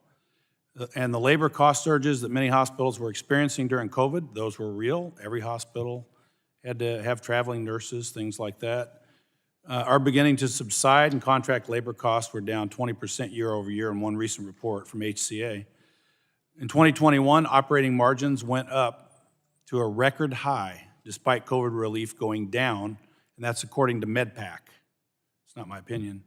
And in 2022, many hospitals said they've lost money, and that's probably true for the rural hospitals and some that I represent, but the reality is there's serious questions in the larger hospitals. In fact, one study, which has already been quoted a couple times today, of 10 large nonprofits found that 85% of the losses were isolated to the hospital's investment portfolios, and actual patient revenues year over year were slightly positive. Of course, the S&P 500 grew by nearly 90% from 2019 to 2021. So yeah, in 2022, we all lost money in the market, including hospitals. So I guess my question is, are nonprofit hospitals able to cover their investment losses with the market gains they achieved prior to the market softening? I mean, what's the balance? What's on their balance sheet? Well, thank you, Congressman Bouchon, for that question, and thank you for sponsoring the SAVE Act to protect our healthcare workers. You're welcome. We appreciate that. Hospitals don't rely on, well, let me take that back. Because investments change every year, plus or minus, we really look at our patient care margins. And yes, MedPAC found a positive patient care margin, but when MedPAC looked at Medicare margins, they were down at -8% in 2021, moving to -10% in 2023. So right now, Medicare is not covering the cost of its care. Because of that, it's important for hospitals to have financial reserves to cover such things like the once-a-year pandemic. Fair enough. I've got other things. So, I mean, I just want to say federal government shouldn't be subsidizing losses in the stock market to some of the largest health systems in the country. And that's where transparency comes in. Honestly, I didn't even know myself the extent of the investment portfolios of some of the largest health systems in the country. It's in the billions and billions of dollars as they come out and tell the public they're losing money. That's just not right. I mean, okay, you could be losing money on the patient volume, I understand, and on Medicare. But overall, I mean, come on. I mean, and so my goal is to reduce, honestly, overall, is to reduce incentives for hospitals to monopolize healthcare markets, which can increase costs for everyone. And I feel strongly about this because in 2005, my medical practice, which I was a partner, was purchased by a hospital system in Evansville, Indiana, an Ascension hospital. And that was based essentially on neutral site billing. It was based on the fact that the reimbursement had gone to where we couldn't recruit doctors. We just couldn't afford it because we were getting paid a third of what the hospital 3 blocks away would be for the same test. So the hospitals acquired the primary care doctors, forced them to send their ancillary services to the hospital. So not only were we getting paid less, but we didn't have the patients. So, I mean, I've been involved in this for 25 years. And the argument from the hospitals about their cost of care is totally valid, and I think I've told you that. Some of the cases you make about complexity of care, and I'm empathetic. But please, again, everybody, including the PBMs, work with this committee to find common sense solutions to prevent consolidation and get the cost down. That's what I'm asking. I yield back. Thank you. The gentleman yields back. So the committee will stand at recess and just be close by. All you people here that if you haven't testified before, you know where to be, but just be close by. And as soon as we have 3 votes, as soon as the third vote's conducted, we will Mr. Chairman, come can I, straight back. can I submit 2 things for the record real quickly prior to the recess? Any objection to his submission to the record? One is a letter that Mr. Adler actually signed on to regarding reforms in neutral site billing, and one is a hot-off-the-presses article about how health system Kaiser Permanente is to combine with hospital operator Geisinger, and Kaiser is creating a new subsidiary called Ricent Health, and their aim is to acquire 4 or 5 more hospital systems across the country. Further evidence of consolidation. With that objection, so ordered. So the committee will stand at recess until the college chair following the third vote.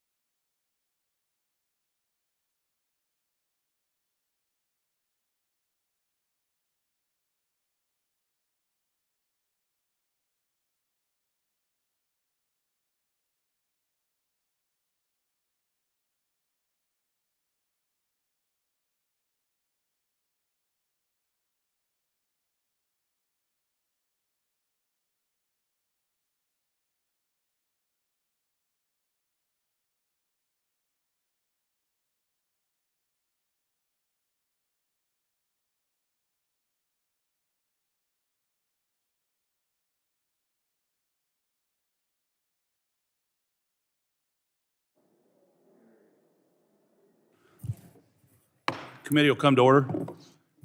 I now recognize the gentleman from Ohio for 5 minutes for his questioning. Thank you, Mr. Chairman, and thank you to our panelists for being here this afternoon for this very important hearing. As this subcommittee looks at a number of proposed pieces of legislation to address staggering healthcare costs Americans face every day, it's crucially important to hear from all ends of the spectrum, from patients to hospitals. So thank you all of you witnesses here today for engaging in this conversation. Like many of my colleagues, I'm a believer in the power of the free market. Business will flow to quality and availability, and supply will dictate the demand when you have those. But for that to happen, all involved must have access to the necessary information to make informed decisions. Consumers must be able to know that they are buying, what they are buying, and patients must be able to know what the cost of care is to make those informed decisions.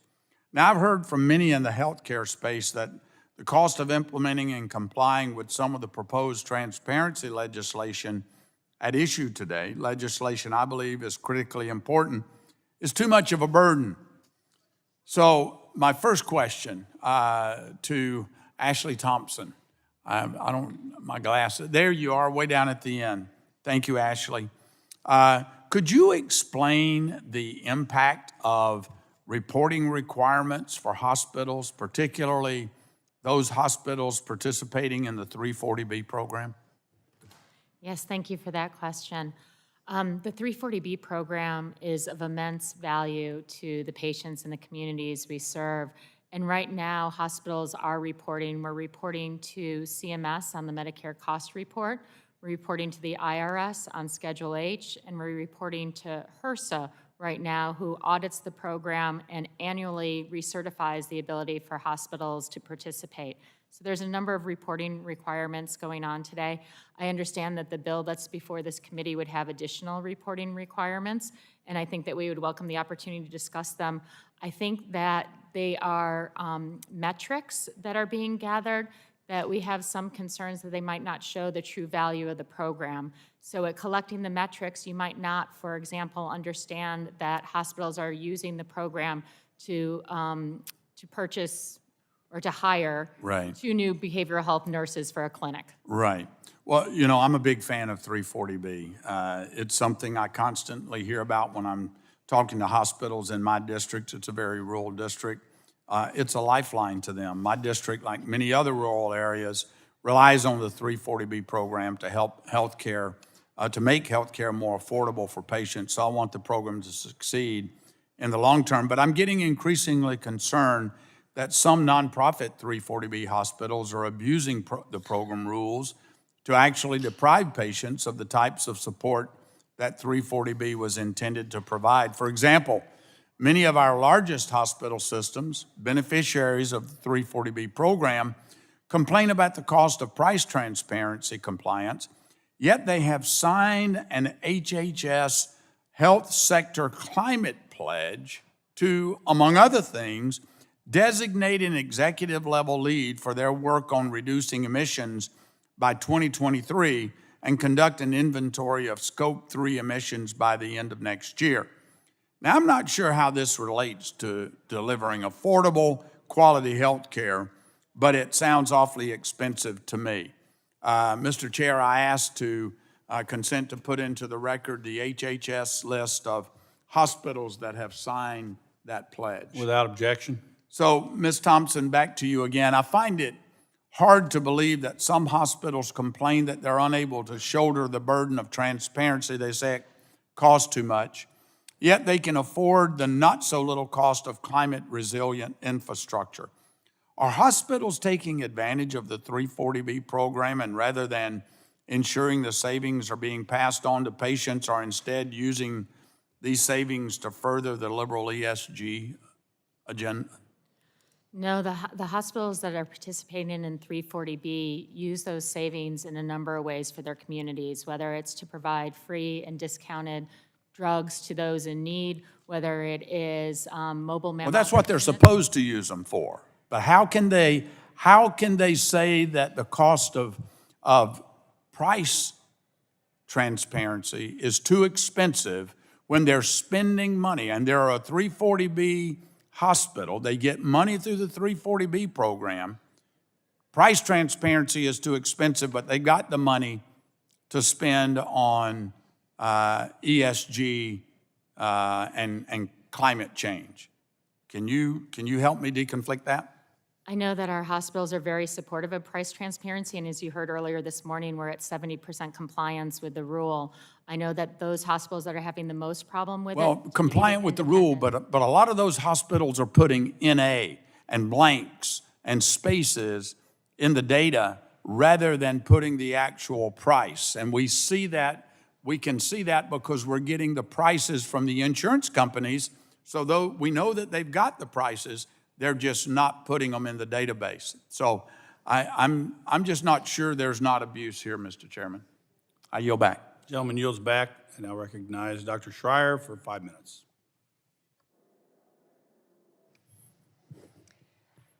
Thank you, Mr. Chairman, and thank you to all of the witnesses for coming today for this discussion about how we can increase transparency and lower costs and foster more competition and improve care for patients. Mr. Kavanaugh, I'm going to start, and then my first question will be directed to you. I just wanted to talk a little bit about innovation and competition and creative ideas that we're getting ideas about all around the country on how to improve care and decrease cost, because our country spends a tremendous amount of money on health care with lackluster outcomes. I'm a big supporter of the Innovation Center in CMMI, and there are lots of pilot projects out there. Not every model deployed is successful, but they're taking a stab at it, and so much work has gone on at the state level in state Medicare and Medicaid systems, thanks to flexibility for states to partner with local entities and just try out new ideas and see what works. Direct primary care is one example of that, and employers around the country are reporting up to 20% savings on the total cost of care for their employees by providing better health care upfront, sort of loading more on the primary care provider in that setting, reducing unnecessary ER visits, hospital visits, specialty care, and drastically reducing expenses.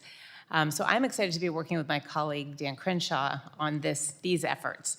Of course, direct primary care can also incentivize worse outcomes, right? It could discourage patients from coming in. It could mean that expensive tests just don't happen, and so it's really important to track outcomes. And what I haven't really seen is a larger effort to track what works and what doesn't, and where the successes are and what we should roll out in other states and around the country. And so I was just wondering, Mr. Kavanaugh, what has your experience been, even particularly with direct primary care, and what can Congress and industry do together to improve this work being done and roll it out elsewhere? Sure, thank you for that question. Validated practices are not direct primary care practices in the way that you mean, but there are some analogies, which is our practices are going to Medicare Advantage plans, to Blue Cross plans, even to Medicaid plans, and saying, we will accept accountability for the total cost of care for your aligned beneficiaries. And importantly, and this gets to your question about skimping on care, also taking accountability for the quality of care that's delivered and the access. Because there's two ways to save money, a bad way and the right way, which is focusing on prevention, wellness, transitions. And that's what I think actually has been proven over and over again through the Medicare Shared Savings Program. There's been not just Validate's probably the biggest, but there are other organizations that have used this primary care approach, held accountable by Medicare and others on the quality measures, and be very successful in reducing costs. That's one of the reasons I'm here today, which is we can't get everybody to do this, because if systems consolidate, there's no impetus for them to do this, right? If they're going to be able to consolidate and negotiate higher fee-for-service rates, why do the hard work of learning population health, preventive care? And trust me, it is hard work, and it's different from the way the health system was oriented in the past.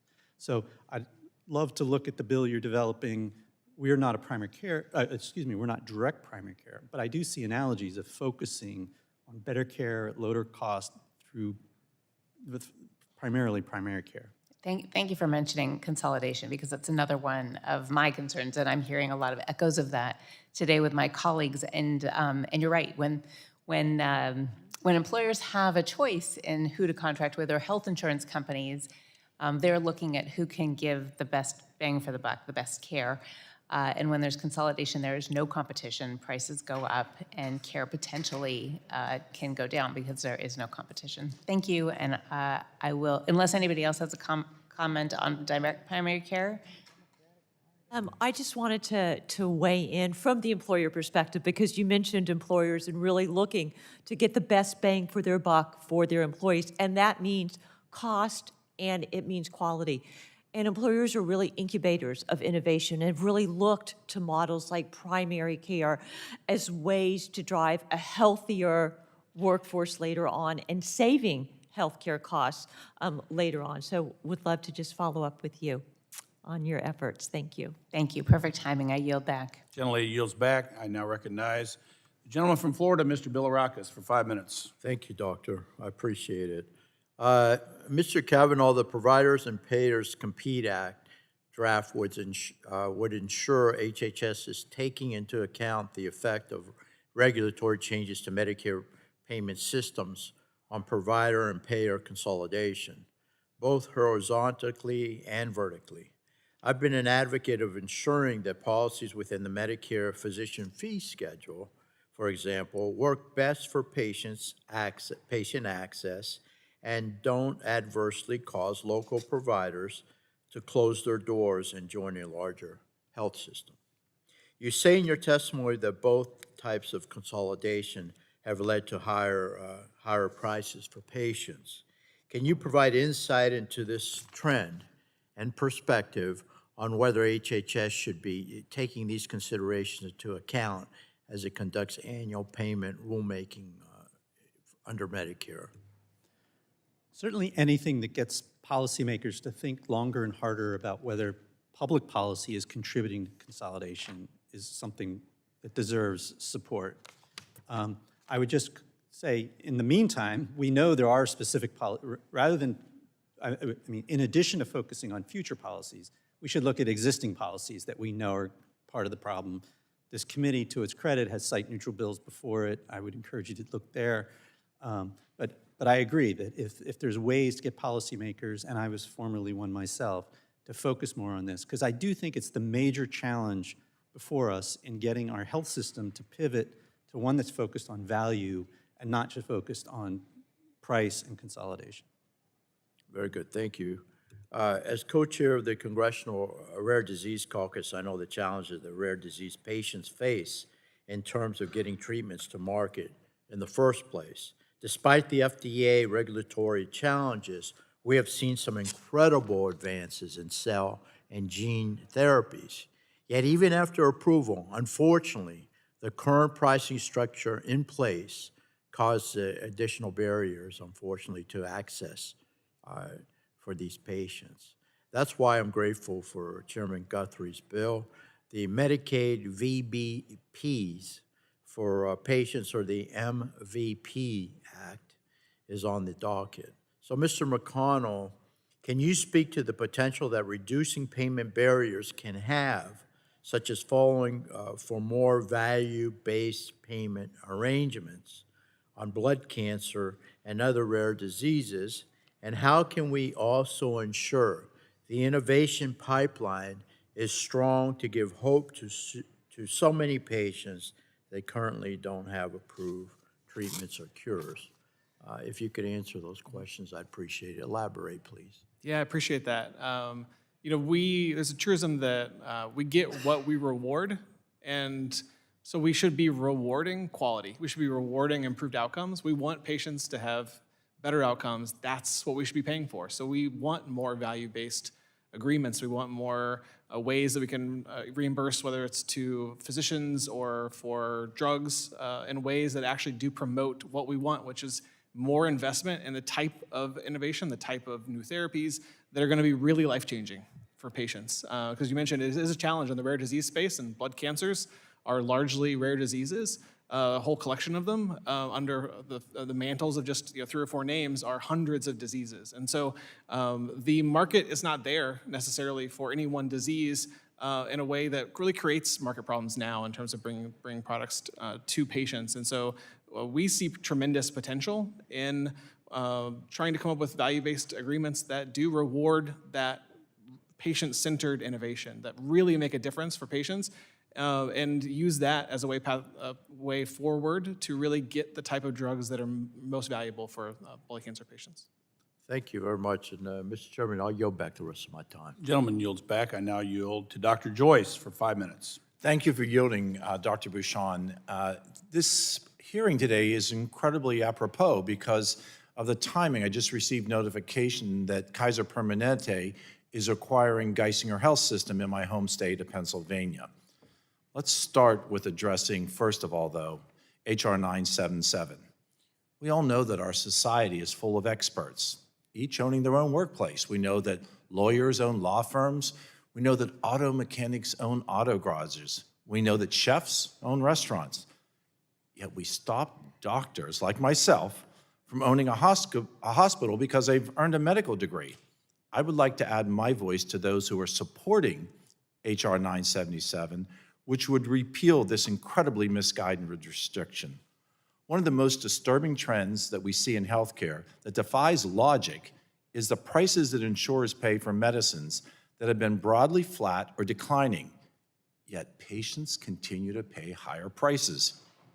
In 2021, the net price for medicines, the price after all rebates are paid to PBMs, grew just 1%. Meanwhile, insurers and middlemen continue to increase their profits while pocketing the rebates and pocketing the discounts from patients. Mr. Connell, do you think it's fair that patients could pay more for the medicine than the insurer or the PBM paid? Does that not defeat the entire point of what insurance is for?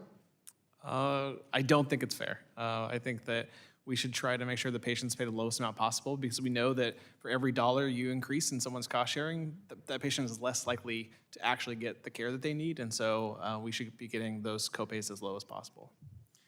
Thank you. Ms. Schuman, if prescription drug prices were more transparent, do you think that this would happen? I think that prescription drug prices being more transparent is the only way for this to happen. It may not be the last step, but it has to be the first step. And I agree that that first step must be taken, and I think that's one of the points of this hearing today. Currently, PBM compensation is, quote, linked to a percentage of the list price of a drug, which incentivizes higher list prices and more rebates that the insurers and PBMs pocket rather than passing it on to the patient. Do you believe, Ms. Schuman, that we should delink this compensation based on list price through the supply chain to encourage lower list price? Well, I think we need to look at the entire ecosystem, the drug pricing ecosystem, and have more transparency throughout the entire drug pricing system. And why transparency is such a critical first step is you're able to see those links. You're able to see what those incentives are and what and how that's really translating into ultimately lower costs for employers and ultimately employees too. So I think that's why I said transparency is, I think, the necessary first step. So employers have line of sight into whether or not they and their employees are actually benefiting from that. And I agree, transparency is ultimately important, but the next step has to be delinking the compensation based on the price list.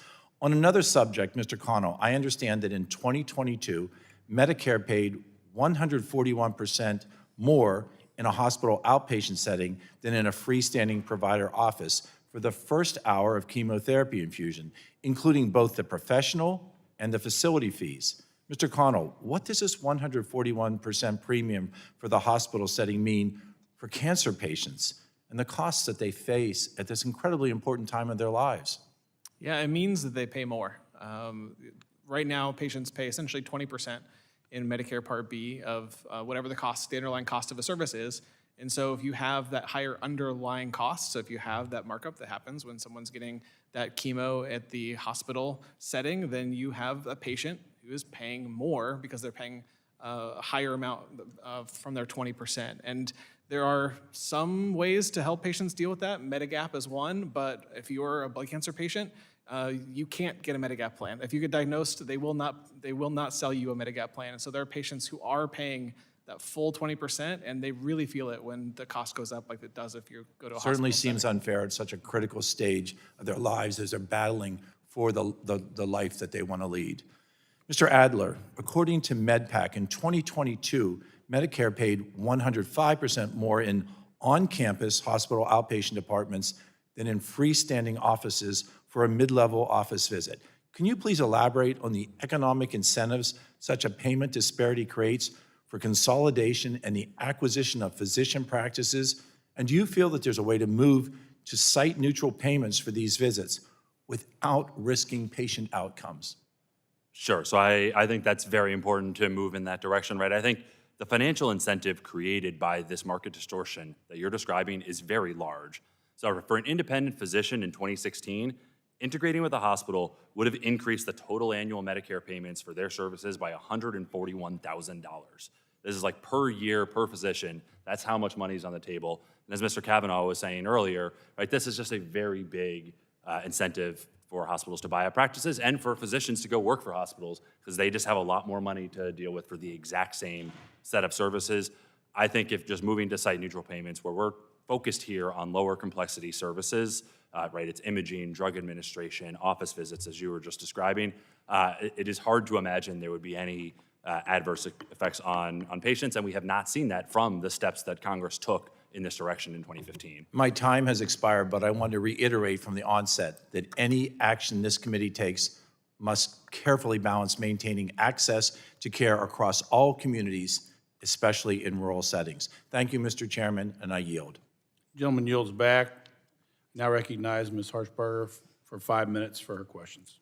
Thank you, Mr. Chairman. Thank you all for being here. You know, I'm glad to be talking about transparency. And you know, I looked up the definition of transparency, and it says it's the quality of being easy to see through. That makes no sense about healthcare. But Ms. Schuman, this week I introduced a bipartisan bill along with colleagues Reps Bamberger and Miller Meeks and Krishnamurthy, and it's called the PBM Sunshine and Accountability Act. And what this bill does, it requires public reporting of PBM financial information that the HH Secretary, he already gets that and under current law, but it'll enhance the reporting to include other things like the rebates, the fees that PBMs and its financial affiliates receive from drug manufacturers and health insurers. Would it be helpful to employers if group health plans were able to view publicly reported data on PBM aggregate rebates, including those captured by GPOs or group purchasing organizations? I do believe that it would indeed be helpful to employers if they were able to view this publicly reported data on PBM aggregate rebates, including those by these group purchasing organizations. Only with more fulsome transparency around the extent of drug manufacturer rebates received by PBMs can employers begin to understand the value the PBMs are generating from administering their drug benefit for their employer-sponsored plan. And with this increased information, employers will be better positioned to negotiate for reduced administrative fees from their PBMs. Yeah, especially self-funded employers. Would it be helpful for employers to know the highest and lowest retained rebate percentages across all contracts so employees could see where they fall? Yes, absolutely. That also would be very helpful information for employers. It'll help employers understand where their contract falls relative to other employers and whether they may have an opportunity to negotiate for additional pass-through rebate revenue. So again, I think it's really important to have this information to help manage a plan's overall drug spend and also ensure that there's no overcompensation. You know, we have the biggest employer in Tennessee is in the city I live in. And if I went to tell their benefits manager about the discrepancy in payment from specific PBMs they had contracted with, do you know it would negate my contract? I could not tell them because that was a stranglehold on me. And I think that's unacceptable, to try to save somebody money and they tell you you can't do it. Mr. Connell, in your view, does it make sense that if hospitals have to post laboratory test prices, that retail labs should be required to as well? Yes, it does make sense. I know patients with blood cancer get a lot of lab tests, and they get very frustrated by the lack of transparency we see today. Yeah, because they're totally different, aren't they? Yep. Yeah. Do you think patients would be able to compare cash prices or should be able to compare cash prices for tests at retail labs versus hospital labs? Yes. Do you think competition makes everything better, Mr. Connell? I think so, yeah. I believe so. I think so. I agree with you. You know, something interesting, I know that in the healthcare world, MPIs, if you have two different offices, physicians are required to have two MPIs, just like pharmacies are. And I've been reading some things about, you know, when hospitals buy provider practices and the same provider practices then change their billing methods, you know, generally to generate higher reimbursement for their services. These providers, when they're purchased by hospitals, they can use that hospital's MPI. And I don't think that's, you know, there has to be some kind of differentiation, and there were three things that, you know, we've researched that looks like may help with that. If you require, do you think that if these, and this goes to Mr. Adler, do you think that if these hospitals were, or these off-campus facilities were required to get a different MPI, that would fix a lot of this issue? Sure. So I think in the commercial market, which is where this would be meaningful, so I think it would help. I don't think it fixes everything, but certainly you talk to insurers and sometimes they will say, we have a contract with the hospital that says we do not pay more for an off-campus outpatient department visit, for instance, but they literally cannot figure out whether it is an off-campus facility or an on-campus facility. I know. How can you if you've got the same MPI? Yeah, exactly, and it's hard to do that. I mean, I think the Medicare policy is still where more of the money is, but I do think that's an important step. And Mr. Connell, we had the CMS administrator here earlier talking about how it was a stark law violation if, like, for example, Tennessee Oncology mailed to their patients in rural areas if they were too sick to pick the drug up or if they didn't have transportation. Because it was a couple of weeks ago and they interpreted an FAQ to do that. What do you think about that?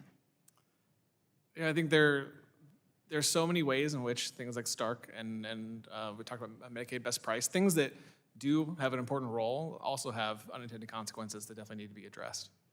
I think it was pretty ludicrous, and even the HHS secretary told us he'd work with our committee to change that and negate that particular FAQ. And I guess with that, I've asked the important questions, and so, Mr. Chairman, I yield back. Gentlelady yields back. I recognize Dr. Miller Meeks. 5 minutes. Thank you, Mr. Chair, and thank you to all of our witnesses that who are here today testifying. Mr. Adler, or Mr. Lauren Adler, excuse me, thank you for testifying before the committee. As you know, we're considering multiple site-neutral payment bills, and I understand that you have written about this topic before. And let me also state that I'm a physician who's done both military medicine, private practice, academic medicine, and then been a hospital employee. And you stated specifically that site-neutral payments should ultimately be applied to a much broader set of clinical services, and in the 2014 MedPAT recommendations at both off-campus and on-campus HOPDs, as well as ambulatory surgery centers. Furthermore, you stated that increased hospital ownership of physician practices can also drive up costs for private payers by increasing the prices they pay for physician services and the possible hospital services as well. Can you detail how not having site-neutral payments harms our healthcare system and how vertical integration leads to increased costs for patients? Sure, and thank you for the question, Congresswoman. So yes, I mean, I think fundamentally not having site-neutral payments creates a very large financial incentive to go for a doctor to go work for the hospital or for the hospital to go out and buy up physician practices. And as you're saying, right, that has effects on commercial markets as well, right? We have more and more evidence now that this vertical consolidation, when the hospital goes and buys up a bunch of physician practices, it tends to increase costs. And some of that is just, it's straight arbitrage, right? This is taking advantage of a Medicare policy where, right, I was saying this ad earlier, it's basically, that's $140,000 more per year per physician that you get if you do the same set of services in a hospital outpatient department rather than an independent office. That's 2016 numbers, so probably multiply that by a bit to get to modern dollars. It was one of the things that myself and others talked about during the debates on the Affordable Care Act, and we're very concerned about that amount of consolidation. And in 2010, there were 50% of physician practices that were independent, and now there's 20%. So thank you. Mr. Connell, Congress has always tried to make healthcare more affordable for patients as well as more accessible, but health plans and PBMs continue to increase deductibles, use more co-insurance than co-pays, and are making patients pay based on the list price of medicine. With ever-increasing insurance costs, millions of hardworking Americans are having to choose between affording life-saving medicines or putting food on the table for their families. On top of that, PBMs have adopted schemes like accumulators and maximizers that force patients to pay even more out-of-pocket for their drugs, while PBMs, which lack transparency, pocket the money for their own profits. As a state senator in 2019, I actually passed PBM transparency in the state of Iowa, was not able to get the rebates through, but we're still working on getting that transparent data all this time later. I also worked in a bipartisan manner to introduce Help Copays Act with my colleagues, Representative Carter, DeJette, Clark, and others. This is a bipartisan bill that would prevent PBMs from enacting these schemes, and I'm disappointed that it's not included in the hearing today, but I think that it will in the near future. Do you agree that PBMs and insurers should let cost-sharing assistance count towards patients' out-of-pocket costs and deductibles? Yeah, it's a great question, and you're dealing with an enormous challenge that's really, really important for patients. I mean, we see patients, get caught in the middle of a fight between payers and manufacturers of drugs. And so you have high costs that are dealt with high cost sharing, and then you have manufacturer assistance, which is certainly an imperfect solution, but to a real problem. And then you have copay accumulators, copay maximizers, these solutions that have tried to, again, continue this fight that happens with really industries with patients caught in the middle. And so we have heard situations where you have patients who have been caught where their assistance goes away as a result of this back and forth between industries. And that is an enormous problem for patients, because if they're left holding the bag, if they're left with $5,000, $6,000 of out-of-pocket costs, that is prohibitive for a lot of people in this country. A lot of people cannot afford even a cancer medication if it's going to come with a cost so high. And so we do have patients, we have data, patients will walk away from the pharmacy counter. I think Mr. Carter mentioned this earlier, his experience, and many people in healthcare have the same experience of working with folks who have a treatment. The bad news is you get a cancer diagnosis. The good news is maybe you have a treatment that they think will work. You go to the pharmacy counter. Right now, we have data that shows that cost is over $2,000. Then you have 40% of patients walking away from the counter without that therapy. Thank you. And Mr. Lauren Adler, does the current system ever expose patients to a situation where they might pay more than the net price of the drug? Sure, so there are certainly situations where that happens. Thank you. I yield back. Gentlelady yields back. I recognize Mr. Carter from Georgia for 5 minutes. Thank you, Mr. Chairman. I'm going to jump right into it. You know where I am on this issue, so I don't think anybody needs to be prepped with it. 3 companies controlling 80% of the market, the vertical integration that exists, where the insurance company that owns the PBM, that owns the pharmacy, and many times employs the provider. You're all aware of the FTC and the study they're doing, something I asked for 8 years ago. Finally, 7.5 years later, it happens. Well, I'm glad it's happening. You know, one of the most egregious practices that I ever witnessed in anything was the gag clause that I was able to get passed in legislation to do away with, where we as the pharmacists weren't able to tell. And the gentleman just mentioned about sometimes the copay is more than the actual cost of the medication. But if we were to tell that, we would be kicked out of the network by the PBMs, another egregious practice of the PBMs. Ms. Bass, let me ask you, Representative Miller Meeks just mentioned the HELPS copay bill, helping ensure lower patient copays, and how the accumulators are being used and not being used, and the fact that the patient assistance, the cost-sharing assistance to patients aren't being credited to their copay or to their deductible. Why is that? What's the justification that the PBMs use not to do that? Why am I having to introduce this legislation that would force them to do that? I can't hear you, I'm sorry. I keep forgetting to push the talk button. It's okay. I apologize. I appreciate the question. Coupons are a marketing device by drug manufacturers who set high prices for their products. They are considered an illegal kickback in Medicare, and they are used by manufacturers to get around formularies. Formularies are designed by independent expert clinicians, and our company's view is that the plan sponsor has chosen a formulary and that the cost sharing. And what do you base that formulary on?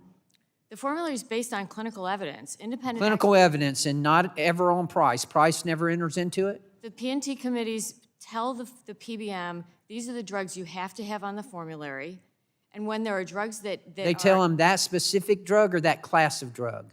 Sometimes specific drugs. And when there are drugs that compete with each other, they say, these are drugs that you can go out into the market and get to compete on price. And you base it purely on therapeutics and not on price at all? The must-haves are purely on therapeutics, and the must-not-haves because of safety issues. So you're saying, yes, you base it all on therapeutics and never on price. Mr. Cannell, let me ask you, what kind of financial burdens let's start with that first. Does it create for patients when they're not able to use these cost-sharing cards for their deductible or for their copay? Well, benefit designs really foist a lot of expense onto patients. So deductibles are getting larger. A lot of times there's no separate deductible for pharmacy, and so as a result, if you have a $5,000 deductible in your plan, then when you go to that pharmacy for the first time to fill that drug for the first time that year, you're going to pay $5,000. So we can really question what the intent is of that cost sharing. It may be so that the patient can get the drug because they can't afford their copay or they can't afford their deductible, and not that there is some marketing ploy as was described. You know, let me ask you this, and never ask a question you don't know the answer to. What about adherence? What does it do to adherence? It has a tremendous impact on adherence. I think I mentioned the study that talks about $2,000, which is in Medicare Part D, and the same study also has information on commercial claims. And we see patients over 30%, I think in Part D certainly over 40%, where if they faced $2,000 for that first script, and you certainly face that with a high deductible, then if you face $2,000, you're 40% of those patients are walking away from the pharmacy counter. Without. Absolutely, and I can tell you again from experience as a pharmacist that it decreases adherence because they don't come back. They don't get their medication because they can't afford it. And I've witnessed that firsthand. Finally, Mr. Cannell, let me ask you, do you agree that these cost-sharing plans should go toward the deductible and toward the cost-sharing? I think we should look at all the solutions. I'm excited that you all have a solution out there that would try to apply as much assistance as possible to patients who need it. We have at LLS a copay assistance program. There's lots of nonprofits out there, manufacturer assistance. Absolutely, in some places. absolutely, and that's why we had to introduce this legislation again. As Representative Miller Meeks indicated, it's not in the markup right now, but I hope it will be, and I think it will be. And Mr. Chairman, I thank you, and I yield back. Gentleman yields back. Ms. Bass, with all due respect, we know for a fact that PBMs keep drugs off of formularies because of cost. The gentleman has yielded. I now yield to Ms. Schakowsky for 5 minutes. Thank you so much, and I really appreciate the opportunity to wave on to this wonderful committee. I have throughout my career been so concerned about the cost and accessibility of healthcare, and we have seen the costs continuing to get higher and higher. higher premiums, higher out-of-pocket costs. And we know that right now, over 40% of Americans face medical debt right now, and half of all Americans have difficulty affording their health care costs. Half of all Americans. And meanwhile, we've seen hospital mergers and acquisitions are growing, and there's plenty of evidence that are saying that when that happens, studies have shown that it can also raise the cost. Mr. Adler, you said, where are you? I'm sorry, I just walked in. There you go, Mr. Adler. In your testimony, you do discuss the significant increase in consolidation and how it can lead to higher prices. I wonder, you've probably gone over that already, but I wonder if you could just say something about that. And if you think that there are any things that the Congress can actually do to address this issue. Sure. Thank you for the question, Congresswoman. So fundamentally, yes, you are 100% correct. The consolidation that we have seen, particularly of hospitals, two hospitals merging, one hospital acquiring another, has been very clear evidence at this point that that increases costs and tends to decrease quality, actually.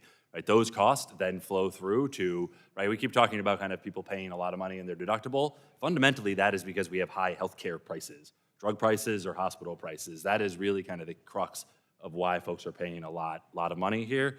And now we have a lot of evidence, there's newer evidence to come out that very clearly ties hospital mergers to reductions in employee wages. That right, when hospitals merge, it means workers in the area get paid less.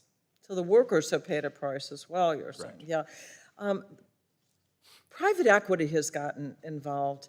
You know, we're talking about reimbursement to these companies, often from the federal government, because this is healthcare costs. I wonder if you could talk a little about the role of private equity. Sure. So that's very happy to talk. That's where a lot of my research is nowadays. So yes, we have seen.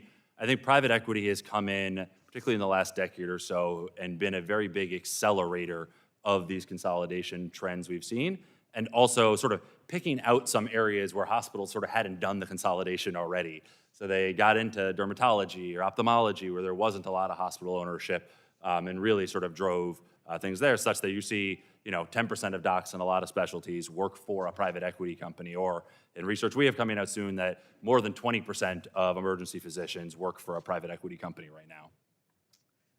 No, I've been fighting for lower health care costs and Medicare for all kinds of policies, and it just seems like now the big money people are getting in. Mr. Kavanaugh, let me see my time.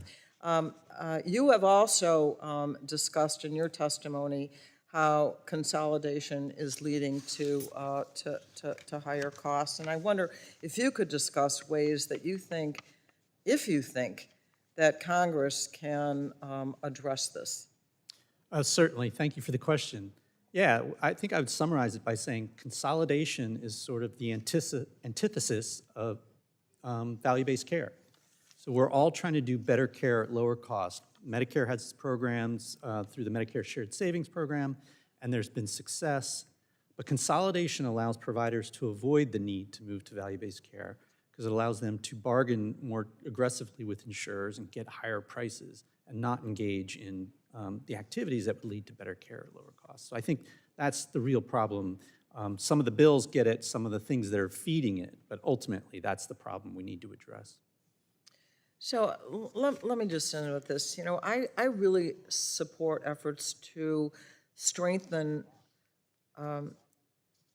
transparency so that we are even requiring that we get reports on ownership. We know who is owning, including private equity. I'm not so sure that everyone is really aware of who is making the decisions, who is owning this, maybe on the sidelines, and I really think that that we ought to have transparency requirements. What do you think about that? Either one of you. Anyone? I'll just say that it is very difficult as a researcher who has tried to do this to nail down what sort of entities own physician practices, for instance. There really is not good data out there. And one of the bills before the subcommittee today would require entity-level reporting, so physician group and hospital-level reporting on the parent company name, the address, and the ownership structure of those physician practices, and make that data publicly available. I think that would do a huge service to being able to understand the effects of private equity and other corporate forms of ownership. I really agree, Mr. Adler, and hopefully we can do something about it. Thank you. I yield back. Thank you Gentlelady so yields much. back. I now recognize Ms. Matsui for 5 minutes. Thank you, Mr. Chairman and Ranking Member Eshoo, for holding this hearing and allowing us to allow me to waive on to join this important conversation. I'd like to discuss the 340B drug pricing program, which is the subject of one of the transparency bills before the committee today. For years, I have worked to strengthen this program on a bipartisan basis. This includes transparency and accountability. While some of these bills are ostensibly about transparency, in reality, I think they would disincentivize participation in 340B. I know HRSA has requested the authority to audit how entities use their savings, and I want to support their work. But this bill adds a number of burdensome reporting requirements that are unrelated to how 340B operates. Ms. Thompson, help us to understand why the reporting requirements in this bill do not actually reflect the true value of the 340B program. Thank you for this question. As you know, hospitals already report quite a bit on the 340B program to CMS and its cost report, to the IRS and Schedule H, and as well to HRSA, as you mentioned. The provisions in the bill are metrics, and I think that those metrics, looking at payer mix and looking at every single clinic that receives 340B payment, I think that the metrics will mask all the good work that's being done from the program. It will be very difficult to identify, for example, that a hospital is using the savings to purchase, or sorry, I should say, to hire a couple behavioral health specialists to work in an opioid clinic, or to provide the amount of free or discounted drugs to needy patients, or the mobile mammography unit that's out in the community finding breast cancer. I'm not sure that those metrics will really be able to show the good works that are being done. Right. Thank you. I support measures that strengthen program integrity, as we all should. In addition, I know there's already movement towards transparency around 340B savings. For example, in your testimony, you mentioned the good stewardship principles. Some hospitals in my district have adopted these to help them share how 340B benefits their communities. Ms. Thompson, is it possible to craft reporting requirements that demonstrate the true value of 340B? Well, we would be very interested in working with you on that. I think that the good steward principles have been a good step forward, and we have been working with our hospitals to encourage them to share with the communities what they're doing with those savings as well. So we would welcome the opportunity to work with you here. Okay, so what kind of activities could we support that would not be captured by the requirements in this bill? I think that we'd really need to reflect on additional reporting requirements because there's so many already upon hospitals, and I really do feel that HRSA has the authority to make sure that the program is being implemented as intended, and that it audits hospitals to make sure that they're conforming to the program as written. So I'm just not sure additional reporting requirements are needed at this time, but happy to speak with you and others on the committee to discuss further. Thank you. At the last hearing on transparency, we heard from a witness from Pullman Regional Hospital. He explained how burdensome it already is for entities to participate in 340B. From certifying eligibility every year to preparing for audits to simply administering the program, it's a lot of work.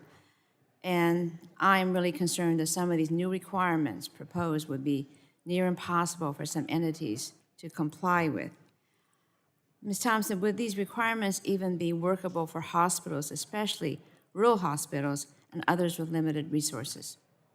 I think that you're absolutely right. We have heard from many of our small rural hospitals that are so grateful for this program because out of everywhere, I think the 340B savings in rural communities has really provided a lifeline for these hospitals. They have limited staff. You know, in many of the critical access hospitals, the CEO is also the COO and the CFO and the janitor who changes the light bulb. So any additional requirements that is necessary, you hope that they're not so high a barrier that it decreases the ability of providers to access the funds that might be available. And for 340B, we all have to say that these are no additional costs to taxpayers or the government. It's really savings on drugs. Thank you very much, Ms. Thompson, and I look forward to working with you. Thank you. I yield back. Gentlelady yields back. Mr. Pence is going to. Mr. Pence, you ready for your 5 minutes? I now recognize the gentleman from Indiana, Mr. Pence, for his 5 minutes. Thank you, Chairs McMorris, Rodgers, Guthrie, and Ranking Member Pallone and Eshoo for holding this hearing. And thank you to the witnesses today. Hoosiers and all Americans are facing higher medical costs and fewer options for care, particularly in rural communities. Complex medical fee structures, surprise billing, and confusing coverage plans have further eroded patient trust in our healthcare system. Improving healthcare price transparency, however, could inject needed competition for healthcare facilities and ultimately lower costs for patients. This is especially needed in the Hoosier State, which consistently ranks among having some of the highest hospital prices in the country. Across southern Indiana, rural facilities are closing at an alarming rate, going bankrupt, lowering access to care for vulnerable communities. Lack of competition has left patients with fewer alternatives to access care, particularly in rural communities across Indiana's 6th District, often an hour or more drive. These issues are exacerbated by unsustainable workforce shortages and skyrocketing labor costs. There have been recent efforts to improve transparency, such as the Pence-Trump administration's 2019 HHS rule requiring hospitals to disclose standard charges as well as the transparency and coverage requirements for health insurers.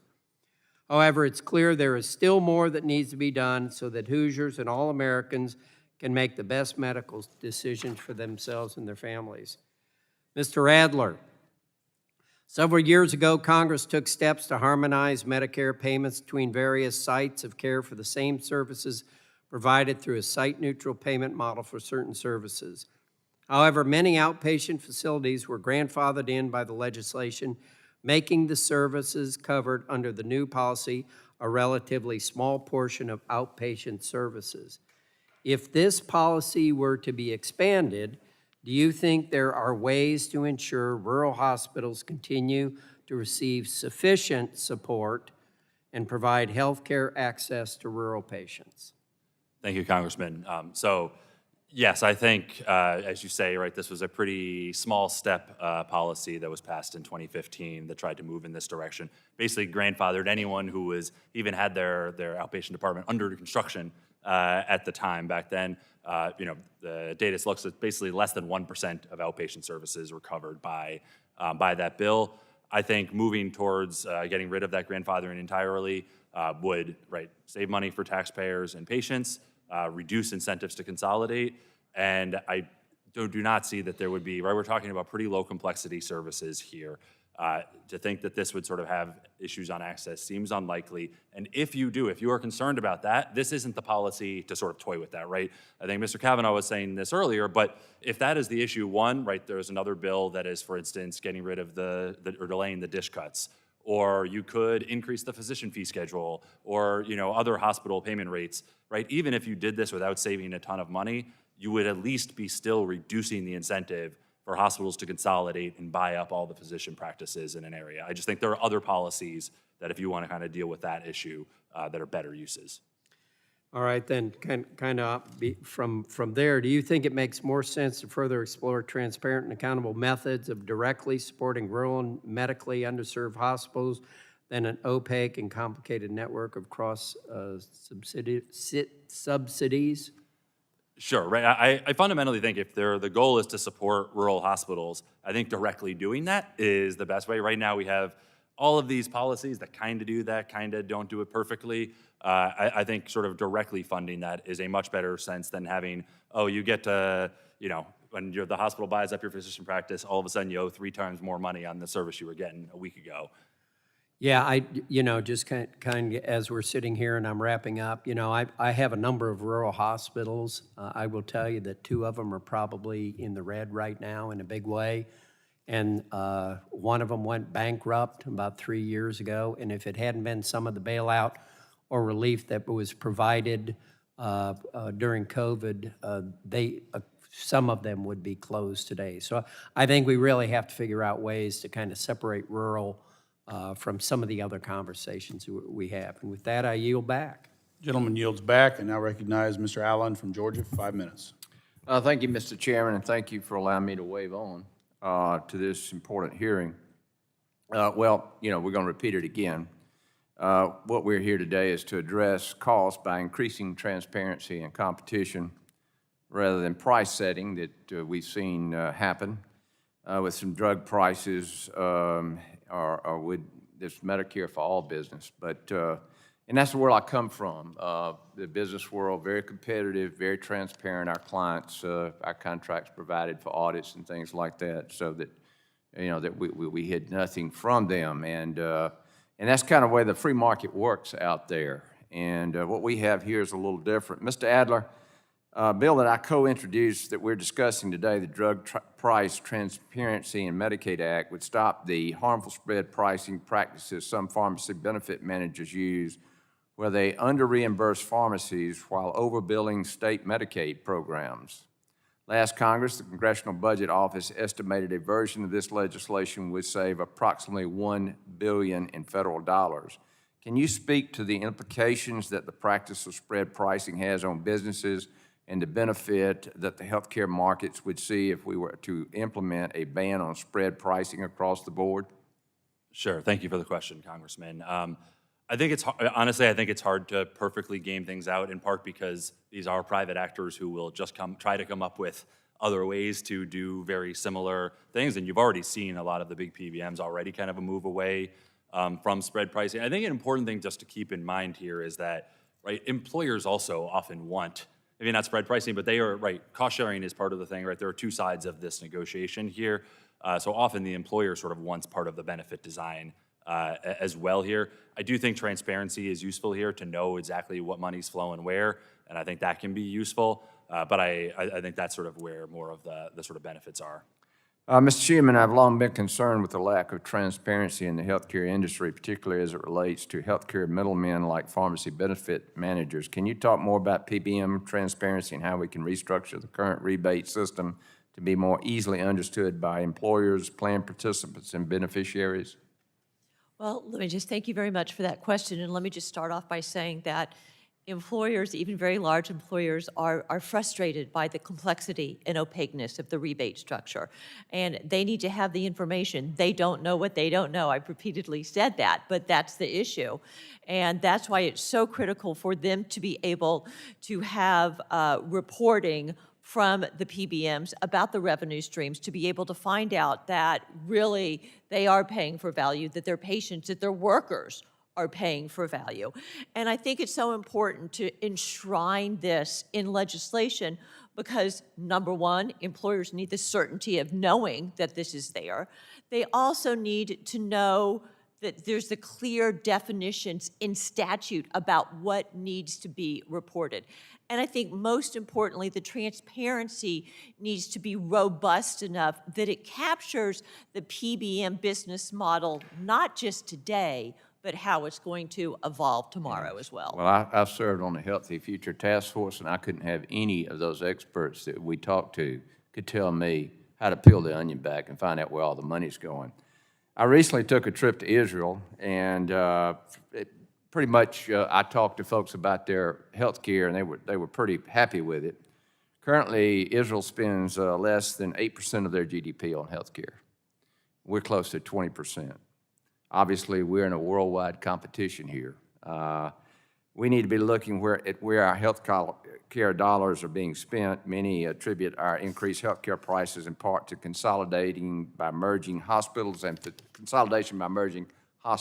and pharmaceutical groups.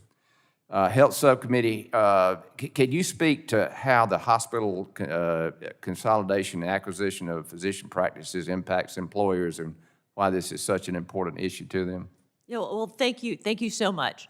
And it impacts employers because it impacts employees. It impacts costs. I mean, ultimately, that's what we're here today, is figuring out what those root causes of higher healthcare costs are and to address them. And consolidation, overwhelmingly, is fueling higher healthcare costs. So if we're going to really tackle lower healthcare costs at their core, which is what employers want, to be able to deliver high-value, affordable care for their employees, they care about consolidation. They care about Medicare policies that are fueling consolidation. Exactly, the federal government. Yes. Thank you, Mr. Chairman. I'm out of time, and I yield back. Thank you, thank you. The gentleman yields back. Seeing no other members present for questions, first thing I'll do is ask unanimous consent to insert in the record the documents included on the staff hearing documents list. Without objection, so ordered. You want to comment? It's been a long hearing. You've sat in here. Do you have a final comment? You would just like a couple of minutes? I'd just like to thank you, Mr. Chairman, all the members of the committee, most especially all of the witnesses.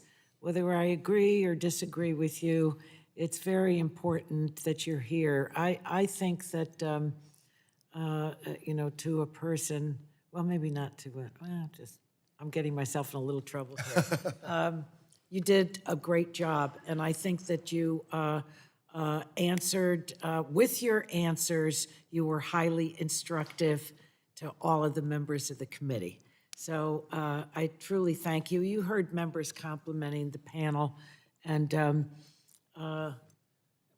we usually do in a very nice way, but it was effusive today on both sides. So know that you're helping to move the needle, and it's so important for the people of our country. They're so hungry and so in need of these changes, and I often say to my constituents, most people don't know who I am, they don't know what I'm doing, but the words that we write walk into people's lives. So Congress willing, we will write very good words to walk into people's lives. So thank you. Thank you, Mr. Chairman. Thank you, and I just want to sum up as well. Thanks for everybody being here. It's been a long day, very informative. We're going to be working together because we want to deliver the world-class care that you all deliver at the price that Ms. Schuman representing the employer-based plans and the individuals who buy their own coverage, they have the price that we can afford to pay, and people know what the prices are so they can make decisions for themselves. So we really appreciate you being here. I will remind members that they have 10 business days to submit questions for the record, and I ask the witnesses to respond to the questions promptly. Members should submit their questions by the close of business on May the 10th. So you should have questions before May the 10th, and ask for your prompt consideration and responses. And without objection, I see no objection, the subcommittee is adjourned.